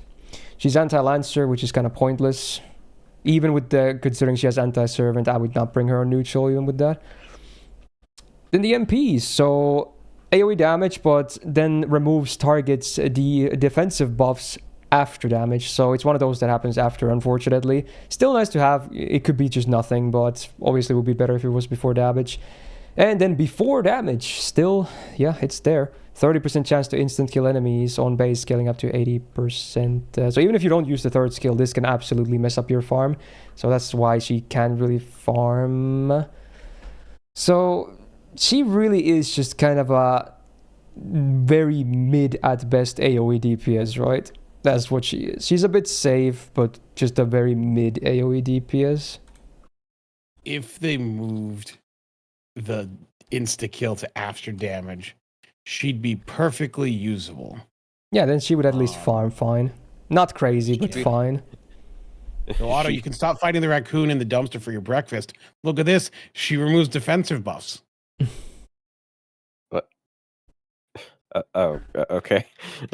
I'm still on that. She's better than Kinlong Yu. That's my argument. Well, if they buffed her in P, would you be okay with people describing her as better than Melt in a lot of situations? Unfortunately, whatever AoE Arts Lancer gets an MP buff first becomes the best. Minus Fion. No. Well, minus. Since he already has actually, it. I don't know. Because like if he gets a good skill buff, he can. Yeah, true. I guess he could still be really better if they too. buffed that third skill to make it like 3 turns and give it like something else, yeah, Fionn would. Oh yeah, overtake then it him. would be an easy but one. Yeah. If you look at Arisei's numbers, Arisei has like good numbers. It's just impossible to get them. Yeah, like they're good. Due to her, Yeah, But- I think she's the highest. Yeah, Yeah, they're she's good. the highest. Wait, what are these? Is this comparing MP5 to MP1s? It is. Probably. That I meant that. Unfortunate. Yeah, That's I mean they're usually what it they're is. still good, but they are a bit misleading in terms of that. But yeah, that's how the Yeah, sheet operates. And is that's probably not including the anti-servant because No, these don't include anti-traits ever. But we can look at the specific calcs here, and these always show them separately. There's the anti-servant line at the bottom here. Let me see here. Yeah, I mean, like, so I Like I it's don't not even a think huge she's, like- difference because it's only 30%, but it's still. I mean, it's better, of course. I think if they did that, she'd be fine. Especially if they gave her an MP upgrade, she'd be fine. I mean, she is FGO's resident hobo who's been adopted because Medio's never going to write Requiem again. He wrote 2 volumes and pieced out. You know, Damn. but better than Kinlang Yu. You will never let that go. Look. My argument is Arisei is like the second worst currently because of her mechanics, but still Like, second worst is Dude, second. like the only issue she has is her instant death is before damage. That's Yeah, is because her now only she's a issue. mediocre Yeah. DPS at best. So- Otherwise, she would be a so fine if you- farmer. Yeah, so if you use her in a challenge quest, like she's going to be better than a lot of her competition. Maybe not a lot of her competition, but she is going to perform perfectly fine. I'd still pick I her do over like Valkyrie, that. for instance, in that. Yeah, Yeah. she's more likely to instant death the enemy because they're stuck with demonic instant death. Do Yeah, not pity her. They made her summer version busted, so it doesn't matter. yeah, Do not true. pity this She one. did get a redemption in terms of another variant. I think she could be like a C plus still. Like I would want to put Yeah, her C+. above Valkyrie, and also Jalter Lily. I like her more as well than Jalter Lily. That is. Because she just has one problem that could be easily fixed. Yep. And it doesn't actually even need an MP upgrade. They just fixed Like she Like- could lead. She could get a big boost here in terms of tiers if they just fixed her. yeah. She'd be on the same level as Melt if they fixed the insta kill. Like And minimum. If they freaking buffed her NP, then she'd be, way higher. Mm. Let's Oh, talk about well. someone good now. Yeah, so back-to-back welfares, and this one is still a good old reliable. We got Summer Guchan. So single target quick anti-mail DPS, they do be melted. So 9.8k attack is a great start. That's high for a 4-star Lancer. Effectively also like 10k or so with the class bot. That's good. Standard Lancer deck of double buster, double quick, and she has a very good quicks indeed. Even her one art scar is not bad, but the quicks in particular are actually very solid. They are above 3%. Let's see. Her skill on a 6-turn cooldown, she gets a guts for 1 time 5 turns with a 5k revive. 20% MP gain for 3 turns. So those are the guaranteed buffs you always get when you use this. And then if you have a water side map, you get another 20% MP gain for 3 turns. And then also, or if you have a sun map, you get another 20% MP gain for 3 turns. So if both are active, you get 60%. If one of them, you get 40%. And if nothing, you get 20. That's how that works. It's a bit underwhelming if you don't get either of them, I want to say. But it's not a huge issue. It's still, the guts is still good uptime, so at least that works. But a bit underwhelming if you don't land any of the maps. Second skill on a 5-turn cooldown, it's a targeted 20% battery, and she herself always gets the 1-turn taunt from this. Helps her spam a bit more as well, I suppose. With the Lancer gains from damage taken. Battery itself is a bit underwhelming though, but I kind of like that the taunt is always on herself, because now you can use it for your support if needed. Give Scotty some love or something. So it's kind of cool, but it's a bit underwhelming maybe still though. Third skill on a 5-turn cooldown, full party gets 20% quick for 3 turns and 50% crit damage. This is fine. It's basic, but it's fine. Maybe I would still hope for it to be selfish only, like self buffs only, but it's good effects. Makes her damage better, of course. The main damage she does, MP damage and crits. Excuse me. Pretty bare bones skill set though. But luckily the MP helps a lot. And some good base numbers. Only passive is 17.5% debuff res. Could be better, but you know, it's still something. Anti-caster, honestly, if they're male, considering she's a free welfare, it's probably worth unlocking because it's, you know, kind of free anyway. Maybe not max it unless you have a lot of mats, but yeah, it could be decent. So the MP, so does damage, and then the damage is always a flat 150% super effective against male enemies. Doesn't even have to be servants. I think some normal mobs might even have male trait on them.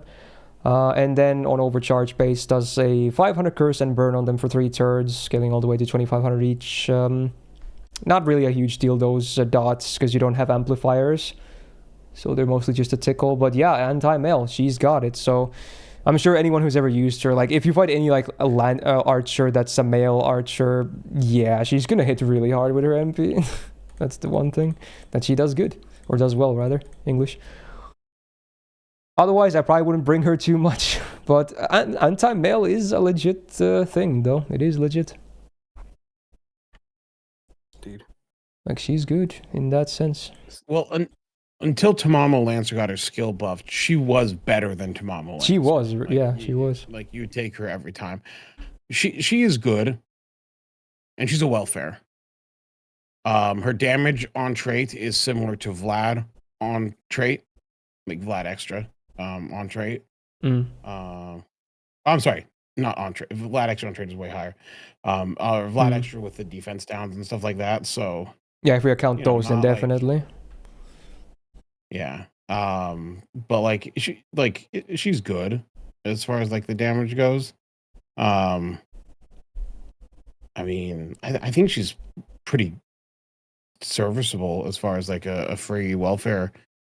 Yeah, for sure. Goes. I would say she's definitely worth a pickup from the evocation shop, unless you have a lot of similar options. She's good. Maybe not top tier, but nice to have if your account is not stacked. Yeah. She does like the best things about Quick. She spams really good. Her NP damage is good. Like between like even though her battery isn't really that strong, like she has the taunt, which really helps her spam more, because between that and her first skill, it's the same thing as with Finn, except actually that's on way better uptime. It really is similar to that skill, except you can target the charge, which is arguably better. She does have she actually that skill actually, so you don't use it turn 1 ever, because what you can do is you know turn 1 you start with the Scotties, right? That's 100%, right? And then you use that on turn 2 to fill the stopgap, and then you use getting hit on the enemy's turn 2 to finish charging you for turn 3. So like it kind of like, flows, and so it's a good, and she has guts, so she's gonna live no matter what. So it's a good flow of how that operates. So normally 20% batteries I don't like, but because of the effect there, and there's no damage steroids tied to it, its intent is much more clear, and I think it's fine in that case. I feel like there could be at least one more line, maybe more, but yeah, it's not terrible though. There could be. I don't want them to tie a damage thing to it, because it's a taunt and the battery. I don't want a damage tied to it. If they were gonna buff it, it'd have to be something like, you know, like damage cut or something. I'd rather if they were gonna buff a skill, buff the first skill to give like make it MP generation and NP damage up, and then per the battlefields. Right? You think she needs more MP damage? I would maybe do something with crits or something else. But she already has 3 turns of crit up. Yeah. And if you're using it with like Summer Scotty, maybe like stars per turn. Like, although she might regenerate, it's fine too. But yeah, it would be still nice to make it more consistent. As for generation, like I mean, she's a single target and her hit counts aren't really high. It's just her generation and yeah. So stars per turn could be a thing if you're spitballing ideas. If you're not using it with Summer Scotty, but because you remember Summer Scotty also generates 15 stars a turn. I'm someone who actually prefers caster in challenge quests. I know what we should do. I use both. You mix and Guys, match. I Because got I it. do use Caster Scotty's MP.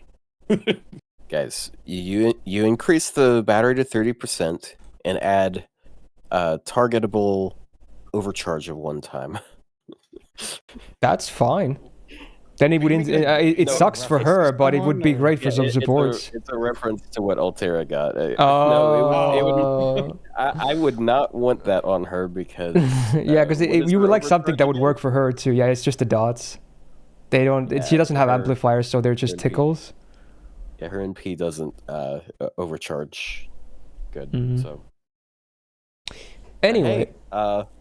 oh, you know what? That actually, now that I think of it, maybe that's part of why they did that. Maybe part of the reason.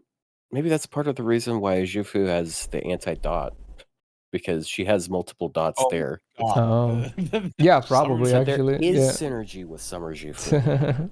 True. How terrible. Yeah, it's That could. Honestly, that is probably the reason, actually, because they love pairing them like that. yeah. Anyway, for the. Anyways, let's just pair her with Koi and Dark, because it makes a lot more sense to do it that way. I was gonna say pair with Vlad on the list, in my opinion. You think she is A tier? Is that too high? I don't know. It's A or B at least plus, I she's think. good. We've been very conservative with these rankings. We have. We haven't had No, any like really high tier Look, ones. because the Honestly, the I four-star land- whenever I pick her for anti-mail, I'm almost never disappointed. And I've been using her a lot more on my free-to-play as well. That is not as stacked, and she's really good there too. I think A is fine. Anyhow, I don't know. Now we gotta put Finn up there with the taunt bros and taunt sis. Speaking of taunt bros, No. the next servant as well, actually. Good segue. God, everyone in that tier is gonna have a taunt. All right, Oh, who said the place Percival. name in Let's that go. tier? Let's go. Otto, we're gonna put the cart before the horse. All right. So, Well, I mean, AOE lucky arts. for you, he actually has a horse. He does. Oh my gosh. AoE arts, DPS, and farmer in Percival, and a bit of a tank guy as well. He's he does many things. His attack is basically average among 4-star lancers, so is nor good nor bad. He is the second lancer so far to have a double buster double arch deck. I can't talk. His arts card is really sad. In fact, even his quick is not that impressive, so he really can just lives and dies with his MP. His gains cards, considering he's not even that old of a servant, is they're kind of disappointing, I want to say. First skill on a 6-turn cooldown, he gets 30% arts for 3 turns, 20% battery, and 20% MP damage for 3 turns. I mean, it just makes sense, right? It's all that he wants. It's just everything to do with his MP. It's like, yay, he goes. It's fine, it's good. Battery's a bit awkward maybe, but yeah. Ew. At least the effects are still desirable. Now, second skill, there it is. On a 5-turn cooldown, he gets a taunt, not for 1 turn, but for 3 turns on himself. And then he gets 50% more MP gen on damage taken for 3 turns. So, yeah, that's the whole big reason as well why his face cards are so gimped. Because the MP itself refunds quite a bit, and then this will help a lot with spamming his MP as well, of course. Third skill also pairs pretty well with that. So on a 6-turn cooldown, it's a targeted 1-turn invul with a targeted 2k heal as well. So if you're going to actually tank with him, you probably want to, use it on himself. Unless you're using Castoria on turn 1, which you might. So you can probably just... you can just use it on subsequent turns to take even more, or more 0 damage turns, if that makes sense. It's a very basic skill set, but it kind of makes sense, right? He protect and he loops. That's what he does. That's Percival in a nutshell. And it's kind of effective, really. First passive, 18.5% debuff res, pretty cool. And then 7% quick up. Not so impressive on him with that one, not so amazing quick. He's anti-lancer, which not really a big deal, because I don't think I would really bring him on neutral, even as a tank. There's better options. So the MP gives him a invul pierce for 1 turn before damage. That's nice. And then after damage, the lowest HP member of the party gets a 3k heal. So that's cool. Probably him. Probably him, yes. And then on overcharge before damage, he gets 20% MP damage for 1 turn on base, and then it's getting all the way up to 40%. So it's not ramp up, but it's a bit more damage for that spammable MP. I mean, he's basic, but he makes sense, right? He's a very safe option for both farming and, DPSing, really. He would be very, very good if he had his Avalon Lefay NP. Look at that. Look at the skill on that. What was it again? Oh, I forgot it was different. He was 200% anti-Dragon or Fey. Wow. 200% anti-Dragon or Fey. Like, he would Wow, I forgot about dragons. this. Wow. Interesting. That's class advantage against dragons. Yeah, that would be kind of nuts. Fey is a bit rare, but Dragon is not super rare.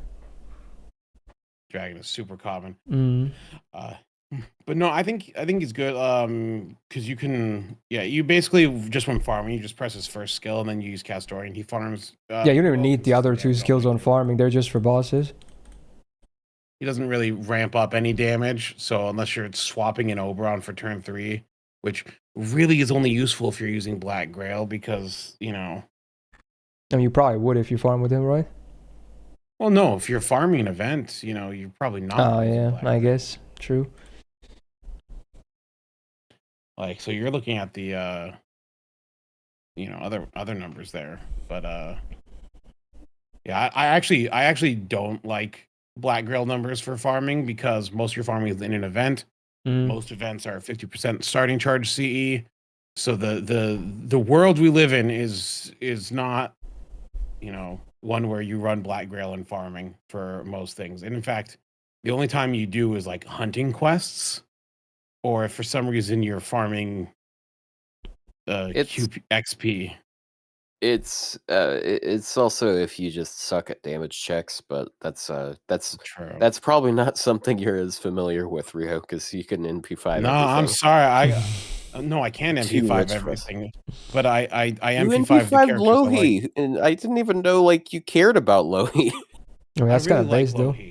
But I didn't even roll Biscotti. I have her grailed more than you, and I grailed her on accident.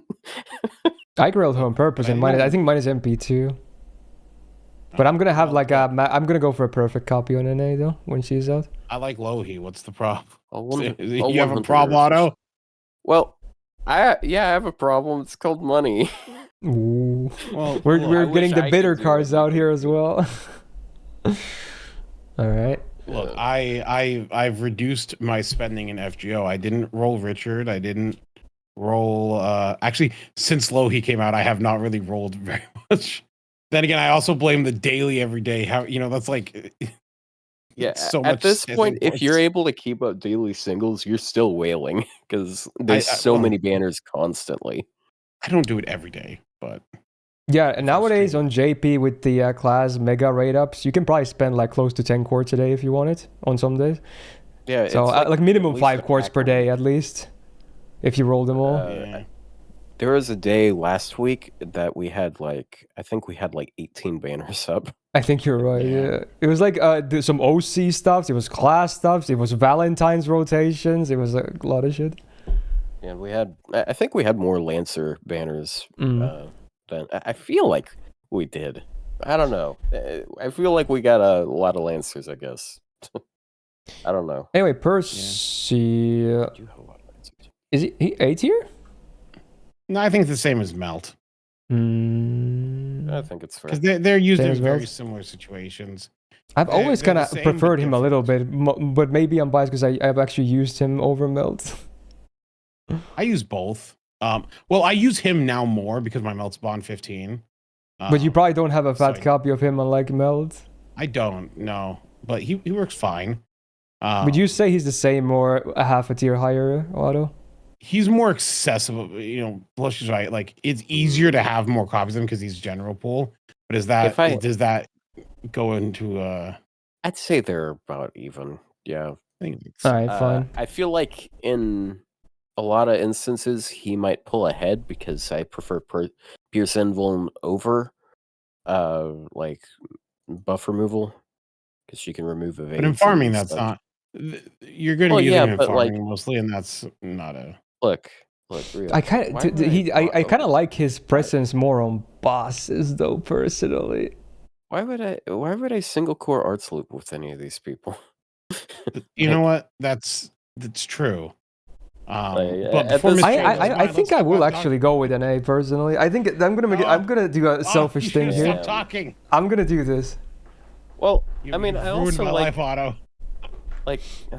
I like that Melt is like more interesting. I like that she makes stars. I mean, that's fair, it but helps her spend more. I do prefer Percy a little bit. I mean, it's only half a tier difference, so it's not that big of a deal. And I always say on my rankings, I'm always like, if people want to argue about stuff, I'm like, oh, do you want to move someone a plus up or a minus down? Yeah, you don't even have to talk to me. You can just do that. Like for me, that's not even worth arguing. Like that's a half a tier. Like if you want to, yeah, go ahead. After that, we have to talk, like, if it's more than that. But I'm always willing to, like, without even argumenting that, yeah, you can move stuff up or down half a tier. So, I'm just gonna do this. Well... Are you gonna talk about a certain servant? Next week when we're talking about writers, you better remember how nicely you're rating all these taunt servants when we talk about Andromeda, right? I mean, I like Andromeda. I'm about to grail mine as well, I'm pretty sure. It's more so for Rio. Yeah. Rio is, okay. You know what? If it's Riders, I think Rider is the most boring class in the game. I only have one Grailed Rider, and it's Habitrop because she's the only one I care about. I think mine is mine. I only have Rhinus personally. You guys can have Riders. I think Riders are boring.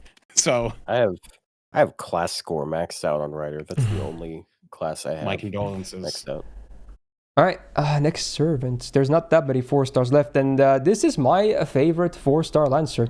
Yeah, we have Don Quixote next, and I'm very happy to report that this year we have a buff on them, and it's a very meaningful buff too, and I can't wait for it to arrive on NA, because right now it's really hard to use them without that buff. Anyway, single target quick DPS, and maybe a bit of ever so slight multi-core nowadays too. Ooh, dare I suggest. Alright, 8.6k attacks. Not the best start though. That's a little bit under average among 4-star Lancers, so that could be better. Standard Lancer deck though, double Buster, double Quick, and the gains cards are pretty good, I want to say. They're not like top tier, but they are good, so that's cool. Very nice. First skill on a 6-turn cooldown, he gets 20% Buster and Quick for 3 turns, and Guts for 1 time 3 turns with a 2k revive. It's not as awkward as it might seem because it's a Guts of all defensive effects because it has that longevity, so it could be worse. I don't really hate the skill. It's not amazing, it's not bad. It's offense, it's defense, it's there. Second skill on a 6-turn cooldown, he gets 20% attack for 3 turns, 10% MP gauge per turn for 3 turns, 10 stars per turn for 3 turns. It's just a nice, skill to start the train and keep it going. So, yeah, I like it. It's fine. And then the third skill. This makes all the difference. Man, this skill was bad without this. Holy. So now, on a 5-turn cooldown, you still need to have 30% battery on them to use this, but then it gets better. So first of all, he gets 30% anti-super large power mod for 3 turns. The other allies now get 30% gauge flat for using this. Great. And then you get 30 stars on use. Like, ooh, is this a crisp skill now or what? Like, you don't even pay the 30 anymore. Like, before this, not only did you need 30 minimum to use it, you didn't even pay 30. You paid everything. Like, let's say you have MP5 like I do and you go somehow to 300%. You still go to 0 when you use this. Absolutely horrible. So, like, even if you paid 30, it would still be annoying, but just paying everything was so bad. So now that's gone. You still get the 30 on allies. You can now get the power mod, which may be the least important part about this, and the nice huge star bomb as well. You can use it with his other damage buffs immediately if you want to damage. Like, he gets attack and his card types too. Like, yes, this skill is finally good, and it's really good at that. Like, this is legit multi-core stuff too right here. Spread 30? Well, the other allies, that is, on a 4-star is kind of nuts, right? Sure, I mean, come on. That's a great skill. So now his skill set actually is good. Yeah, he also has Yui synergy. Like, you can make him do a lot of damage with Yui. You can. Now, that's another servant I'm really looking forward to because my Break Dawn is on NA, so I need to buff and Yui both. He's actually my only Grailed Lancer on my main account. Ritra might be soon as well, but he's so far the only one I've Grailed. Love this guy. Alright, passives. 10% debuff rest sadly is as low as it gets for this, so it's just a nice small boost. 2% quick up, also as low as it gets. It's his main card type, so it would be cool to get more, but you know, better than nothing, I guess. And then 20% instant kill resistance is kind of cool, I guess. You know, sometimes is relevant. He has a Guts too, which is also very anti-instant kill, so I guess those pair okay. He's anti-rider. Is Yvonne super large? I'm guessing no, so there's probably not that relevant. Besides that, is he? Actually, I didn't check. You know what? I'm gonna click this thing and find out. I just want to know. That's funny. He is not, so... But maybe you can do it on King Protea and Tiamat because they're alter egos. There's a lot of... there's very few super large servants. Yeah. In there. I feel like Ivan should be that because of his MP, but fair enough. Anyway, so not the best depend there. The MP. So his MP, much like we just discussed, has 150% anti-super giant super effective as well. So he kind of doubles down on both. All the big ones go down. He does 1k damage to self as a demerit, and this can be lethal is one of those. So it's not nothing, but it's also not super bad as a demerit either. The party gets 20% attack for 3 turns, so it's a free charisma. It is after damage, unfortunately, but that's a free charisma on every MP. That's cool. And then after damage as well, which not really matters. The full party gets 20% crit damage for 3 turns on base overcharge, scaling all the way up to 60. So yeah, he's a man of the party and self. I feel like he's a legit DPS with this now too, and he also has not just multi-core farming potential, but even some other, like, you can make different kinds of parties for bosses where you have like dual DPS as well, because there's a lot of stuff that he shares here. Yeah, he was, when he was first introduced, I was kind of okay with him having a terrible third skill because I'm like, it's Don Quixote. It's kind of funny that he has a skill that's actually just terrible because it's like lore appropriate, but from a usability standpoint, it did make him kind of unusable. So I understand, like, it's funny and it fits the character. I'm sure that's what the developers thought too. They're like, oh, dude, this is funny, but then they realized later, oh, but it's kind of really restricting though gameplay wise. Yeah. Because as it is now, like if you're in an event and like, you know, it's a point ladder thing and you got like a 50% starting charge CE, it's like he charges your other DPS. He can then MP on like wave 2 where the super large usually are. Gives an attack boost, you know, for the final wave. Like he's legitimately very useful. If you're in like a 90. Like he has so many use cases now. Like this one buff really changed a lot. It really did. It's a huge difference. It was the same buff. They were buffed at the same time as Constantine. So it was the Tron buffs. Yeah, these were both. I remember being so happy on that day. Oh my god. Yeah, they fixed 2 very, very bad servants that day. That was a crazy day. KP is giant and super large, so... Oh yeah. And again, but knights are not bad on alter ego, so that's good too. Yeah. Wow. So yeah, I mean, I think he's as a single target DPS very good now. Yeah. Especially if you want to invest in him. There's no... Yeah, I'm gonna be one of those crazy people that does that. And worth noting as well, if you have this, if you have his append and you have like for some reason you have 0 team batteries, you only need to wait 1 turn because you get 10% from the second skill, and then you can already use his second skill, and that's assuming you get 0 batteries from anyone else or CEs even. So there are ways of using this easily. So yeah, no, I think he is. I think he's good. Yeah. Do you have anything to say, Otto? He's a really good servant. Like, I like how he buffs the team and charges the team, and he's a good team player, and like his damage isn't terrible now. I don't feel like I don't know, because he's like, I feel like his best use cases now are in farming. Yeah, probably. Which is pretty funny. But yeah, it's good that he's got a place. He's also pretty nice as a DPS because one issue that Quick can have sometimes in challenge quests, like the issue people complain about the most, at least, is how hard it is to get NPs for supports. He helps a lot with that. Yeah, because the spread 30 for allies. Yeah, yeah, it's a lot. That's a 4-star too. Like, it's kind of crazy. Yeah, spread Yeah. 30 is rare. Even though it doesn't affect himself, if it gave himself 30, Oh, like, if it dude, was that just would be the party most spread broken 30, skill ever. Like, what the hell, that'd dude? be crazy. But unfortunately, he Yeah. does not. But what can you do? So, I would say A minimum. I am I biased here? No, Because I don't think he's you are. one of my I think favorite he's- Lancers. I'll be the first to admit. I think he's very good. I think The there's only arguments downside for, is that if you're not A+. hitting Super Giant or Giant, his damage is not the best, at least for the MP. But he still offers a lot.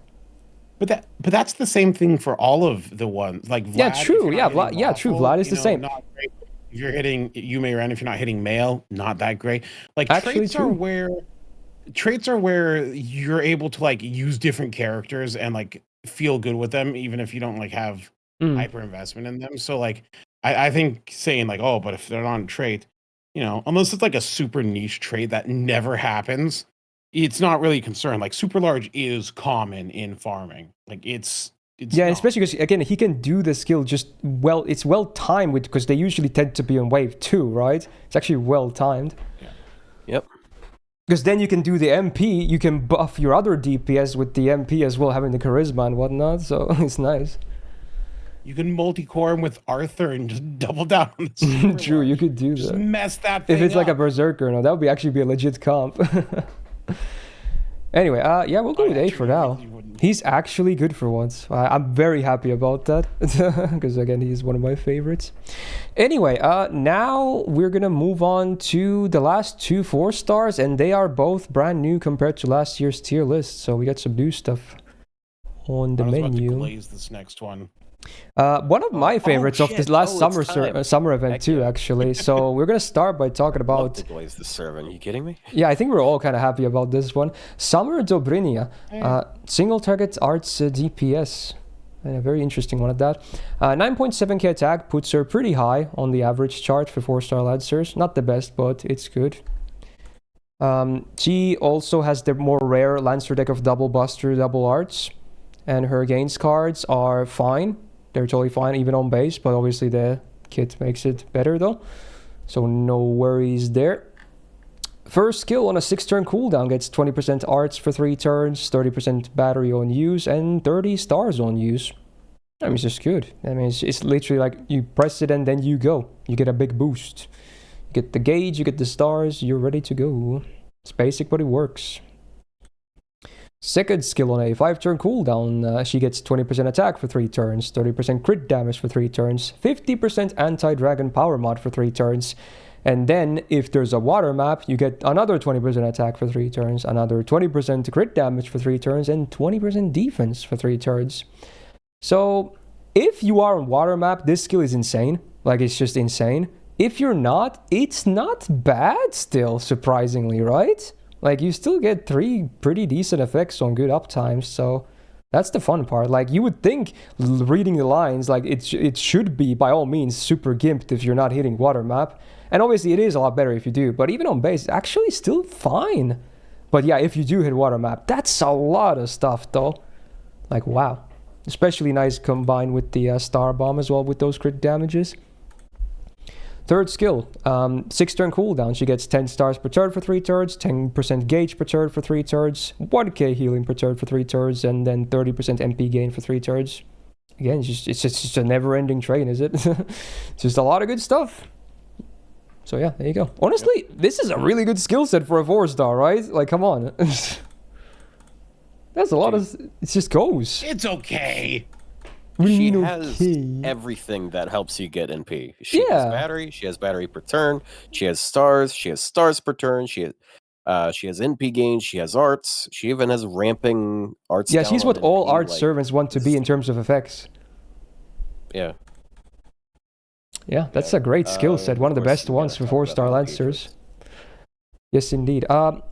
Passive, 17.5% debuff res, good. 8% quick up. Not really all that relevant for her. 1 quick is decent though. Anti-rider, there are, I guess, some dragon stuffs there, but maybe still not all super relevant. The MP, so does damage, then MP seals the target for 1 turn, does a minus 20% archers down on them for 3 turns, and then before damage, damage gets on base overcharge 30% anti-earth power mod for 1 turn, and then 70% on max overcharge. So it's not super effective, but I guess it does help with some of her face card damage too. I would maybe have preferred straight up super effective because her MP is so spammable, but fair enough. It does offer some good debuffs though. The MP seal on a spammable MP is always great, especially when it's 100% on base, unlike, you know, a certain other we saw earlier. And then also 20% art stress down. Yes, it's after damage, but it does act as a form of ramp up for both damage and gains. I mean, she just works, right? Like it's like it's very similar to like Summer Anastasia, but yeah, just very good, right? She actually has traits to abuse, unlike Anastasia. Yeah, that's the main difference. Gotta be careful though. If you pick the wrong frame of her MP for your YouTube thumbnail, you might get sexual comments. Is it actually that bad? Oh, yeah, I think someone did get flagged for it. That's kind of funny. Have you seen her MP animation? Oh yeah, of course. I mean, dude, I'm about to grail her myself. Yes, of course. Yeah. It's like I've studied it greatly. Every day. No, that was like I was almost offended that you would ask me that. Yeah, plus you got flagged. Right. It was plus you got. I was flagged. That's for sexual funny. Content. Wow. Wait, do you have a community guidelines no, warning you as well? couldn't Like make I fun got of one. the Is it the video? same thing? Oh no, that's fucked. If you got one from that. Oh no. Yeah, because it looks like she's just like nude, like her butt's just hanging out. Yeah, I posted another gacha game, but that was a shameless gacha game. Dude, she's even wearing stripper high heels. Like I mean, like Yeah. it's as far as it goes, without having flame That, tits. though. She's really good though, right? Like really good. She is good, yes. Yeah. Yeah. One of the best single target lancers on 4-star for sure. I like to downplay her because Otto likes her, but you I know, mean, I like her too. can't- Yeah, Can't I deny. just got the last copy I need to 120 her. I mean, I already have her 120 to get her last append. Mm. So if- I am going You went for the 10 perfect copies? placement. Is it? Unless I assume you're talking max I append. think If not, then 11. it's not 10. Oh, yeah, it's 11. Did that change? Oh no. Because 10 used to Well, be it- enough for a perfect 4-star limited. It's 420 can't remember for how the many. coins. If it's the same, it should be So, 10. like- Well, if you want 3 appends, then it changed. But if you want all 5 appends, it's different. No, it's only I 10 definitely don't copies, need all Otto. It was 10 copies for It's- 120 and all it's- appends it's 10. previously. It was 10 at Bond 14. Now it's 10 at like what? Well, no, Uh, because I coins don't know, I give you might- 420. I would assume they don't change Oh, it right. so that max amount is I still the did make it same. 11. I'll be honest, I didn't count. Like Okay. I lost count after 5 because All right. It's a trophy like, copy, you really okay? need more than 5. All right. Anyway, I think she's A+ minimum. Maybe even an argument I for do. EX, but yeah, she's really good. Because she's just Hey. easier to use than Yeah. all the others. Like, She the others just do good works. Like damage in it's their- so easy their to use and niche. so self-sufficient too. She just she goes. Yeah. So we'll go with and her Go ahead. one of the issues people do have with her the fact that they did special attack instead of super effective, it does have its drawbacks. Like she Mhm. would be ridiculously good for damage. Yeah, because the MP is so spammable. Yeah, but what it means is that her brave chains are just really good. Like Mm. like mine can solo, you know, the dragon from Gilgamesh's interlude that has like 1.2 golden million one? health. Yeah, it's Yeah. a saber and mine can solo it. Nice. If I that think says you anything. overestimate the value of that dragon. Dude, that means that at neutral she would be able to solo like a 2.4 million enemy. Okay? Like that it's a lot of HP, all right? Anyway, I gotta make a video about that, but it's kind of funny because the last non-smob video I made was her soloing it at 100 with Habitrot. So fair enough. I think we're gonna go with A+ for now and then maybe discuss later as well. But yeah, she's really, really solid. So next up is the final 4-star and the other new 4-star as well. It's not that we still have one more new servant later, but that's gonna be after a good while. But yeah, we're gonna talk about another welfare. We got Miner Van Gogh again. The Minecraft thing, not like kids stuff. Oh, she is. Well, I guess she is when you think about it. But yeah, meant to be the Minecraft thing. She even her MP looks like Minecraft. Let's be real. So what do we have? AOE, quick DPS, and farmer. But I want to say almost I prefer her as a DPS because of the funny buff she got. It's pretty interesting. So 9.2k attack puts her just above average when it comes to 4-star Lancer, so it's fine.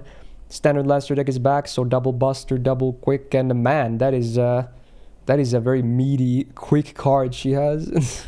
And even the arts card is decent for sure as well. So that is those are some quicks that she has. Good. First skill on a 4-turn cooldown, you have to pay 10 stars to use this skill, otherwise you cannot. So it always takes 10 if you have the cost to pay.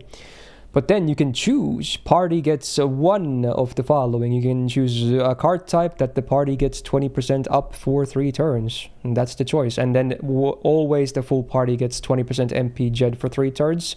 So, I mean, chances are you're going to pick Quick if you bring her. But, you know, you have the choice. So go nuts, I guess. The only redeeming thing that I like about this skill is that it's 4-turn cooldown. Otherwise, I don't think it really needs to have a 10-star cost. But yeah, I mean, she makes a lot of stars anyway. And she needs stars, which is good. So, second skill on a 6-turn cooldown, she gets 3k max HP for 3 turns, 30% battery, and 20 stars on use. And if you happen to be on a city map, you get another 10 stars. So you get anywhere from 20 to 30 on this if you max it. But luckily the MP helps with that. So yeah, stars are good, because then we get to the third skill, which was buffed during the literal event by the fastest buff in the history of the game. Probably has to be. So on a 6-turn cooldown, she gets an evasion for 2 hits, 3 turns. She gets 30% crit resistance for 3 turns. So that always happens. And then we get checks. So for every 10 stars you have, all the way up to 50, so 5 potential ones, she gets 30% crit damage for 3 turns. So quick math, you can get 150% crit damage from this on herself for 3 turns. And that's up half the time, because the uptime. Yeah, that was just a buff. So it was clearly intended. Yeah, they're like, you know what? Yeah. Van Gogh needs to be drowning in crit, I guess. So no matter what the version, just give her a crazy amount of crit. It's fine. And that's not even, we haven't even talked about the passives, because she has the foreigner passive too. So it's not, I mean, you can still get crazy crit anyway, because she has Van Gogh synergy. So the foreigner passive being 2 stars and per turn and 4% debuff is fine by itself too. It's like it's a decent passive, but yeah, you get that synergy, which is the main nice part. Other passives, we have 4% Buster, which is fine because she has 2 Busters, and 30% Buster Stargen, which is cool. How many hits is her Buster again? 3, so it's not the biggest deal ever, but it's still cool. It's a bonus. And then she has 30% mental debuff rest, so, you know, it's not reliable, but it's cool. It can, in some boss battles, make you resist some stuff, so, and some of them are pretty nasty, so you like to have it. She's anti-berserker in the append, which is very solid. Obviously, her class is not as good as her main for it, but still, in terms of DPSing, it's just as good. Then the MP, so AoE damage, and 150% super effective against lawful alignment enemies, which is fairly common. It's flat, it doesn't scale, but that's a lot anyway. 40% chance to stun all enemies for 1 turn, individual calculations. Sadly, not reliable, but, you know, if you land some, you're probably happy. Then you get the city map for 5 turns just from 1 MP, so that makes the second skill better. You get those 10 extra stars. So after you MP once, you're probably going to have that map permanently for the rest of the fight, because it lasts for 5 turns per MP. Very similar to Ozzy with his Sunfield. Then on overcharge base, she gets 20% MP up for 1 turn, scaling all the way up to 40% on max. So it's not ramp up, but, you know, more damage is cool. So if anything, the MP, it can probably do decent damage, but it really is all about the crits, right? Because the third skill being the third skill. So from what is the farming numbers again? Are they? Let me see. I mean, they're not amazing, obviously. So I would say mostly just big crit DPS, right? I mean, better than the Valks. Well, but again, that's MP1, so, but yeah, it would probably still be better anyway, yeah. Yeah. Oh yeah, the Valks being MP5 wouldn't make them better. Let's be honest. Yeah, they would still not be better. That's too big of a gap. But I do think it's really funny, because like I remember when they first introduced her, I was looking at that skill set. I'm like, this has to be the worst 12 they've. No, when she was introduced. Oh, I thought you said when they first reproduced her. Okay. I'm Otto, sorry. you're crazy. I think, yeah. When they Okay. first introduced her. Look. I can't. You can't blame me. This is Well, to be what honest, come I to heard him expect from say you, all right? introduce very clearly, so I feel like this one is on you, Otto. Otto, I blame you're the robots that you're are trying to kill me. struggling in the alcohol you found in the dumpster that you've been digging through this morning. So I anyway, don't drink. yeah, no, Bro. when they first introduced her, like her kit was like Alcoholism terrible killed my because grandmother. all she had was a 20% of one color buff, and you're looking at that and you're like, that's terrible. There's no buffs. It has a star cost. And it's like there's no, this has to be one of the worst characters they've ever introduced. And then they're like, psych, 150% crit up, which by the way means that with like one normal Van Gogh and her, you're at like 350% crit right off the bat. A second Van Gogh puts you past crit cap, so you don't run two Van Goghs with her. I think I even said it myself. Her third skill felt incomplete. It didn't like it was a 6-turn cooldown skill, which had like one okay effect, an evade, and nothing else. Well, it still kind of made sense because it was 2 defensive effects in one, and she's a welfare. We're used to some welfares getting some gibbed skills, but I kind of see still where you're going from. 5-turn cooldowns on an evade isn't like that crazy. But the 2 previous welfares were Iori and Sojiro, who were like top tier welfares, kind of. And then Van Gogh was like really, really bad. And before Iori, was it Saika, who was also good? Or was there was Santa in between? Was there was Nemo Santa or something? Oh, Nemo. And Nemo's good too. Yeah, but Saika especially was also nice. If you're like using your with double summer Scotty, you use, skill 2, the Scotty batteries, you're sitting there at like 50 stars, you can then press skill 3. And then you can press the first skill. And yeah, there's definitely an order. Actually, much like OG Van Gogh, there's an order of operations with these skills. It's actually the same order. It's 2 3 1. 2 3 1. Yeah. It's the exact same skill order. Funny that enough. Must be intended for sure. That has to be intentional. But actually, picking Buster isn't a terrible option if you're doing like as a DPS, because she has 2 Buster cards. Summer Scotty, with 2 Summer Scotties. That's 350% Buster crit. Those Buster cards are going to hit hard. So it's not a bad choice. I think she's better than as like a DPS than the other quick AoE lancers for sure. I mean, I don't think that's even an argument. Because like it doesn't the welfares usually have like slightly lower MP damage, but it doesn't matter if she's card focused because her attack stat is fine. And so I think she's very good. I would say A minimum with the buff. Yeah, I think A. It's just A? Maybe A+. What do you think, Otto? For the Otto? record, I do have a 120 Van Gogh. I like Van Gogh. So. All right. I don't have this one grailed, but, I'm a Van Gogh fan. What would you say, Otto? A or A+ or something else? I don't know about A+. She's all right. It's just like I feel dude, like that was, dude, you sounded like the meme. Is that what the dude goes? I mean, it's alright. I guess it's all right. I guess it's alright. Yeah. Speaking of minors, wasn't that EDP? Or am I thinking someone else? I don't know. I just know the meme. Yeah. All right. We'll do A for now. Then okay. Yeah. But yeah, Van Gogh is very good. Shocking. But that will conclude the initial placements of the 4 stars. Room for movement still later on, but next up we're going to do the initial placements of the 5-star Lancers. And there's, 15 of them, so buckle up, we're still not even close to being done. Starting out with a spicy one, because I'm pretty sure this buff did not exist last year, and it's a big one too. So we're going to talk about Shisho first. Yeah, it's a pretty interesting one for sure. So let me get my stat reference since we're changing rarities here. Single target quick DPS at her attack at 11.3k is just under average among 5-star Lancers, but certainly not terrible. Standard Lancer deck of double Buster, double quick, and man, she has terrible quicks. At least her 1 arts card is alright. And the funny part is she has those 6-hitter busters, so if you lead with arts and maybe even do a mighty chain, you can get something out of her busters too, but the quicks are just No thanks. Just damage. Anyway, skills. 5-turn cooldown. 80% chance to get 50% crit damage for 3 turns and 500% absorb for 3 turns. And then she gets a 1 turn evade. So the evade is cool because, you know, a 1 turn on 5-turn cooldown is better than most of them. And luckily, there is a way to shake off that silly RNG as well. We have to buff the second skill.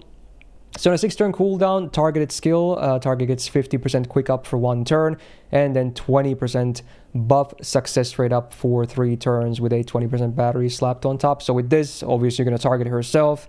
She guarantees these buffs. They're the same. Well, I guess this is a longer cooldown, but regardless. You guarantee these, you get the crit buffs, that's cool, and then some battery, because you definitely want to MP with her. Her MP hits really hard, so battery is cool. Then we get to the elephant in the room, the 3rd skill buff. This is the new one. So on a 5-turn cooldown, she gets 100% anti-divine and undead damage for 3 turns. Separate mods. The undead one, maybe not the most impressive one. That's kind of a more on the rare side. But divine though. This on a really good uptime, 100%. I mean, come on, dude. We have the divine slayer now. Is Jover. And then it's not even done yet. Like that alone would have been like, okay, dude.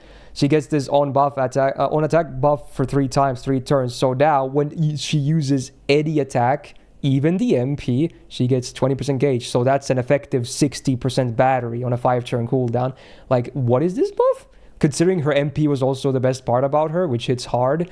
So not only does she MP now more often, and the MP also has a stun, now she also gets 100% anti-divine and good uptime. Okay, we should finish the rest first. But man, this is ridiculous. Okay, it's just this ridiculous skill.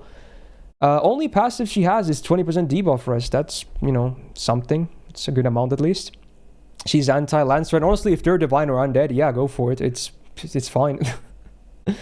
And then the buff the bees. So before damage, 500% chance to stun the target for 1 turn. Great. Just really good.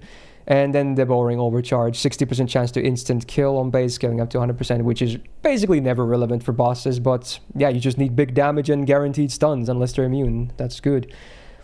It's a one-hitter, so it doesn't really refund at all nor generate anything, but it just hits really hard. So yeah, this skill is stupid now, huh? Well, because you're like, the quick cards aren't good, but that doesn't matter if the quick cards are good. Her quick chain's going to refund because of that yeah, like now. Yeah, the so cards can be shit if they brute force so much battery on her. Yeah. What if we just brute force the battery? Like the MP itself is already 20% from this. It procs it too. So from experience, NP quick is enough to refund 80%. Then you can use your second skill to loop entirely. So, yeah. Makes sense. Or if you're using a mighty chain, then you probably don't even need the second skill for that. Definitely not. That's one thing that I find a little awkward. Her second skill still is a little awkward because, like, you use it for the battery to make it the rest of the way, but then, like, I kind of want to use it to make my quick cards do more damage. But it's also ideal for me to mighty chain with it. But it's fine. I love her first skill. It's a very low cooldown, and then it's 3-turn absorb as well as the crit. Yeah, now that you can land them guaranteed, I like it too. Before that, I did not like this. She does like even if it's not a divine target, even if she's not NPing, she still does good damage. Just like with the cards, it's yeah, you can crit for sure. Yeah. You just use Summer Woo with her and apply undead. Yeah, that's a legit thing because it's 100% undead on a good uptime. I believe Woo gives another 30%. So you're looking at like so much power mod and for calculations, power mod is the same as crit and NP damage. So like it's just a massive damage increase. That it's just worth it. Yeah, it probably is. Like she's. Can you just one-shot bars? Top tier, like top of the tier. Yeah, I think it's kind of hard to argue. I think Shisho is back. It's been so many years. Like when she was released, oh yeah, she was easy top tier. No one else was even close when it comes to single target lancers. But then we got a lot more supports and others. She just didn't look that impressive with her bad numbers. But yeah, she's back. She's fully back. I mean, she's just back. I think this is a pretty unanimous EX tier. Yeah. Crazy servant now again. Very good. All right, moving on. Oh, this is a fun one because this is very relevant for Just today. got buffed. Yeah, this Yeah. is. I don't think we've ever had a buff on the day we've done a tier list for many. I've done these for many years. I don't think there's been a single buff on a day, and it happens to be the list that we're also covering. That's crazy. Well, I don't think they do them on Fridays usually. So, but this is a Saturday. Wait, didn't we do them on Sundays previously? Yeah, we did them on Sundays. Yeah. But even Oh, I Sundays thought kind you of did rare, I Fridays think. before- I thought you did Fridays before Plushie. I'm not sure if I did them Friday. Maybe I did them solo like that, but yeah. When we did last year, it was at least Sunday. Anyway, yeah. I'm glad we're not doing them on the same day. Yeah, good, because it would have been such a shame to miss out on this, because we're going to talk about Karna next, because yeah, again, he was buffed today, another skill buff. So AoE, Buster, DPS, and Farmer. He can kind of do both, especially after today's buff. Yeah, for sure. 11.9k attack is very solid. Puts him nicely above average when it comes to 5-star Lancers. Standard Lancer deck of double Buster, a double Quick. His one Arch Card is pretty good. His Quicks are just okay, I guess, on base, so nothing too crazy. First skill on a 6-turn cooldown. 500% chance to give the target minus 50% debuffers down for 1 turn. So unless they're immune, you're basically going to land that guaranteed, which is cool in a way because then you get the MP seal guaranteed, basically. Because the debuffers down is basically also debuff success rate up for you. So now you have if you land that, which you should, you have a 150% chance to land this MP seal for 1 turn because it's order of operations. Honestly, still kind of a not great skill though. It's cute how it works, so you can get like a guaranteed MP seal, but it should be AoE minimum, and he probably should do something else too. Like, after today, I'm honestly convinced they're going to buff this at some point too, so can't wait to see that. So right now, it's just kind of really underwhelming. Helps with the MP a bit too, landing the Buster as down, but yeah. Here we go. Way better a skill than Benkei's MP seal. Benkei has like 80% chance AoE, All right. and it's on like, yeah, an 8-turn cooldown. True. But yeah, this is the brand new thing. Fresh off today. Well, if you're watching this on YouTube, it was yesterday, probably meta moment, but yeah, very fresh. So the second skill was buffed. It used to be his mana burst, that was the split damage thing. So now on a 5-turn cooldown, he gets 30% Buster and Quick for 3 turns and 20% MP damage for 3 turns. Now that's a steroid right there. I mean, come on. This is like his good numbers too on a good uptime. So, and now I like the addition of the Quick too. It's very cool. Because he has 2 quick cards. You can't say King Leong-Yu is the worst Lancer. Benkei's a Lancer. Holy shit. Said 4-star and above. I wasn't Yeah, including the low stars because Benkei exists. Yeah, Oh, true. Okay. Go back to your dumb I stupid completely- Well, yeah, fair enough. But yeah, I really like this skill now. I don't know what this roast is. I honestly don't know either. I would have to see all of them, but yeah. This is a great skill. This is really good. It's just, it helps with both farming and DPSing. It's just constant uptime. That's great. It's basic, but it's really good. And then the buff to the third skill as well. This is a bit older, but this already existed last year, but it's good too. So on a 6-turn cooldown, he gets 30% battery, not 25. Big difference, actually. Then he gets 100% star gen for 3 turns, 50% crit damage for 3 turns, and 40 stars. Now, that's a DPS skill right there, actually. Very solid, too. So the combination of these two is actually pretty solid now. He's just 1 buff away. If this gets a sick buff, he could legit be top tier. Like, seriously. He could definitely be top tier. But yeah, this is now a much better looking skill set than what it used to be. So it's actually not that bad. Good. 15% debuff risk. It's alright. 10% quick up. Also fine. 200 flat damage. No one cares. Anti-rider, even if they're divine, well, actually, maybe in that case you could do some stuff, but not sure how effective it is. So the MP buffed, so it does AoE damage, and then after damage it does minus 20% Buster Rest down on all enemies for 3 turns. So it is after damage, but it can be a form of ramp up if you're not farming, I guess. Pretty cool for damage. And then the overcharge is a super effective against divine enemies. 150 base, 200 max, the standard range. But hey, divine is very common, not just on bosses, but on some normal enemies too. Yeah, boy is starting to look like a real DPS, huh? He's getting there. I don't think he needs any more buffs. Yeah, I think this is yeah. the point where they stop. Because I understand like the first skill is just an MP skill, but he dumps 40 stars. He's got crit damage for 3 turns. He's got a battery. He's got Buster and Quick Up, NP damage, and upgraded MP. Like even farming wise, he's considering he's not doing Black Rail, he's doing the good numbers. Because you can double down on the second skill on turn 3 as well. Like, yeah, so you get a lot of own damage. I think where he is now, he's in a good spot.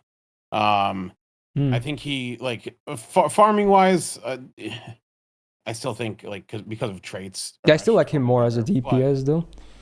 And DPS wise, Romulus is, you know, but like as far as like for Karna fans, it's not it's better than Arjuna.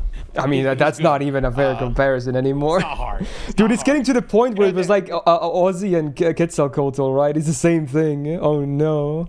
They're starting to bury one of them in contrast. Although Quetz is still better than Arjuna, but, you know, the contrasting. Didn't Arjuna lose to Karna, or was it the other way? I don't know the lore that well. I always make sure to point out that his third skill, when they buffed his third skill, it buffed his NP also because it makes it generate a notable amount of stars, like at least 15. If there's it's 100%. It's usually like 15 or 20. Yeah, because it's a 5-hit AoE on Buster. That's basically another star bomb. Arjuna killed Karna. Well, then it's retribution, so it's fine. So, but no, I think Karna's good. I think easy A+ at this point. Like, yeah, he looks very solid. He's like he doesn't have the. He doesn't have like the. The one thing that he could have is some defense, but otherwise he's pretty good on damage at least. I think sealing an NP is a form of like. It is, but I would like to see some hard defense too. But I still think he's very solid regardless. That's like just trying to think of stuff that he's lacking on. Also has the sickest costume. I like. Yeah, which one though? I assume you mean the new one. No, I mean the you like Super Karna? One.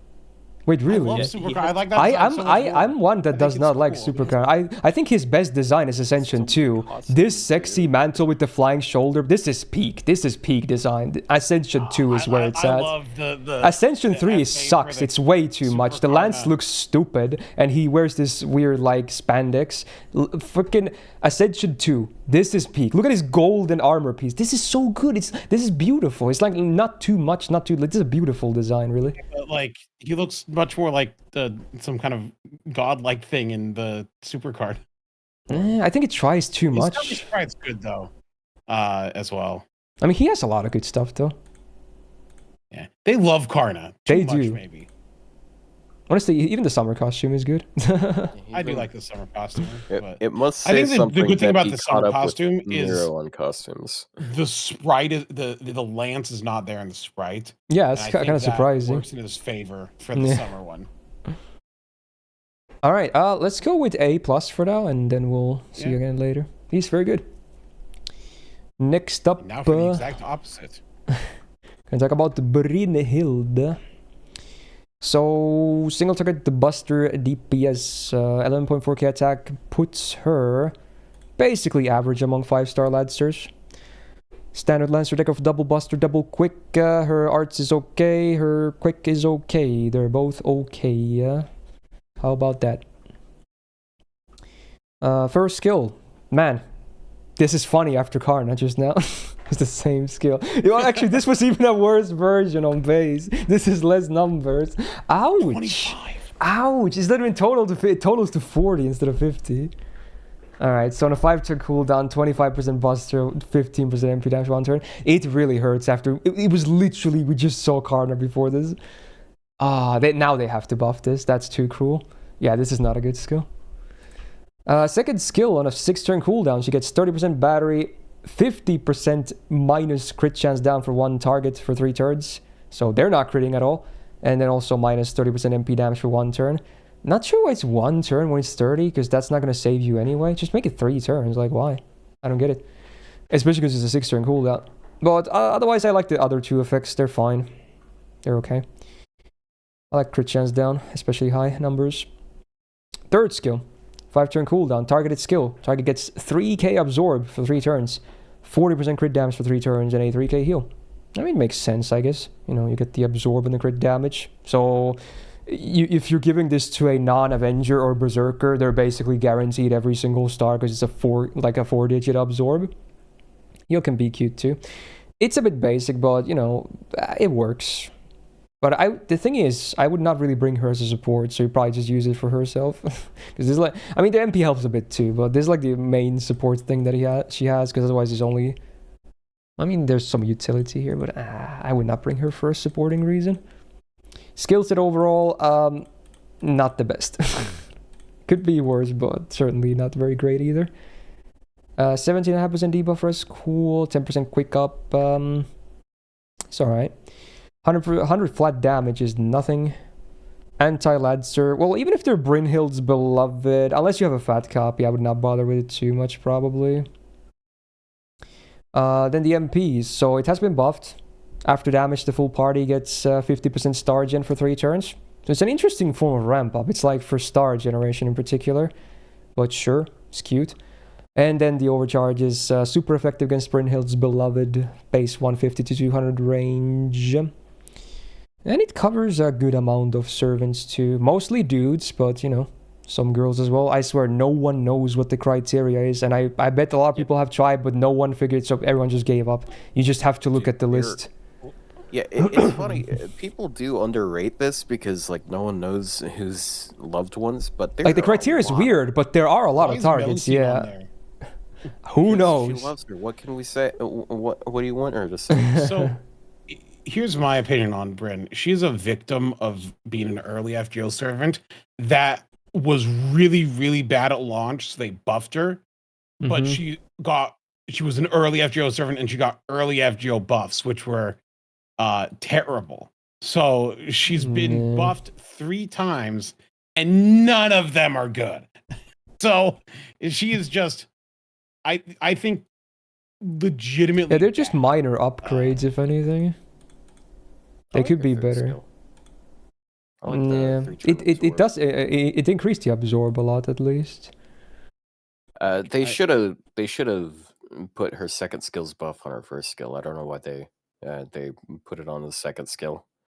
Yeah, for sure. Because the second skill was useless before. Like, what were you gonna do with well, that? I mean, neutralizes crits at least. Down, but the thing is, like, if you buff like a mana burst, you can also like buff the mana burst itself. Oh yeah, buff the numbers of it. Yeah, but yeah, that should go up too if they're one turn. Yeah, they're way too weak at this point.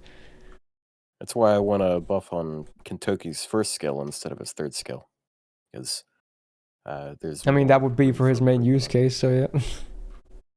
Like, I know objectively she's probably better than some of the 4 stars, but because she's a 5-star, I feel like almost offended. I mean, we're not directly comparing 5 and 4 stars necessarily, so you don't have to really have to worry about that too much. 5-star, she's like C at best. Like flat C? I think that's a bit too harsh. Flat C. The super effective is still pretty solid. Yeah, but I feel like that gives her some good value. It's not in game. There's nowhere in game to see it. Like yeah, you have to wiki that shit. Tap on the icon and see like, oh, they're chaotic. That's the one downside of it. Like, you have to research. I don't think she's really that bad. She's just very vanilla. Like, she's good at doing damage. It's just like her first skill's kind of booty cheeks. Yeah, it's real booty cheeks. There's someone worthy of C coming up. So maybe. So I would say you would only pick her if you hit Brynhild's beloved, but luckily for her, it's a fairly common use case. So I think that does give her value. So I would say maybe a B. Personally, I think she's fine, because again, her super effective is fairly common. So that's the main reason why I'm saying this. And when she gets that niche, she does do pretty good damage. Because just to quote Rio here, sometimes that's really all you need. Does she refund at all if she does like a mighty chain? Like, does she have any good gains? Or anything? Yeah, they seem okay. Has like a 3% quick card. Yeah, they seem okay. Yeah, she's got pretty decent gains. As far as like early buster quick decks, she does have one of the better ones. And she makes pretty good. She makes stars because of her NP. Yeah, I think I'll go with B. That's more so because like everyone starts making more stars. It's like everyone gets the class score star gen bonus. Yeah. Basically, what it is. All right, we'll move on for now. All right, time to talk about Lancer Artoria. Oh boy. AoE, Buster, DPS, and Farmer, although the farming numbers though, oof. Okay. Basically 11k attack is a bit below average, unfortunately, among 5-star Lancers. Standard Lancer deck of double Buster, double Quick, pretty much the same gains as Bryn, maybe ever so slightly better, so they're fine, you know, they're fine. First skill, upgraded mana burst. So on a 5-turn cooldown, she gets 50% buster up for still 1 turn, but then now she also gets 50% power mod on chaotic and evil for 1 turn. And again, there's separate power mods, not combined, so that's cool at least. It's still a lot of downtime, but you know, they're cool. I guess they're fairly, you know, not that hard to hit on bosses at least. Maybe even some farming you can land some. If you may, so in some cases you can land both too. So you know, there is potential at least for big burst. But that's all it is, burst, because of the downtime. Second skill, still a base charisma, so 5-turn cooldown, full party gets 18% attack for 3 turns.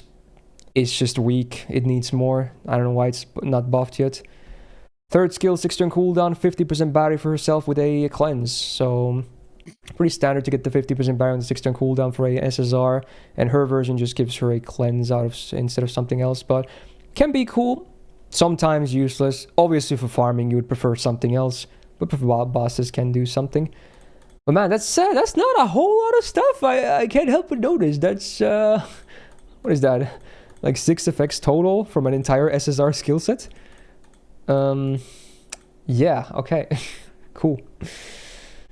17.5% debuff res is something. 10% quick up is also fine. So passives are fine. They're boring and basic, but they're fine. Anti-ruler. Uh-oh. You know what? She actually can Black Grail, but you have to just completely delete Koyan from the party. because like she has 20% refund and 20% of pen, so that's 60% total. Then plus her 50%, it's 110 plus double Oberon, which is a 250, and then you can use like a waiver or Rhinos. Tabula says you can't do it with a Sabakuro. Because you drain, don't you? Yeah, Oberon's range. You'd have to exactly. Yeah, unfortunately. So not even that is going for her. But hey, good hustle. But yeah, ruler append, absolutely terrible. Except Just not. forget about that append completely. The MP sadly hasn't been buffed. So before damage, she gets Invul Pierce for 1 turn. Cool utility, we like that. And then after damage, she refunds base OC 20% all the way up to 60%. So MP just doesn't do damage. Maybe if you hit the burst stuff, then yes, sure, you do damage. But if you don't, you don't. You just don't. Nothing happens. It's just it's a big explosion at least. You get a big dome. Oh no. She's a trophy, really. It's hard. It's hard to like say who the worst SSR is, but she's like frontlining this competition here at this point. Oh, dude, you didn't even use the correct term, and it would be a pun here. You should have said spearhead because it's lancers as well. Oh, spearheading. That's the word. I was Yeah. Rio. My English is failing me. Yeah, I know how that goes. I woke up at 4 a.m. But at least I have the excuse of not being native, so I can do that. Yeah, well, in my defense, I'm an American. Fair. Look, Rio, Yeah? you're Fair. fine. Last year, one of the most hurtful things someone said in the comments about me was like they asked if English was my first language. Ooh. I'm on a panel with someone whose first language is Finnish and someone whose first language is Chinese, and I'm like, I'm the only not ESL person here, and I'm getting questioned. Man, Otto, your English is really improving. Yeah, you're doing great. Keep it up. Anyway, Lancer Artoria, huh? Yeah, this is a case that I have. I just suck at saying the words, okay? I've got great vocabulary. You know the big boy words? Yeah. And the big girl words. Ooh. Yeah, we don't discriminate. So what are we gonna do with Lazar Artoria? The words. Look, if Bryn is B, then she's C. Yeah. This is a thing, Or dude. D if you want to be funny. I think D is a bit too It's hard. like she's got some. Well, actually, she's got 2D. Anyway. Wow. Yeah, like the only case I can make for her is she's got a debuff cleanse and she's got Pierce Envil. Both of those are pretty nice effects, and then she has like the niche, but her kit just is very dysfunctional. Like it has nothing. And there's no MP I don't upgrade really care either. Like why? Why are they so afraid of giving her something nice? I don't get it. She's a popular character too. I don't really count Rising Mudrain as like that big of a thing. Because like first off, very few people have it. Second off, it's like one of the appeals of a servant being able to Black Grail loop, in my opinion, is just the fact that they can 0%. They can work with any CE. Yeah, it's not just the damage; it's the flexibility. If you have to use a special variant, of it, then like that's not the problem. It's the damage that I appreciate. It's the flexibility that I appreciate. I think I'm gonna go with a flat C for now, which is it really shouldn't be there, but hey, blame the developers. All right. Well, music nerds in chat, a C flat is actually a B. Well, there you go. So you can. That's your copium, actually, if you're an Artoria fan. Take it. That's what we can offer you today. Next up, we have a servant who used to rank fairly low as well, but looks pretty, definitely better nowadays. We got Tamamu Lancer. Summer 1 is back. So, one of the servants I have a 120 version of. Man, so, I was sitting here thinking like, oh yeah, I got Dobrynia, and that's basically no. There's like 3 other servants here that are Lancers that I actually have like high investment. Because I've got Ryko Lancer at 100, and I've got Britomart and Tama Lancer 120 on my alt. There you go. Goddamn. The more you learn about your own account. Yeah. Anyway, single-legged Buster DPS, rocking 10.7k attack. So if I had to guess, is one of the lowest among all 5-star Lancers, unfortunately. But, you know, it's not all that terrible, I guess. Double Buster, double Quick, standard Lancer deck. Her arts is fine, but her Quick is really good. It's a 4% her Quick, so yeah, they go. They definitely go. First skill on a 5-turn cooldown, full party gets 20% attack for 3 turns, and then, yeah, we're back to this again. Remember this, yeah? Male allies get 42% star gen for 3 turns. Kind of boring, kind of not great skill, so it's whatever. Chances are you might not even bring supports with her that are male. I mean, you can bring Merlin at least. But yeah, it's not a very great skill in particular. Second skill on a 7-turn cooldown. Charms any enemy that can be charmed for 1 turn. Does a minus 30% defense down on them for 3 turns. Does a 1k curse on them for 5 turns. And then gives them 1 tick of MP, which is a demerit and a half. So that can be a bit scary, not gonna lie. There are obviously ways of playing around this too, but it is a bit scary. Especially for a Buster Servant.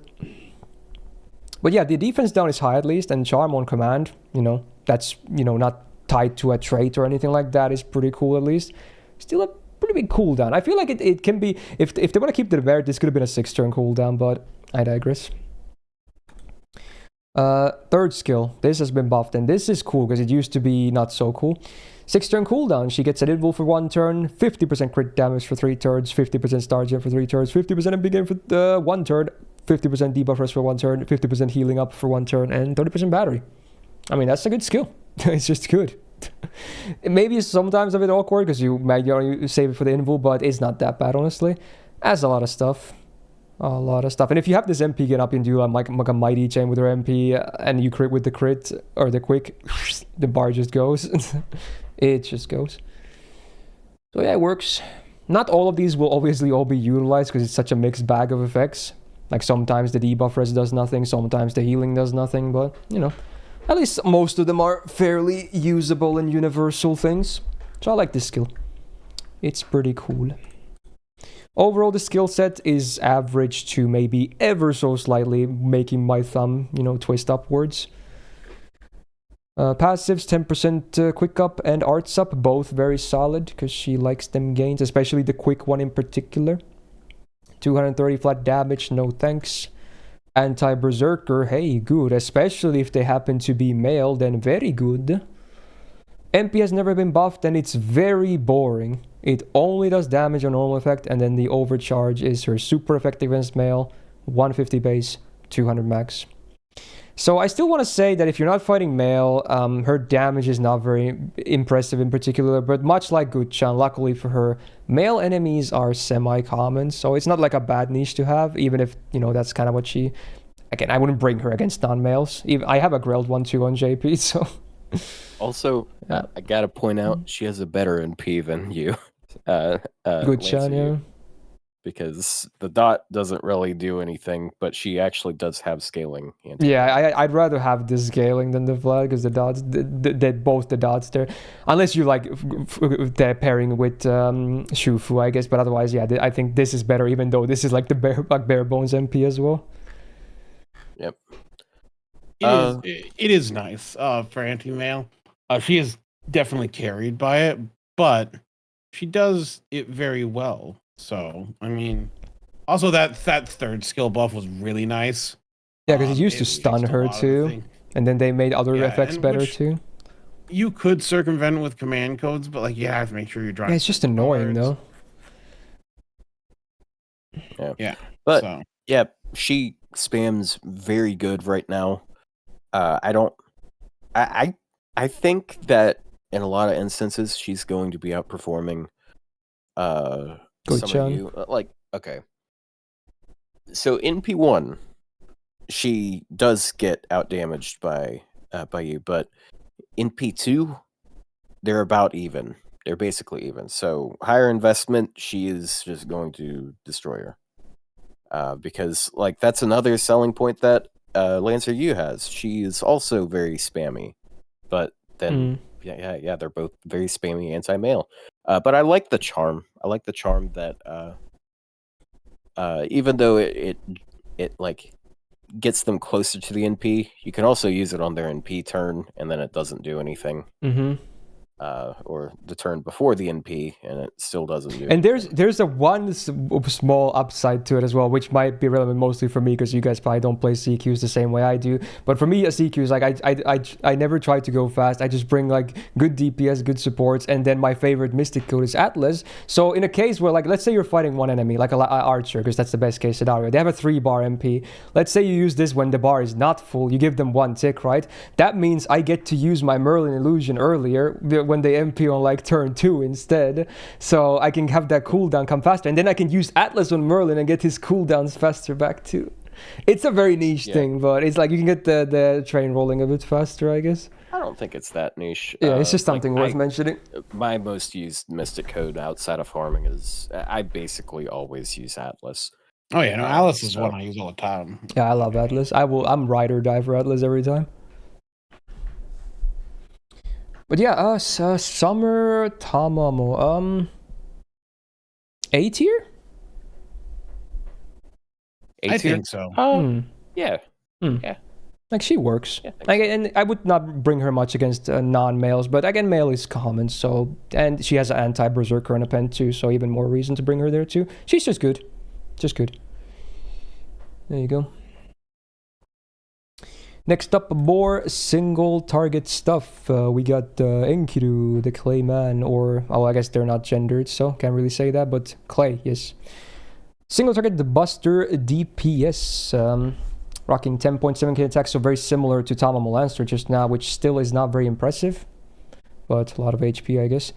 The deck, though, oof, so having a triple quick MP or deck with a Buster MP is something else, though. Insult to injury, his quick cards are not super impressive either. His one arts card is, though. It's really solid, but man, those quicks are still, they could be better, though. So this is a really awkward situation with the deck and the MP in particular.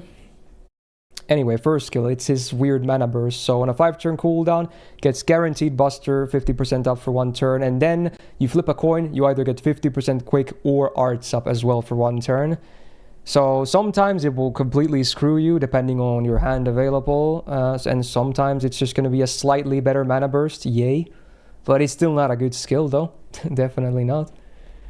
Kind of weird. Second skill is kind of cool though. 5-turn cooldown, 1 enemy minus 50% crit chance down for 3 turns, so kind of like Bryn but one less cooldown. Removes any dodges from the target if they have any that can be removed. It's a bit niche but cool. And then he gets evasion himself for 1 turn, so that's cool on a 5-turn cooldown. It's just a nice defensive skill, really. It's basic, but it kind of works, you know. Third skill, this is the infamous one, even before the buff. So 10-turn cooldown, he gets a 10k heal on use, fully cleanses debuffs that can be cleansed, and with the buff also gets a 50% battery. I remember people freaked out when this was like, what, Enkidu was buffed and what, a 50% battery when he had none? But come on, it's the 10-turn cooldown, it's not that crazy. It's cool, but it's not that crazy, right? It's a thing. So overall the skill set, it's fine. He's just one of those servants that really gets hard carried by having a really good MP. But yeah, the skill set it's passable. Only passive is 20% debuff rest, but that's fine. It's a good passive at least. Anti-berserker, that's really good, especially if you hit his good when the MP is already upgraded. Is very solid. So yeah, the upgrade MP. This is really the best part about Enkidu. So has a flat 200% super effective against threat to humanity. Is not the most common thing, but it still appears from time to time. So even on neutral, that's actually a legit case. Then, if the enemy is divine, 500% chance to stun them for 1 turn. So it's basically the same as Chisho, except this one is you need a trait. So it's not as good, but again, divine is not very rare for bosses anyway. And then the overcharge, which is really good. So before damage, he does on base overcharge minus 30% defense down at target for 3 turns, scaling up to 50%. That's a ridiculous overcharge. Just nuts. So easy to stack damage. So yeah, the MP really is the main reason why Enkidu, to this day, is still so relevant. So while his face cards are, not that great, his MP is all that great. So that's Enkidu. He's still relevant. Very solid. I mean, something with Enkidu, people I think mix up. He doesn't do extra damage to Divinity. He stuns Divinity. Yeah, he does. A lot of people always think he's like anti-divine. I mean, he is anti-divine, but not for damage, only for the stun. Yeah. I think the best use case for him is he's one of the easier characters to use against Sir Nunos. Yeah, he's literally anti-Sir Nunos in so many ways. And yeah. But I actually think Enkidu is, as time goes on, because of the awkward parts of his kit, is less useful. Like there's way better Lancers now. There are like 3 single target Lancers that are just absolutely destructive, and he's nowhere close to them, I don't think, anymore. He's the safe pick. He's always just a safe pick, but depending on the scenario, you might find better options. Like, he's just a safe pick. But again, he's not a bad thing. He's still, like, you can absolutely use him. There's not really much wrong with, I mean, there are obviously awkward parts, but like, overall, he's a safe and good package, right? That's just what he always has been. Well, after the MP buff, really. He's kind of awkward to build a team like dedicated to, but he is an amazing backliner. Because he's just so survivable. Like, I don't know. I'll be honest. I'm not entirely sure about EX. Nah, he is really good. I think he's still. A. Yeah, he's one of the A's. I wouldn't do EX in this day and age. Yeah, no, because these days, of I feel like weirdness I prefer Skahaz. I mean, after the recent buff, it's kind of hard not to. She's just because the weirdness of his kit with that, the really dumb 50-50, the third skill being the battery and it being on such a long cooldown. I think just A is fine. I can't decide between the A's. I think Karna's better though. Like, I think Karna is he has the better MP though. Karna has better mean, face cards, but against- Enkidu has a better MP.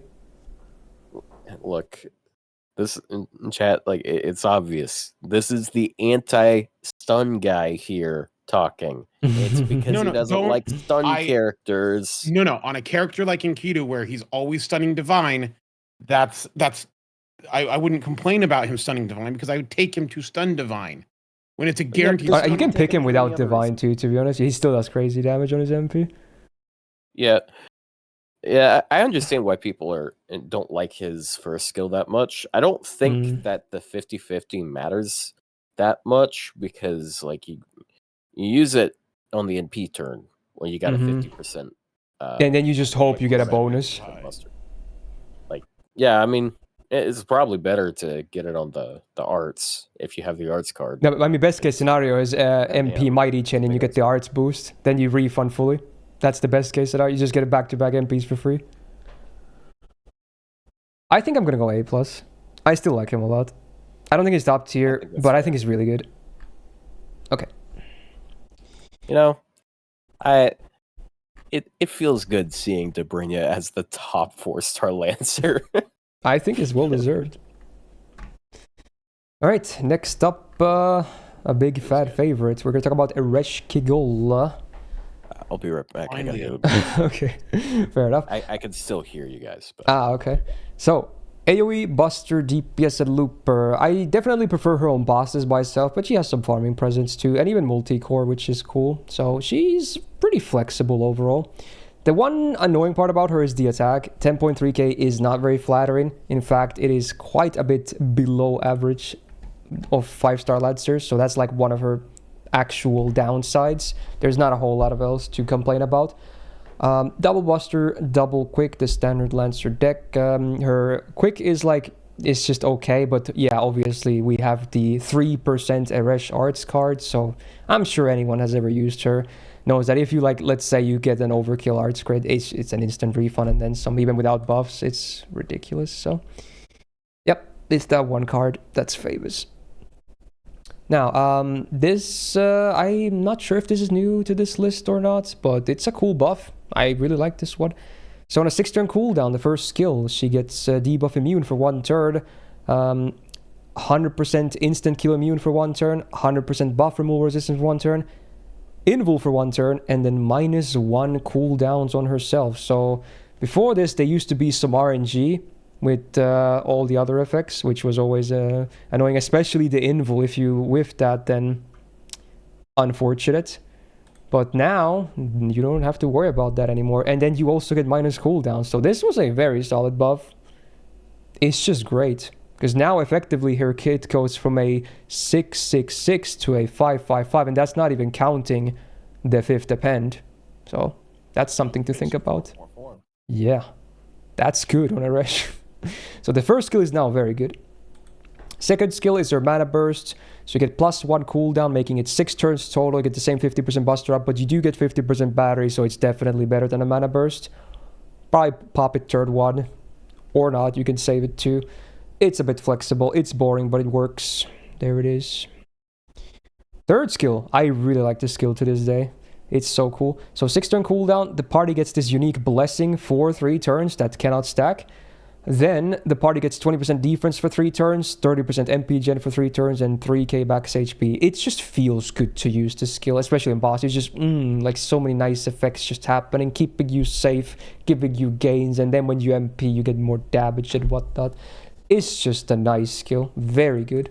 So now with this buff in mind, and again taking account this cooldown reduction, her skill set is tight. This is a tight skill set though, even with the second skill being so boring and basic. This is a really tight skill set, in a good way, of course.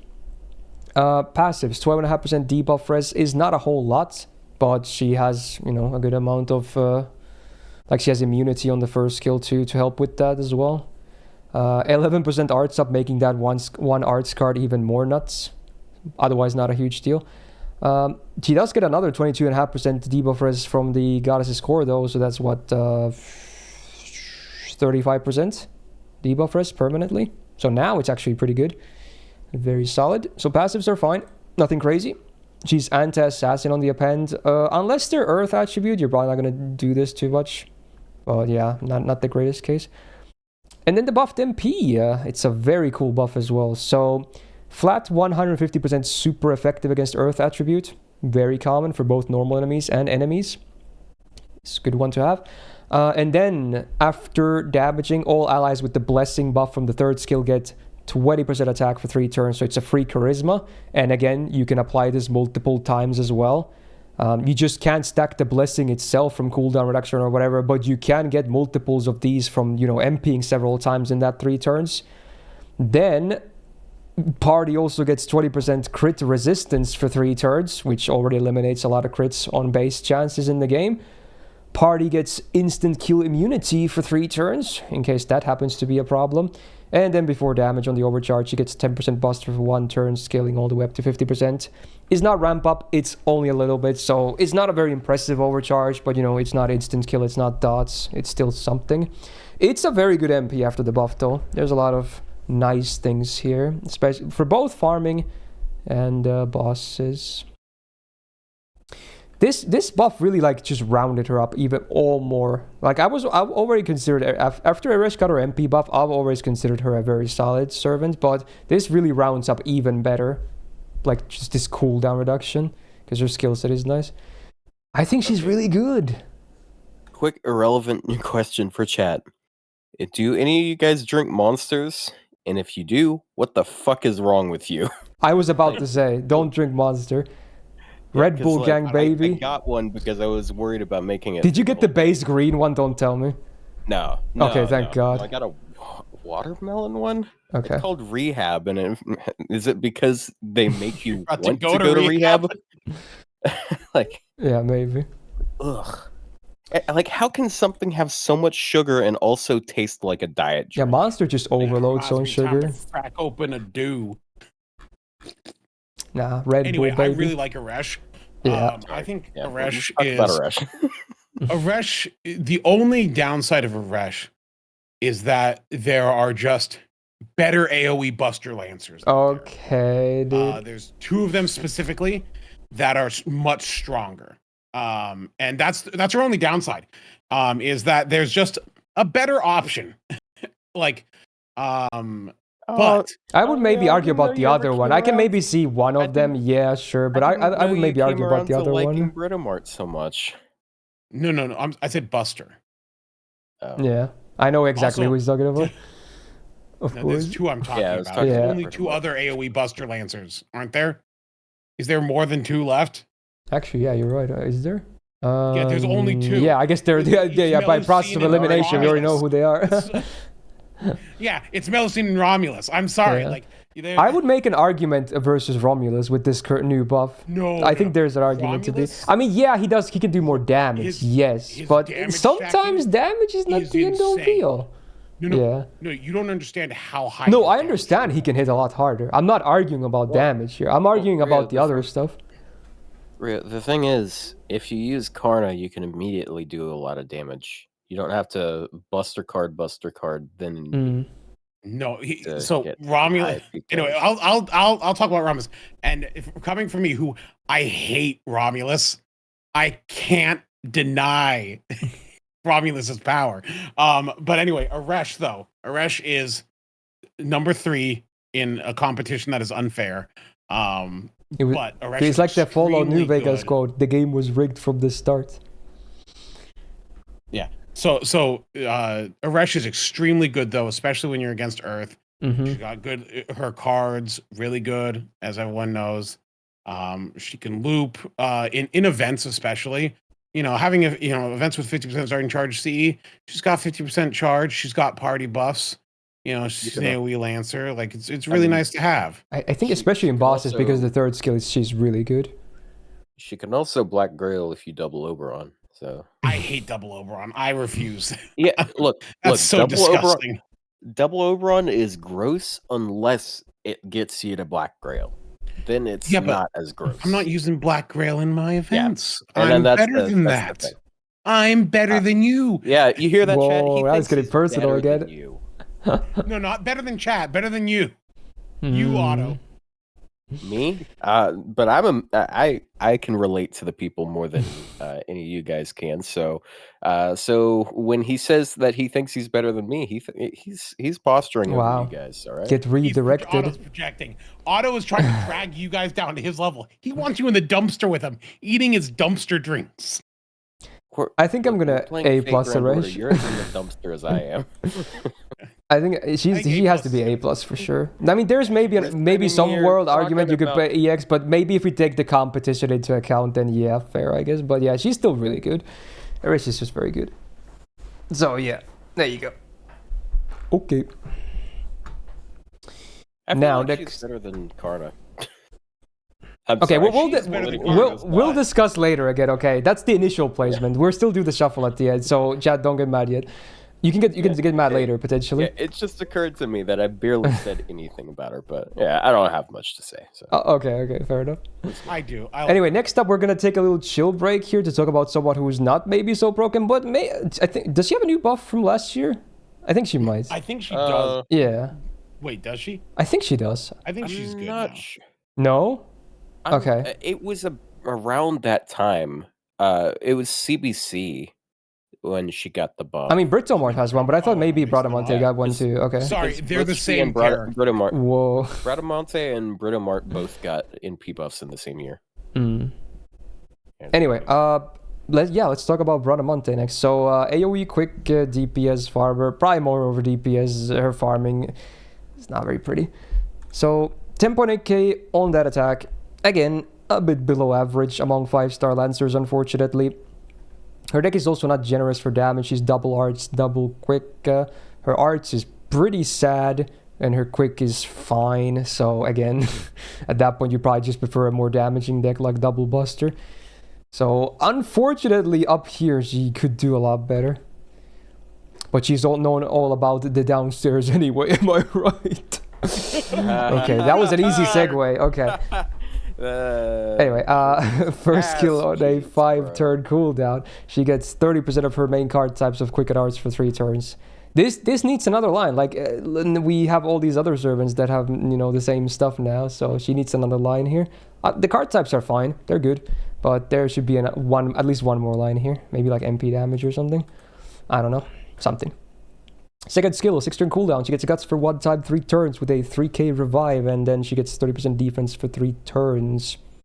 Very basic defensive skill, but it works. It's 30% defense is not bad. It mitigates, so I don't hate it. It's just a bit boring and basic.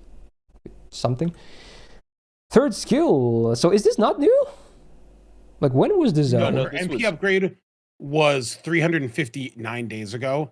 So it was March 7th. Oh, so the MP upgrade was the newer one. I thought this was okay. Upgrade was a year Wow, ago. okay, fair enough. So this is even older then. 5-turn cooldown. Targeted skill. Target gets 30% battery, cleanses them of debuffs, gives them 30% anti-earth damage for 3 turns. Why does it actually say 3 turns? No one ever realized that it's missing the thing from the wiki. It doesn't say the duration, but I'm pretty sure it is 3 turns. Interesting. And then the target, she always gets 30% MP generation herself for 3 turns.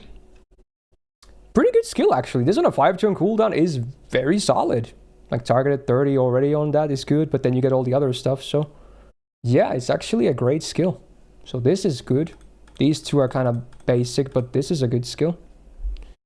Okay. Only passive she has is 20% magic rest, but you know what? Sure, it's fine. Anti-Rider, unlike Britomart, she sadly won't do much with this. Even an Anti-Earth, no, it's not enough. Anyway, the buffed MP then, so here we go. She gets 30% crit damage for 3 turns on using the MP. It's before damage, not that it matters. So we can ramp up a bit of crit damage. Does damage to enemies, 60% chance to stun them all for 1 turn, individual calculations. So not reliable, but if you land some in bosses, you're probably happy about it. Does minus 20% crit chance on all enemies for 3 turns, so that's cool, and eliminates a lot of crits on base. And then before damage, she gets 20% MP damage for 1 turn. Base overcharge, scaling up to 60% on max. I kind of wish there was a bit of ramp up there. They could have maybe changed that too, but there's a good amount of effects on this MP though. So I actually like the MP effects wise, even if the stun is not reliable. Like it's not bad actually. Yeah. So Britomonte is a general pool. I assume that was on Lancer. purpose. Yeah, Yes. he saw someone in chat say it, so he had. Okay. No. I've been calling her Britomonte for like All right. a year. But she like I got spooked by her recently. I have her like an MP6 now or something. So I mean I've used her a couple times. I think that she is very decent now after her buff. Yeah. With the battery upgrade to 30% and the MP generation, giving her a little bit of anti-earth, having her MP upgraded. I think she is a very usable character. Yeah. When she came out, I would say she was bad. But I think after some She was good in, upgrades- this is a joke mostly, but she was good in her release because I used her to farm the max lottery note on that with double Scotty, and I literally hit bond 10 on her on the same event. wow. But yeah, outside of the event, yeah, she wasn't very good.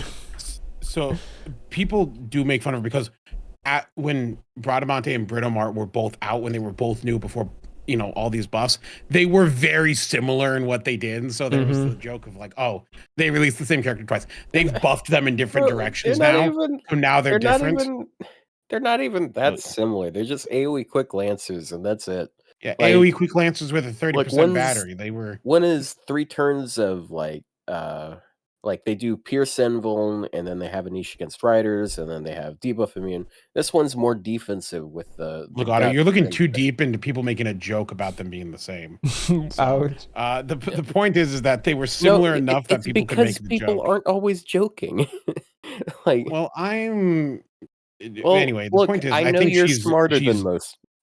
Well, really, you're gonna say that I'm smarter than most people? You're I think nowadays they're bro, definitely different.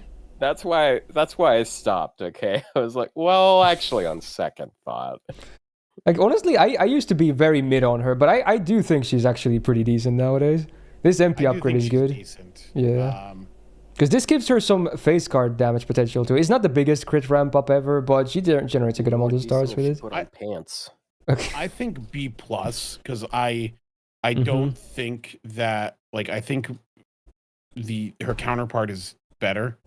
I think I prefer Britomart if we actually compare them for real. But yeah, she's not bad, honestly. Yeah. I think I'm okay with B plus, honestly. I'm fine with that. Yeah. Alright, let's talk about the next big one. Rio was already kind of teasing about him earlier, but here we go. One of the golden dudes of the game. We got Quirinus next up on the chopping block. 5-star AoE, a Buster, a Lancer, DPS, and Farmer, but mostly just, I would say, DPS, because he needs a bit of time to cook, but when he does cook, he definitely gets there. So, first of all, 12.2k attack is the highest one so far, right? So that's pretty nice. Definitely above the average when it comes to 5-star Lancer attack. He's got the kind of a rare Lancer deck of double arts, double Buster, and his arts is like, it's just fine, and the quick is also nothing too crazy. So on base, the cards are they're fine, so nothing too crazy. First skill on a 5-turn cooldown, the full party gets 20% attack for 3 turns, 20% crit damage for 3 turns, and then Roman allies get another 30% crit damage for 3 turns, and then all enemies get turned into Roman trait for 5 turns, 500% chance, so good luck resisting that. You would have to immune that. And it is considered a debuff, so again, immunity would block it. I mean, it's a good skill. It's a charisma on steroids, basically, because it's the same cooldown, but no, downsides. So, yeah, and obviously the trait's very important for him to get up good. Second skill on a 6-turn cooldown, he gets an invul for 2 hits, 3 turns, 30% battery, and 10 stars on use. It's fine, it works. Gives him some defense, gives him some battery to get the MP faster. The stars is not even that big, but, cool to have, I guess. Just an alright skill. Third skill, 5-turn cooldown. He gets 30% Buster for 3 turns, 500% Absorb for 1 turn, and then there's on-attack debuff for 3 turns. So whatever he crits for the next 3 turns, the target gets Romanized again for 5 turns. So again, there's no limit to this. It's only by the amount of face cards you manage to hit in or crit in that 3 turns. So you can dish out a good amount of Roman debuffs from this too. Overall, the skill set, it's good. It's not crazy, but it's good. It definitely makes sense. You got offense, you got defense, you got stuff. Not too much in the way of utility, but you know, he's mostly a man of damage anyway. Passives 25% or 20% debuff resistance is nice. 9% crit is also nice. He actually has some crit focus. And then his divinity is cool because it has 9% buster up, so that's very nice to have. Good passives. Anti-ruler. Well, even for him, I would not do it. He can stack his damage, but I would still not do that one. Actually, he is the only Lancer that does counterclass runs, like, really easily. So. Alright. I would still pick something else, but yeah, fair. Okay. Alright, then the fun part, the MP. So, the MP does bonus damage on, you know, for every Roman stack on the enemy. And every stack adds 20%. And it stacks up to 10 times. So most of these, they always like stack up to 10 times. But then the amount differs a lot. And 20% is like the highest you can get from these. So you can get up to a 200% damage increase. Which is basically the max amount of range for a lot of super effective overcharges. It's not the most there's been. But it tends to be the max amount as well. So there's a lot of damage ceiling here to be hit. And then also the MP itself also afflicts Roman. Granted, it's after damage, but it's also 5 turns. And then the party gets another Roman buff as well for 5 turns. And then also the overcharge on base is 10% charisma, 3 turns, scaling all the way to 30%. So while, again, it's after damage like the trait, but, you know, it still serves as a form of ramp up too. And attack buff is also, again, they're kind of nice to have because your, you know, min-turn buster supports tend to not give you attack up. So yeah, he's all about just, you know, he ramps up and then he just does big numbers. I think people underestimate what the Roman stacks mean.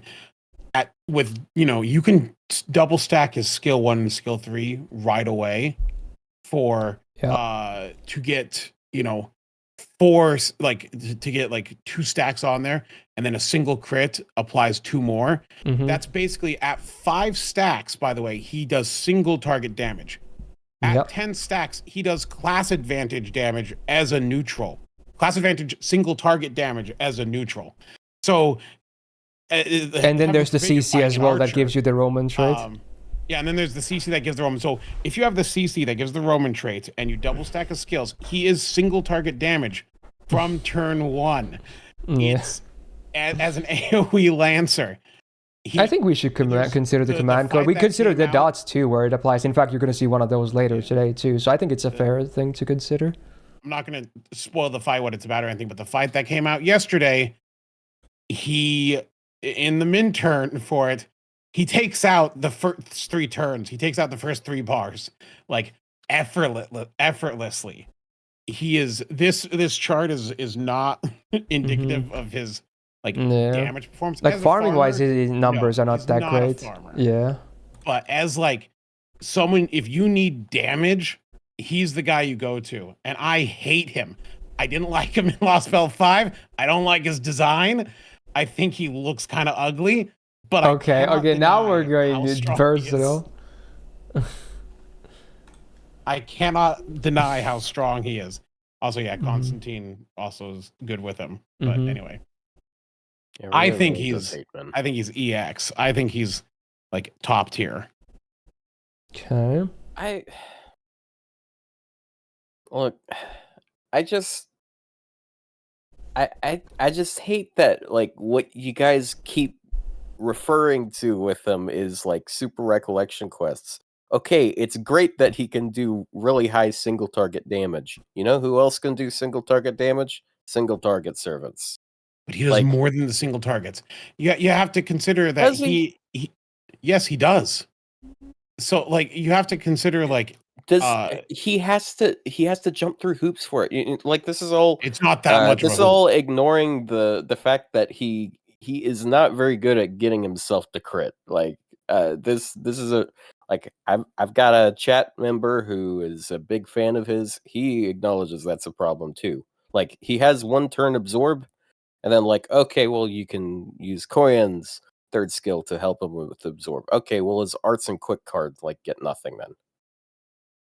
It's not. It is not the easiest hoop What- imaginable. No. Well, he has 10 stars. 2 coins give him 40, Yeah. so that's 50.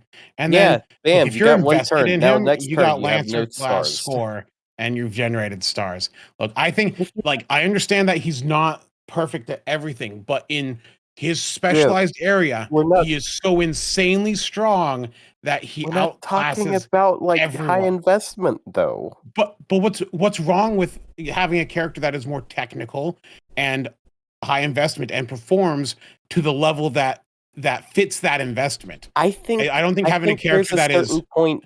I think it's I like feel when like you're playing a game and there's like characters that are rated 5-star difficulty and there's characters look, 1-star difficulty. Rio, If I you're new to think- the game, you're not going to be able to go in and click headshots with the 5-star difficulty guy. You Rio, got to I think practicing it there's against the game.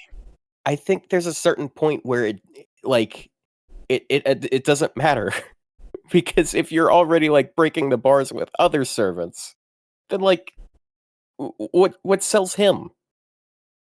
That he breaks them better and easier He and faster. It's not. It's not like I do. The one thing I do like about him is that the debuffs are always applied for 5 turns, so they have a lot of longevity to them. Even if like some of your buffs start dropping, that's a lot of longevity. And again, a single one is 20% more for the MP. I just genuinely, I think it's TA brain rot. Like I genuinely think you guys are. I would normally agree, but I because of the debuff longevity, I think he's gonna do just fine, even without like when your buffs start dropping. If the fight goes longer, I think he's still gonna do fine because they really affect his damage a lot.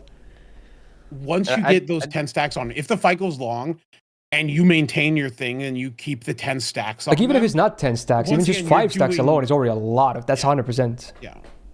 You're doing so much more damage, even if your buffs were off. It's just like the only time that it matters is when you're forcing him into a single target scenario where you don't have to use. Like Actually, you could just. But we can also rate him as an AoE DPS too. We don't have to rate him. I mean, he was just an example of saying how much damage he does. Like he's still good on AoE, obviously. But if it's an AoE scenario, then it's not as impressive because okay, he has the 20% bonus. Well, we have a bunch of these other servants that have like super effective niches, like Erish has anti-earth. That's gonna be doing more. That caps at 50. That's 1.5 Roman. It caps at 50, that's 2.5 but Roman stacks. How are you going to crit all of the enemies at once? Auto. This is a tough call, I'm not gonna lie. Skill 1 twice and apply 2. So it's already pretty much just as good. Yeah, it's let me less. use and then the MP applies another stack. Let me just use all of my batteries immediately to start applying more stacks. You don't farm with him. You're not farming with him. Yeah, this is so. Dude, you know, I didn't think I'd have to argue Romulus. At this point, I kind of want to put not both. Know you had to argue this. We had a video where we argued about this for like an hour.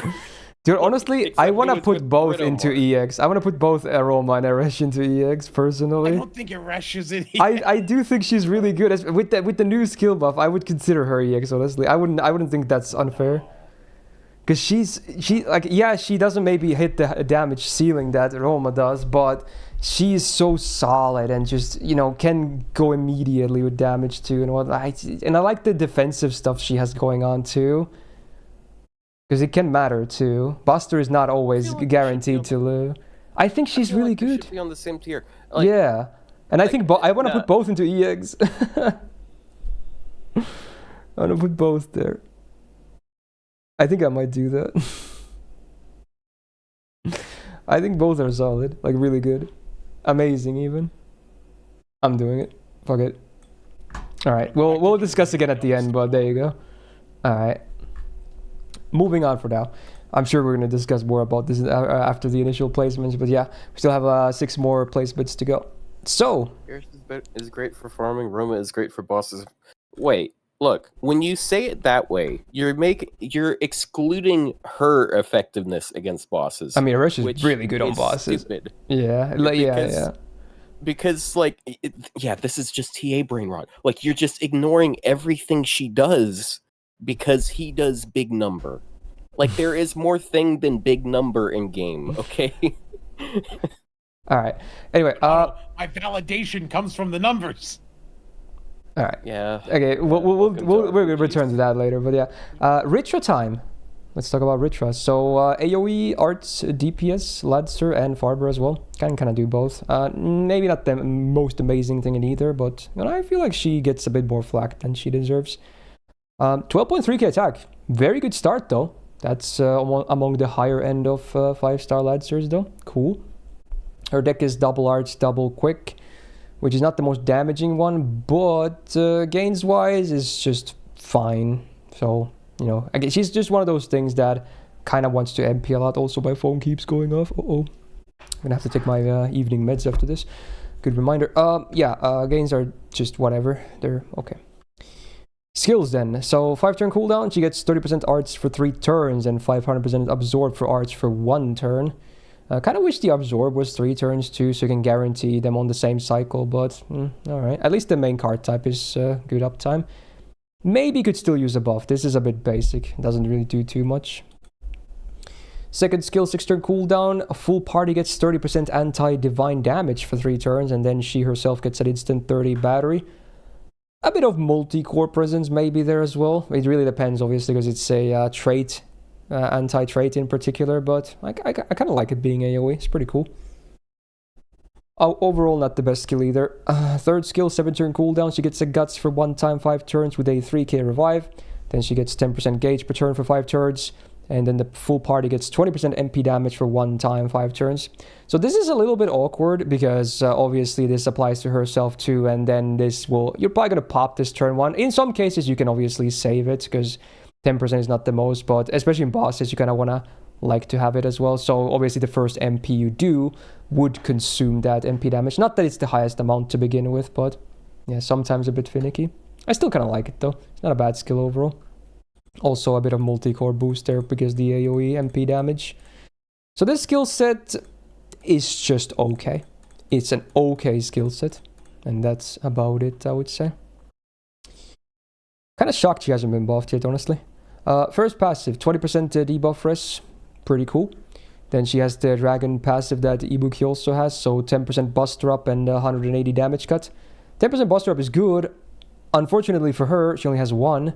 And then the damage cut is just, at least it's on this way instead of her having flat damage, because this way it actually helps because our HP is way lower than the enemies, so it does something. She's anti-Avenger, which I'm sure there's some Divine Avengers out there, but I would not really bother with it too much. Unless you're multi-coring and it's like, let's say, like Berserkers and then an Avenger at the end and you have another DPS for that, then sure, I guess. MP. AoE damage, then does skill steal on enemies for 1 turn, and a minus 20% crit chance down for 3 turns. Cool utility. And then on a base overcharge, does a minus 10% arch rest down for 3 turns, scaling all the way up to 30. It is after damage, sadly, but against bosses can be a form of a ramp up. I think the MP is fine. It's fine. I don't really have big complaints about it. The effects are pretty okay. But I think she could definitely use a buff. Some of the skills are a bit basic, yeah. Here's the thing. She's general pool, and so they always they for some reason hate general pool servants. And except for Lohi, seem to have made all of them just kind of like not terrible but not good. But like her numbers are fine. But the thing is it's easier to have MP5 Percival than it is to have MP5 her, right? And their numbers are close enough that you'll probably just use Percival. That's the problem with the AoE Arts Lancers is the 4-stars are easier to get, especially Percival. That's her biggest downside. Is competition. She's okay. She still has some boss presence though. It's not like bad. She just doesn't really have much to stand out. Like, her damage isn't incredible. She doesn't really have high special utility. She's just sort of like AoE Arts Looper. She has a little bit of damage against Divine, but I feel like it's diluted just because it's like 30%. Yeah. It's mostly better if you use it on someone else too, because it's AoE. Also, it's 20% MP damage 1 time. I think it's fine. Like if you are using her in multi-core against a divine enemy and your other person is holding off their NP, because it applies to the party. I think that case it's fine. So there's an argument of like you could probably use her in multi-core, like on a 3-3-1 node or something, or like a 3x3 or whatever.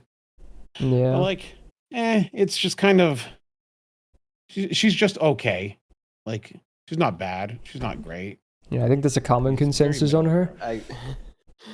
I know people keep asking for like super effective against Divine on her. I feel like if they did that, they would kind of kill Karna. And that would be too much because of how loopable her MP is. Like he has good crits, but like she would just do. Yeah, the MP spam would still just absolutely dump on that. Yeah, I think she's on the same level as Bradamante. She definitely could use B plus. I don't mind B plus. Some might even say it's a bit high, but I think it's fine. Bryn. Like, yeah, I think I like her more than Bryn. She's about the same as... Not that they're super comparable, but yeah, in what they do, I guess. I really actually have to stop myself from saying Bradamante. I've said it too many times. That is where my mind goes to. I'm physically stopping myself. Anyway, from Bradamante, I think she's equal to her. So it's definitely one of the Bs, right? Yeah. Yeah. Hopefully they buff her, because 0 buffs at this point is kind of tragic. I think a lot of the the general pool characters should get buffed, because. And then one particular story, like the 1-2. Yeah. Well. Okay. Yes. She needs more than a buff. She needs a rework. Oh. Anyway, we'll go with B plus with Rich for doubt. Oh boy. I guess next up is one of the elephants in the room. We gotta go through this every time. You want to argue with me on this one? Wake well, all right. Let's just cover her first. So we got Meluseed next. AoE Buster, Farmer, DPS, kind of single target art C2. She's a thing. The thing. I'm sure everyone by now kind of knows about her. But yeah, we'll still give her a rundown here. 12.1k attack is not at the highest among Lancers, but it's still solid. It's above average, so a good number, especially with the class bod. Double Buster, double Arch on the deck. Her gains are fine. They're not amazing, but they're fine. So pretty good stuff up here. First skill on a 6-turn cooldown. She gets 40% attack for 3 turns. Wow. 500 damage cut for 3 turns. 2k max health for 3 turns. And then a 30% battery.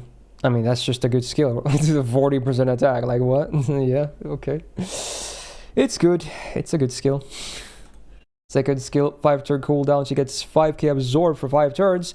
10 stars per turn for 3 turns. And 10 stars on use. I mean, you want to crit? Now you crit. Yeah, there you go.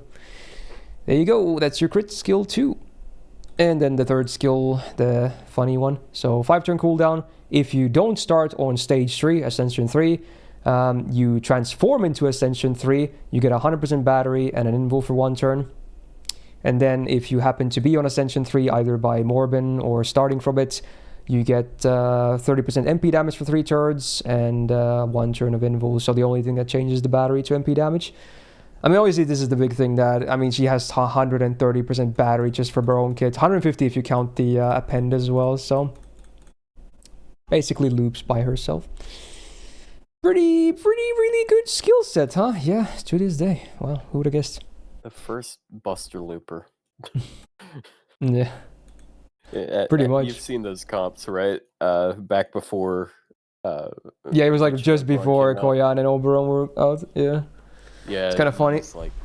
He's like double waiver and. Rhinus maybe. Because more damage probably, but yeah. Very cool. Anyway, passive 17.5% debuff for us is fine. And 9% arts up, pretty cool. She has 2 okay arts cards after all. Anti-Lancer on the append, well, I guess a lot of people go for that crazy copy, so even this will be semi-relevant. Sure. And then the MP, so we had 2 MPs. So, first of all, again, you have the non-third Ascension MP. It's a single target arts one, so does damage to enemy, gives them a minus, or that 1000 damage taken increase for 5 turns, which is basically reverse divinity, but, I guess everyone can benefit from this. It's not the greatest effect, though. Gets 10 stars on use, and then before damage she gets 20% MP gain on base overcharge for 3 turns, scaling all the way to 40s, so it refunds pretty okay too, especially if you get a nice Brave Chain. But then the beat balls, the big one, the AoE MP. AoE Buster. So before damage, she gets Invul Pierce for 1 turn. Does a 1k burn on all enemies for 5 turns after damage. And then also before damage, she gets 20% Buster for 3 turns on base overcharge, getting up to 60. That is a ridiculous ramp up as well. So yeah, that's the MP. There it is. I mean, it's Melusine. Are we going to talk much about Melusine, or are we just going to seal the deal right now? Well, as far as Buster AoE goes, she is the highest non-trait damage in the game for Buster. Yeah, Like, she's the so- generalist. Yeah, she's but she doesn't have a trait, so she does lose to traded servants like Cuckoo and Tonal Ego and whatnot. But as far as non-trait goes, she's at the top, which is really nice. Yeah. Wow, those are some numbers. You know what? We probably don't even need to talk about her too much. No, she's the top. Yeah. I don't even use her much, but I mean, I do realize she's stupid. So there you go. We'll just. Unfortunately, yeah. her summer form is disappointing, but her Lancer form is good. I wouldn't say. I think the summer one is good too, but we'll get to that. In many weeks. It's good, but it's not. Yeah. It's not the same level. It's okay, dude. Okay. In comparison to Lancer, it's not. Way to have expectations. Another universal AoE art servant. Yeah. Yay. Anyway, we'll just move on for now. I'm sure no one needs us explaining why she's that good. So next up, Sakamoto Lancer, AoE arts, DPS farmer, kinda can do both as well. I feel like the problem with Sakamoto is that there's a lot of competition, and also he was released not long after Melusine, so everyone's just focusing on Buster looping because it was new as well. But Sakamoto actually not that bad. Anyway, 10.7k attack is below average when it comes to 5-star Lancers, but not terrible, I suppose. Same deck, double Buster, double arts, there it is again. Gains on base are okay. The Quick Soul, at least, pretty cool. So they're not bad. Gains are fine too. First skill, 6-turn cooldown. Full party gets 20% arts for 3 turns, 30% crit damage for 3 turns, and overcharge by 1 step 1 time, 3 turns. That's pretty cool. His own overcharge is also fine for this too, but especially if you're running like Castoria on bosses, then that's just amazing, right? Or Tamamo, or hell, anyone. Honestly, all the supports kind of like OC, maybe minus Rhinus, but yeah, it's a pretty good skill. I kind of like it. Second skill, on a 6-turn cooldown, he gets 50% battery, 100% buff removal resistance for 3 whole turns, and also debuff immune for 3 whole turns. This is cool. I like this. It's very cool. Again, one of the counters to Art Servant is also buff removal, so being able to keep your buffs at least half the time is nice, and also debuff immune half the time. It's a good skill. Third skill, a 6-turn cooldown. This time he himself gets 30% arts and buster for 3 turns and 10 stars per turn for 3 turns. So that's the skill set. I think it's fine. I don't think it's not that bad, honestly. I think it's good. Is it as good as Melusine? No. I mean, no one is really. But it's good. It's a pretty good skill set. Kind of has a little bit of everything. Passives, 15.5% debuff res is alright. 12% quick up, sadly not that relevant for him, but his 1 quick card is fine, I guess. Then he has this unique passive, gives him 10% crit resistance and 10% crit damage. Both are nice to have. He's anti-alter ego, which is fine, because, knight classes are always a decent option against alter ego. While not doing amazing damage, they can at least get good defensive advantage, so they're a good option. Then the MP, so before damage, they get 50% defense up for 1 turn. So that turn, they're pretty damn tanky, which obviously mostly relevant for bosses, not so much for farming. And also before damage, 20% MP damage for 3 turns, scaling all the way up to 40. Actually, I remember it being 1 turn, so it was ramp up. Okay, that's very cool. That's a really good overcharge, and even better when you get the OC from themselves. That's why, in particular, his wave 3 damage spikes so high, because of Oberon, of course. Scaling really well with this. I think Sakamoto is good. I don't know why people hate on him. Like, what's the deal? Is it because he said he doesn't have a niche? Is that why? The reason why they hate on him is because they always look at his numbers with 50% Cs, and they see his damage is below the others because for you to do it consistently without Oberon, like you gotta use a 50% CE. Mm. Whereas actually, truth be told, he actually has better farming damage than most of them because he ramps his own NP damage buffs, and Yeah. it's just his refund is a bit lower. He's very similar to Ruler Moriarty in that. After his buff, yeah, he does the Spishtar thing. It's just people are so used to that Ocean Flyer entry on Jordan's sheet. But at least he still has a much better kit than Spishtar does. Oh yeah, 3 turns of buff removal resistance and debuff immune is that's just really good. Yeah. It's because he's more defensive and less offensive at first glance. Also, he is a little bit harder to loop than the alternatives. So I think it's those things around that time, and also around that time, people were big on just like frontline, no swapping, farming. These days, and he's not as good at that.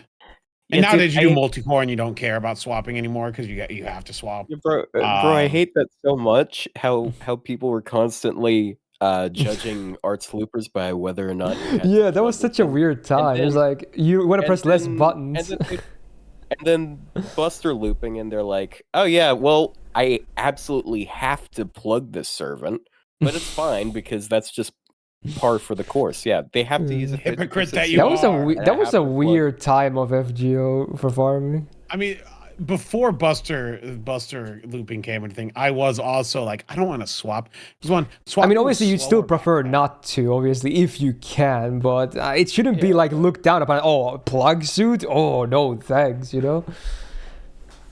It was also slower back then because remember there was no double tap to like. Oh yeah, that was a huge. That was why people didn't like it. You couldn't skip stuff. Bringing in a backline took longer. It was just it physically took longer, and so that's why a lot of people avoided it. It's literally like less than 5 seconds, but like I mean, if you do that 5 seconds over 5,000 runs. Yeah, exactly. Think of my lotto gains. But that only ends up mattering if you're like doing it perfect, like using it like if you're using a bot to try to do perfect inputs, then it matters. You're probably going to be doing something else and not just like perfectly inputting commands as soon as you can every single time. If you can do that for like 10 hours, that's pretty crazy. If you can't, then like I mean, dude, just automate overnight. You can't do the same thing like 24 hours. All right. I think he should be like an A tier for sure. Like, he's good. Yeah, he's got a pretty solid kit. There's an argument for that. I would agree. I'm happy with that. I think that's good. All right, 3 to go for the initial placements. The latest one for NA, but not for too much longer. Oh, open the same one. Here we go. There it is, Brito Bart. And this buff is new, right? Surely. Am I going crazy? I'm not going crazy, right? Her buff is new, at least. Yeah, her buff is new. Okay, good. So, AoE, quick DPS, Farber. Probably more so for DPS, but you can farm with her too. 11.8 kit attack is pretty high. Higher than on average when it comes to 5-star Lancers. She's got the standard Lancer deck of double Buster, double Quick. And her gains cards are not bad at all. They're good even, I would say. So that's nice. First skill on a 6-turn cooldown. She gets an invul for 2 hits, 3 turns. She gets 30% MP Jed for 3 turns and 30% crit resistance for 3 turns.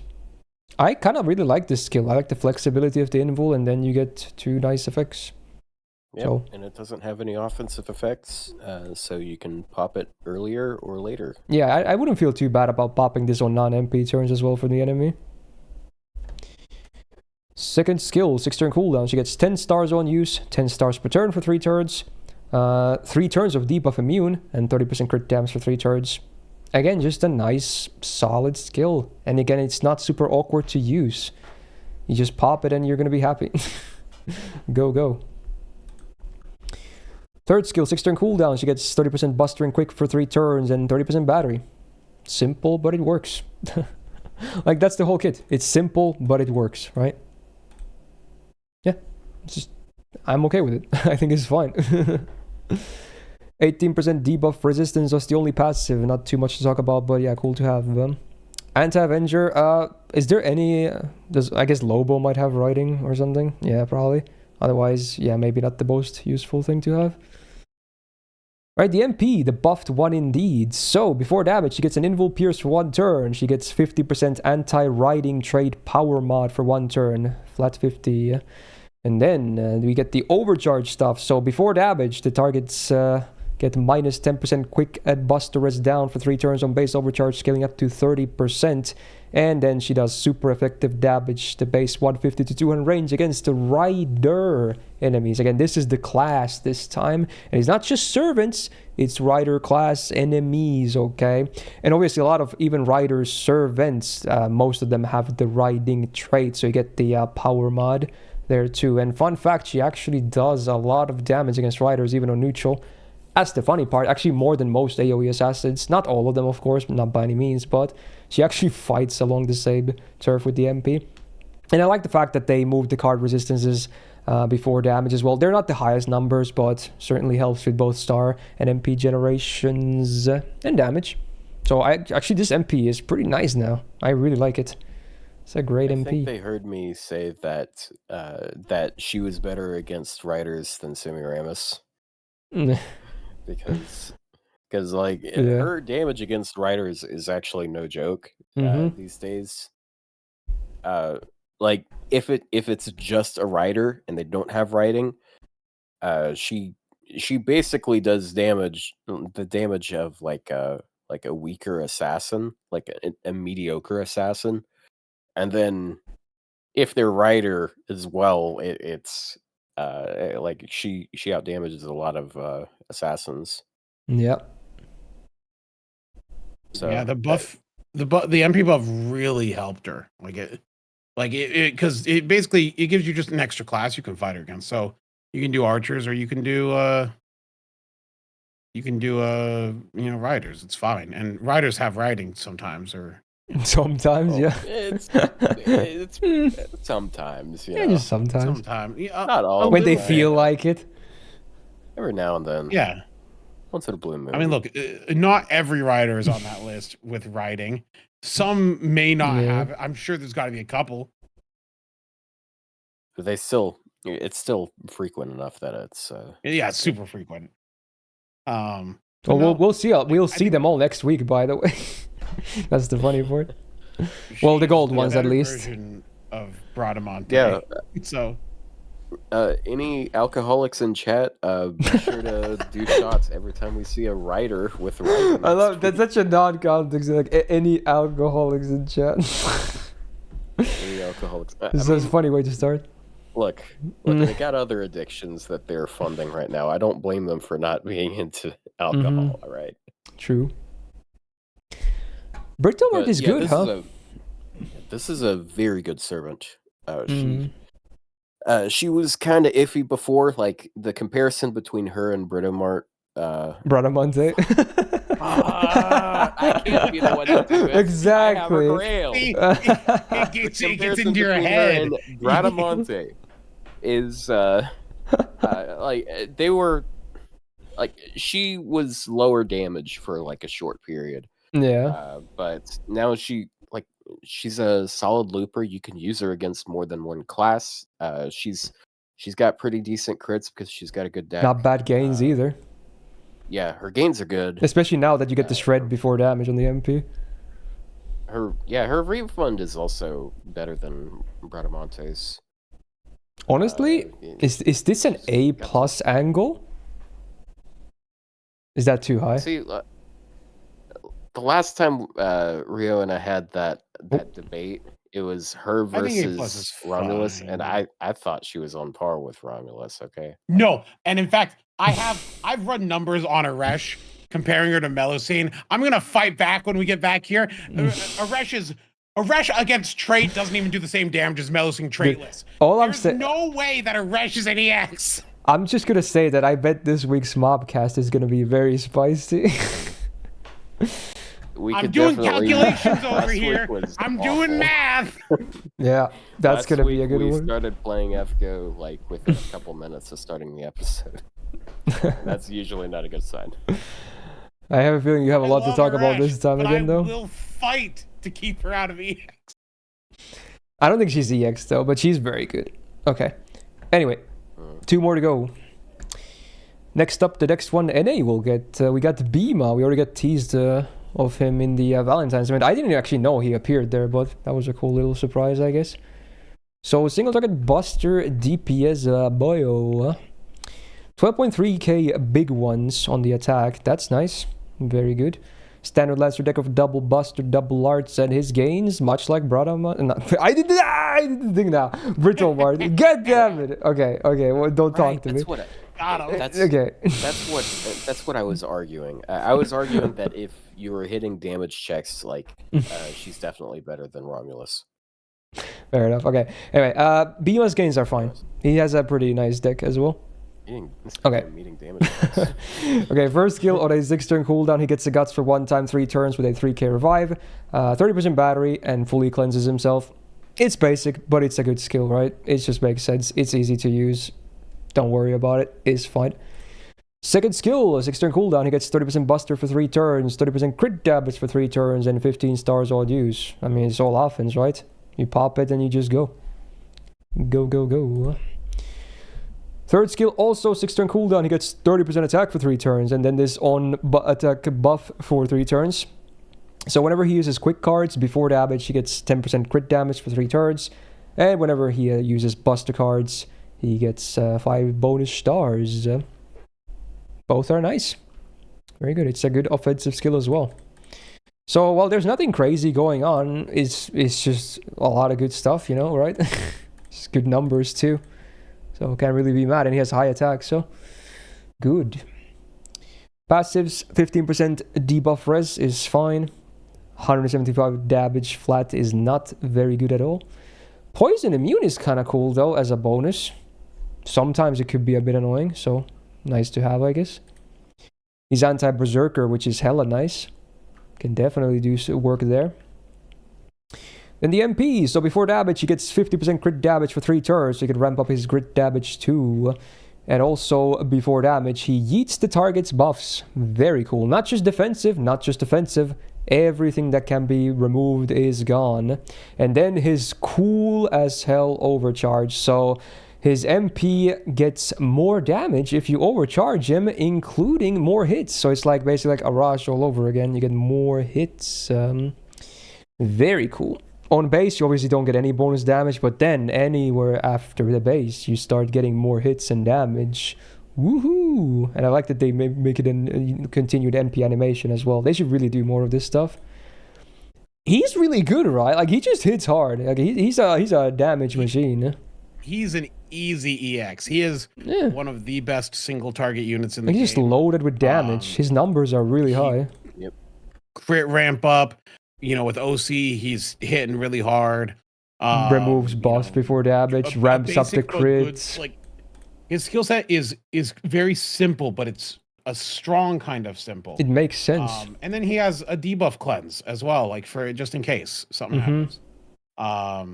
He's very good. He pulls off a lot of fun looking runs. And the buff strip helps as well. Like, there's just nothing wrong with this game. He has no like downside. he's probably the best generalist single target lancer in the game, because Shisho I would not maybe consider generalist because of she shining mostly against divine. Bima is the generalist. That's the number one, really. Yeah. Well, there's an argument for the next person as a generalist as well as lancer single target, but I think he is slightly stronger than her. I guess she can be considered generalist too, because true. Okay, so yeah, true. Both are up in the conversation, but Bima is very straightforward. He just goes. Beam of balls. Beam of ball.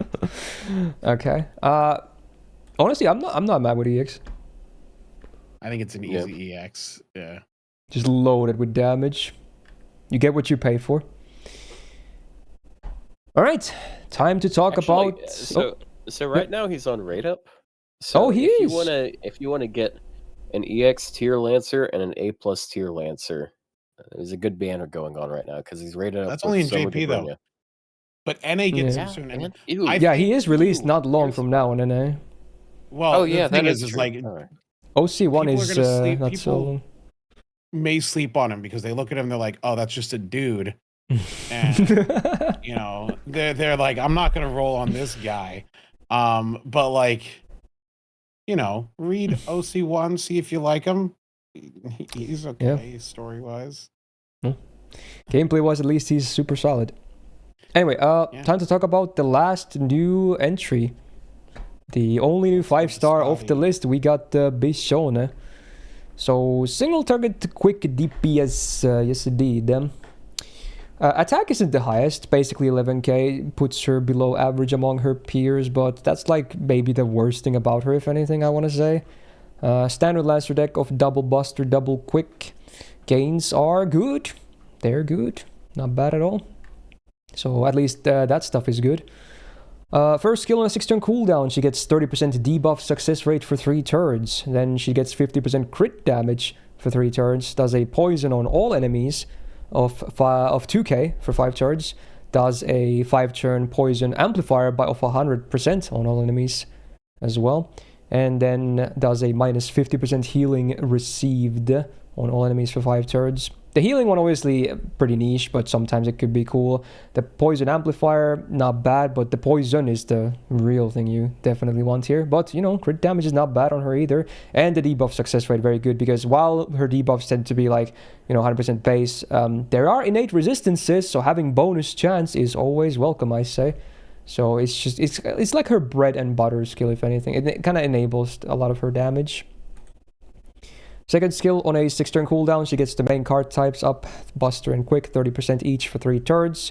Then she gets this on-attack debuff for 3 turns, so whenever she attacks with Quick cards before damage, inflicts a 500 poison for 5 turns on the enemy, and this includes the MP. It happens before damage, and it's very cool that it does, because it helps a lot.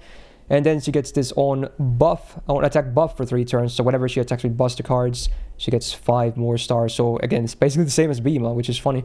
But also very much welcome. More stars is always good. This is another just bread and butter. It's just all of her damage just goes up. Not just the MP, but the face cards too. And then the third skill, 6-turn cooldown. She gets an invul for 2 hits, 3 turns, 30% battery, and 20% MP generation for 3 turns. Again, just easy to use. Very similar to the, I almost said Bradamante, but yeah, Brito March skill. Just a pretty good skill. Yeah, like overall. Okay, never mind. Oh, did you have something to add to this? It's whose skill is it? There's another servant that this is almost identical to their skill. Oh, Monty, is it? wait, oh, wait, no. It's what am I thinking of? It's actually kind of no. Well, maybe you'll remember later. I'll be thinking about it. Okay, but yeah, I really like this skill set. It has everything. It has a lot of damage, some utility, and survival. It's a good skill set. It's really good. Right, and even better when you see the MP, of course. Passives, 20% debuff rest, great. 8% star gen. I guess she's the only Lancer, at least of the gold ones. I don't think any low star has either. That's presence concealment, but hey, cool. She is quick based, and even the busters can generate subs, so that's nice to have. 6% crit damage, also great because she has crit stuff. 8% buster up, also nice with the double buster, and then 160 flat damage cut, also cool. So one of the better passive sets of all the Lancers we've seen today. So also great passives. Good. Anti-Lancer on the append. She applies her own niche, but even neutral, I'm not sure. You can probably do better than that against Lancers.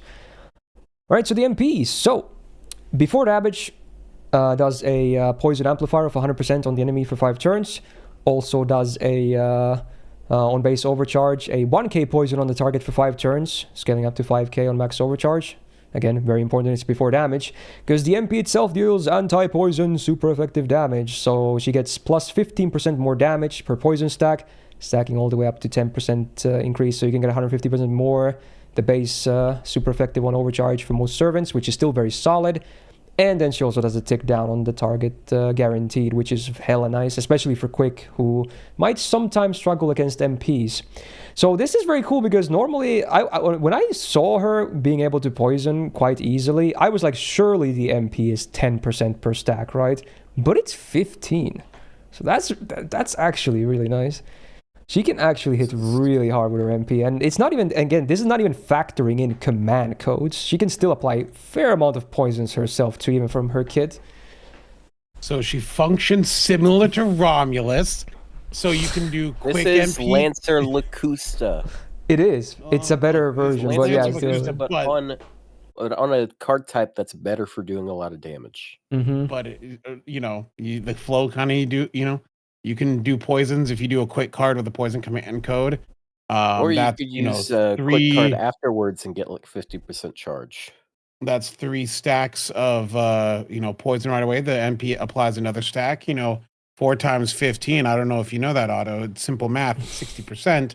That is already higher than the 150% damage from such and such effects. So it's already higher. So it's simple math here. And then your quick card afterwards can refund your NP. She's really strong. I don't have her. I think your MP looks ugly. This is a single target. Like you don't have to sell me on the damn. The single target does a lot of single target damage. Wow. That's a good thing. If we're talking about, I don't know. I thought you were going to complain about having to put poison stacks. Like the inconvenience of poison stacking. Well, all she has to do, she puts 2 on there with her NP. Then so she's just like, you can put it on. You can put a poison code on almost every card. I don't know if you can put them on all cards because we don't have very many poison codes, honestly. I don't think there's 5 yet, but I'm not sure. Yeah, but what if you're also a Locusta fan and you don't? Plus, she says there's 4 poison CCs, but that's already a lot. Oh, there's only 4. Oh, it's only 4. Well, so I think the only weakness she has is if you can't poison the enemy. Otherwise, she's really good. She's really good. Oh yeah, debuff immune enemies always are going to screw over these type of ones. The question is, that's the nature of Quick. Is she EX tier? I think there's a case to be made, honestly. I can't believe people didn't when I even in my first impression I said don't sleep on her. I immediately thought she was gonna be good. People seem to not really care. Maybe it's because the MP looks ugly, or they don't care about the design, or they care about the character. I don't know. The MP is ugly. No. She should be more in the spotlight. Very obvious. It's very obvious why people didn't care about this character. It's because of Omi.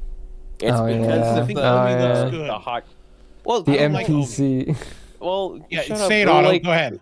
Yeah, go to a middle school then, bro. No, you can't say that. Go there and get arrested. Oh, this is getting real personal now. All right, frigate EX tier. All right, yeah, I'm okay with that. Anyway, that concludes the initial placements. Wow, Lancers are doing fairly okay, especially once we got to the 5 stars. We started to see better placements, but now we're going to take a little bit of time to consider maybe moving some stuff around, and then we'll just lock it in. So yeah, chat, you guys, anyone? Yeah. People in the comments, if you're upset that that Rio called Myst Snake ugly, then berate him in the comments.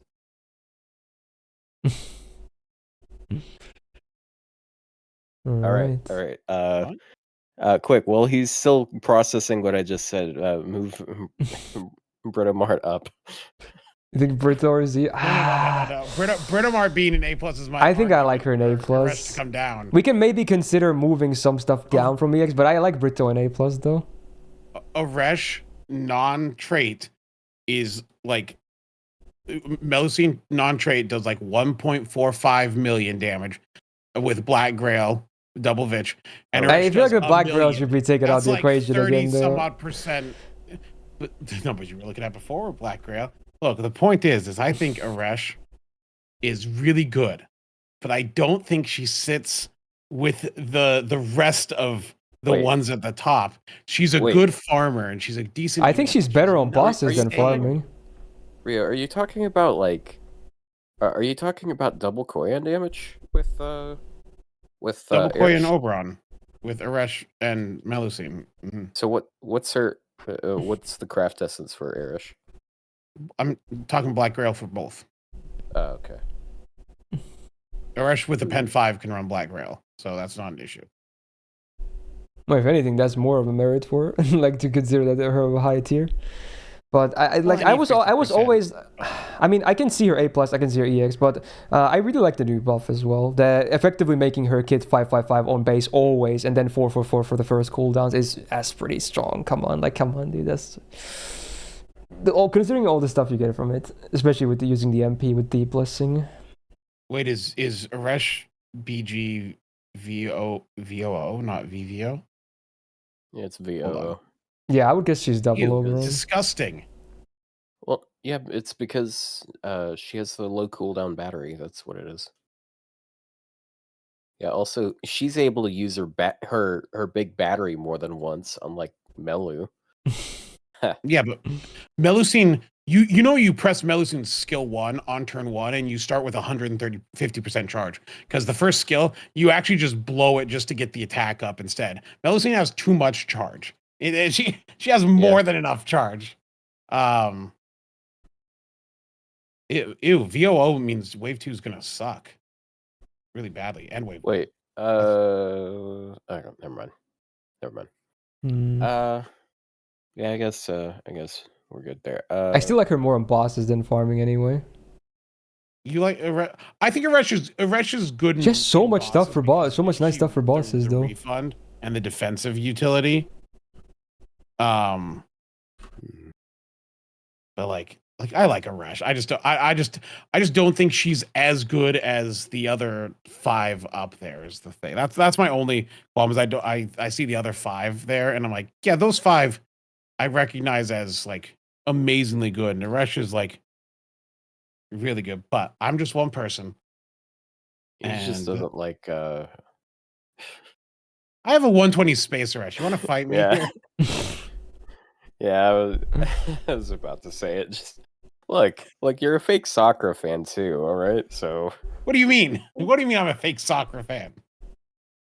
Yeah, because you hate the most. Okay. I could maybe like the Rio will not like this, but if I move Arash down to A+, I think Roma moves down too, and I think I'm okay with that. You know, if that's the threat, then as is. I think I'm okay with that, though. I'm on board with that. Yeah. Yeah, I think I think they have to be on the same tier. Yeah.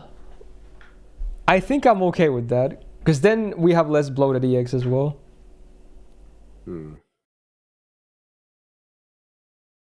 I think I might do that. Okay, is there any, before we do that, maybe, anyone else we should talk about? Maybe not even some of the toppest tiers. Is there anything else that might... It's been a whole tier below... Melt. I think Finn should go up. B? I think Finn should go up to B. I think I'm okay with that. I'm okay with this. I don't think he's that... I don't think he's a tier and a half below. Yeah, that's too much. Because Percival, Melt, and Finn are actually closer than you'd think, so I don't know. Yeah. But no, I don't think anyone needs to move out of EX. I think A+ being smaller. Boxer as good as if not better. Parvati? No. Parvati farms better, and I definitely prefer her on bosses as well. I don't know why people keep saying Valks are as good. I don't see it. Well, what it is Valks were better before we had the ability to use like no starting charge with Parvati. Like before people started using like double Scotty Oberon. They have evade and sure hit. They have one hit evade. Yeah, I just don't see how Valkyrie could like be. People formed their opinions on quick loopers 7 years ago, and they haven't changed them. Yeah. So that's part of the problem on some quick loopers. We're definitely going to be hearing about that next week with Kentucky. Oh gosh, Kentucky Rider! For heaven's sakes, stop glazing him. Someone's saying Liz to B+. Liz to B+. 2 people said it. I don't know. Like, I don't know. I mean, she's useful, but like, you don't use it that often, right? I think B is a good, for nice to have, but maybe not the most common use. I think it's like a good translation there. What tier do you consider like like to be like an average good but not exceptional but not bad like tier. Like, I mean, if someone says, B "What's a is good literally server?" above Yeah, average. B. I would consider C plus average. I'd say about B. Yeah, B is just Like, it's C they're plus at that B. point they're already, you know, usable and fine. Yeah, we just have to have the really low tiers in case they're really standout. Someone really bad. ones. Yeah. Like But Kinline if we're- you. Oh my god, he's still going. As we are only scoring golds, it's and not very many of them go that far down. Like if we had Binke, I'm sure he'd go down to E tier. Probably. Oh yeah. E plus. He at least has AoE buffed strip. Speaking of, Yeah, but you're never gonna get his MP though. Rio might deserve to go yeah, up. if he survives his taunt, then yeah.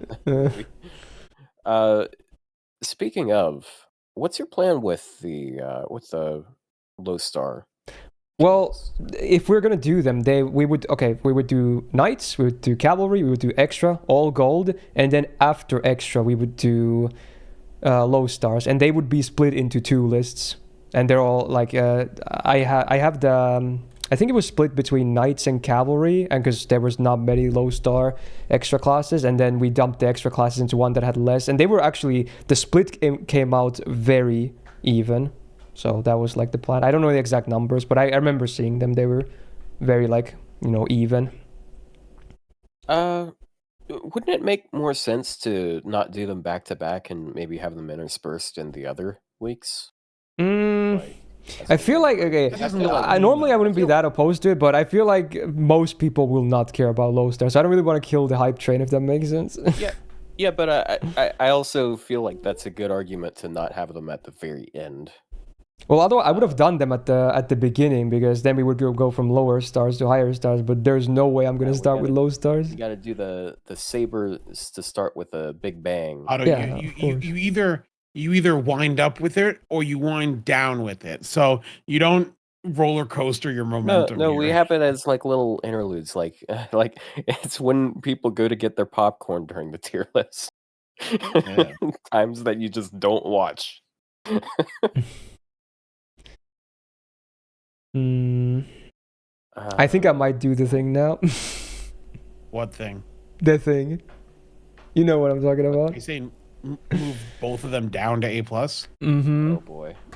I think I might do it. I don't think they should go down. I think I might do it. If you're Romulus is too good, and if you're tying Romulus to Aresh, then Aresh has to stay up there too. You know, I think it's fine that A+ is empty, rather empty. Well, actually, A+ isn't rather empty. A+ just has, 3 SSRs. There just weren't a lot of great 4 stars, so it looks empty. But when you think about it, there's look, Lancers have a lot of really good units like that are boss killers. That's just something they do for some reason, and so it's fine that they have more high tiers and less middle of the road 5 stars. It's such a hard choice. That's perfectly fine. This is such a hard choice. If you want to balance out A+, move Roma up to A+. I mean, that's not a terrible argument. Yeah. I think he could honestly be A+. And that'll make it look a little bit more balanced. Visually appealing. Just skip ahead 2 hours. That would be the longest segment of this we've ever had. Look, the good thing is, if we take another 2 hours, then I can show you a screenshot of my completely max appended Dobrynya, because she's like 30k bond away right now. Are you farming bond right now? I'm farming XP because I want a 120 my Riku, but that's part of it. Oh. Kagetora today. I don't think she's Vlad tier though. That's the thing. I don't feel like Kagetora does enough to justify Kagetora is good for a welfare, but she's not as good as. Yeah, if you have a new account, she's probably gonna be like A+. Where did we put Saber Hokusai? I don't remember. I think it was B+, I want to say, but that's just a guess. Because they're very similar. So I think she's like lower in damage, but she at least has like a more functional kit than Hokusai. So I feel like they're about. Yeah, I would place them in probably in the same tier. I don't remember though where we placed her. I don't think it was A though. You would say Hokusai in B, so we should move Calcatora down. Nah. I think it would be plus is fine.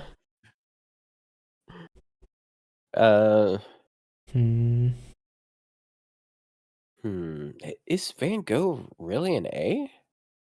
Like, should she go up or down? You mean? I don't know. I just don't feel like she does. I mean, really you gotta respect those crits, though. Face card DPS. Yeah, like her MP is not the greatest, but man, those crits are really legit for a 4-star. I haven't used her post buff, so like, yeah. I've used her a bit. I think she's. And she has a good deck for it too. She also has double buster, which is exactly. Yeah, and she has ghost synergy. Yeah, yes. Self synergy, yes. I think she's fine, eh? I might just log it in before I actually do the thing. Like the more I wait, the more the goals I'm doing the thing. So I might just log it in. Line you to D+. Then I'm gonna do the thing if that happens. Don't do the thing. Never mind. There you go. Stop threatening me. We found a way to make Rio shut up, but we found it. You hear that, guys? If we move Kinlong Yu down, we have to move Romulus down. These two are interlinked. Sure, they are separated by like 5 tiers, but yep, they're still connected. All right, I'm gonna lock it in. I'm locking it in. I'm not gonna think about this. I'm sure there's gonna be many comments about some of the placements, of course, but that's just how it is. No matter what you do, there's always gonna be comments. So forget it. I'm locking it in. That's it. My hands are in the air. Done. So that is your Lancer tier list of 2025. Again, I always say that for me, if you want to move a certain servant up a plus or down a minus, you don't even have to argue with me, to be honest. I always give like that much margin. Sure, go for it. So everything else you might have to convince me, really. Otherwise, but yeah, if you want to move Eresh down to A+, go for it. If you want to move Britomar to EX, I guess, yeah, go for it. So that's how I always see it. Anyway, there it is. There's the Lancer tier list. How long was this? Oh, wow, this was definitely way over 5 hours as well. Well, honestly, I expected it. Should be around the same as the Archer one. About an hour more. Not that bad. Yeah. But honestly, it goes really fast. And I'm surprised my voice actually managed to last this well, too. My voice is doing way better than last year. I don't know what I did last year. But yeah, it's a good sign, if anything. But yeah, we're going to conclude next. So if you are watching this later on YouTube, also whoever watched this live right now on stream, shout out to you for being here, poggers. But if you're watching on YouTube, do like this video and subscribe not to miss out on future videos, because we are still cranking on with these tier lists and whatever else they might put out for content. Next week we have Chaldea Boys at least, probably on both servers, so that's a lot of stuff. Also, big shout out to my awesome co-hosts of Rio and Otto. Their channels are linked in the description, so definitely give them some subs, especially if you want to see gameplay stuff. And Otto has his big Smobcast as well every Sunday. Yeah. Definitely catch them live if you can. Tune in tomorrow as we argue we just continue that argument we had earlier. Yeah, I'm sure they will continue on from a lot of this stuff here. So if you want more of that, because I know a lot of you guys enjoy this, yeah. And if you can't make it, he will upload them onto his YouTube channel. So whichever you prefer. Yeah, I'll probably be on my side. Don't worry. Yeah. We're gonna get I don't know. He's usually sort of like between the two of us. Well, there you go. Scandalous. Also, hey, a big shout out to my patrons on the screen right now, and Suit for being a big YouTube tier member supporter. And with that, we'll be back probably next week again for some Rider action. So yeah, have a good one. I think this will come out on Sunday, so hopefully weekend was good. And see you in the next video. You guys have buys as well, because yeah, this is a bye from me. Nothing?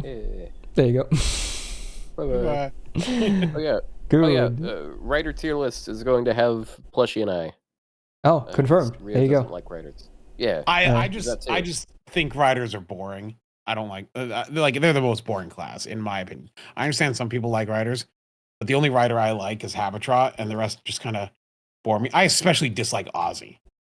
Everyone loves Ozzy. I hate him. I don't like him. All right, there you heard it. So yeah, tune in tomorrow. That's a hot take. Not That's a tomorrow, hot next take, week. but As I don't usual, like him. he just does not like men. No, He might be onto something, just, honestly. Oh wait, hold on, Rio. Are you saying that you do like men?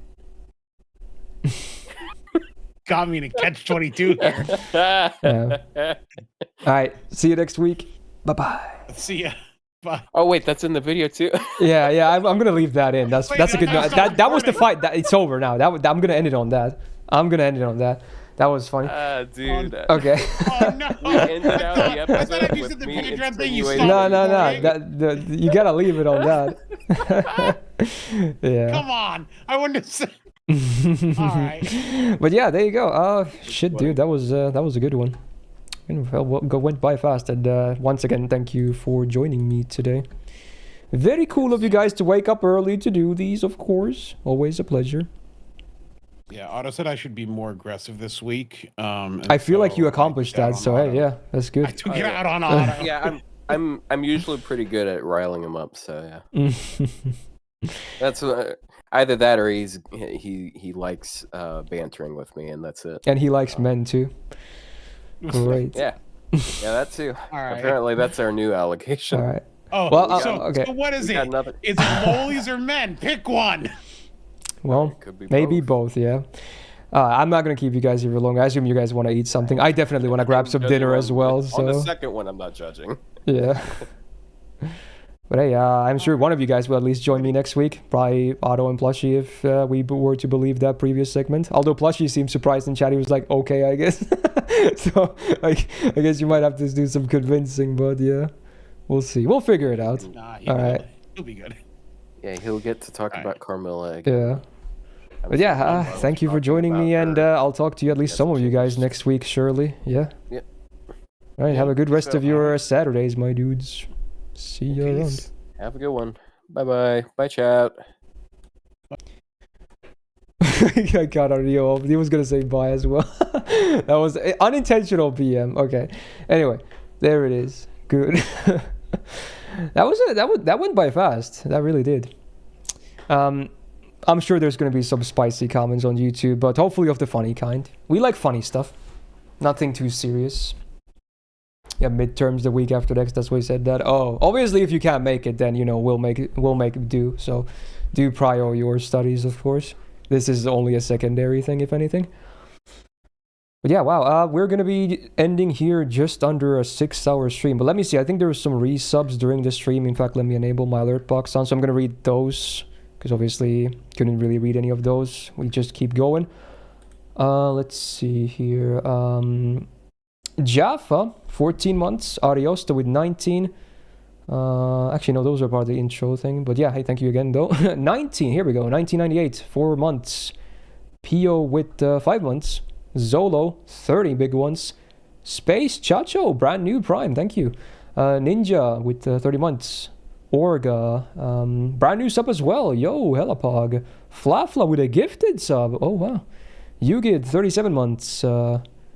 Skate Bezo, is that your new name? Thank you for the brand new Prime as well. Cube with full year, 12 months, thank you. Avalon with 22, awesome.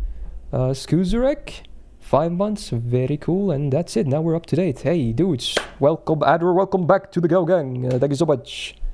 Thank you for continued support. It really means a lot, and it helps a lot too. It's the only reason I can do this to begin with.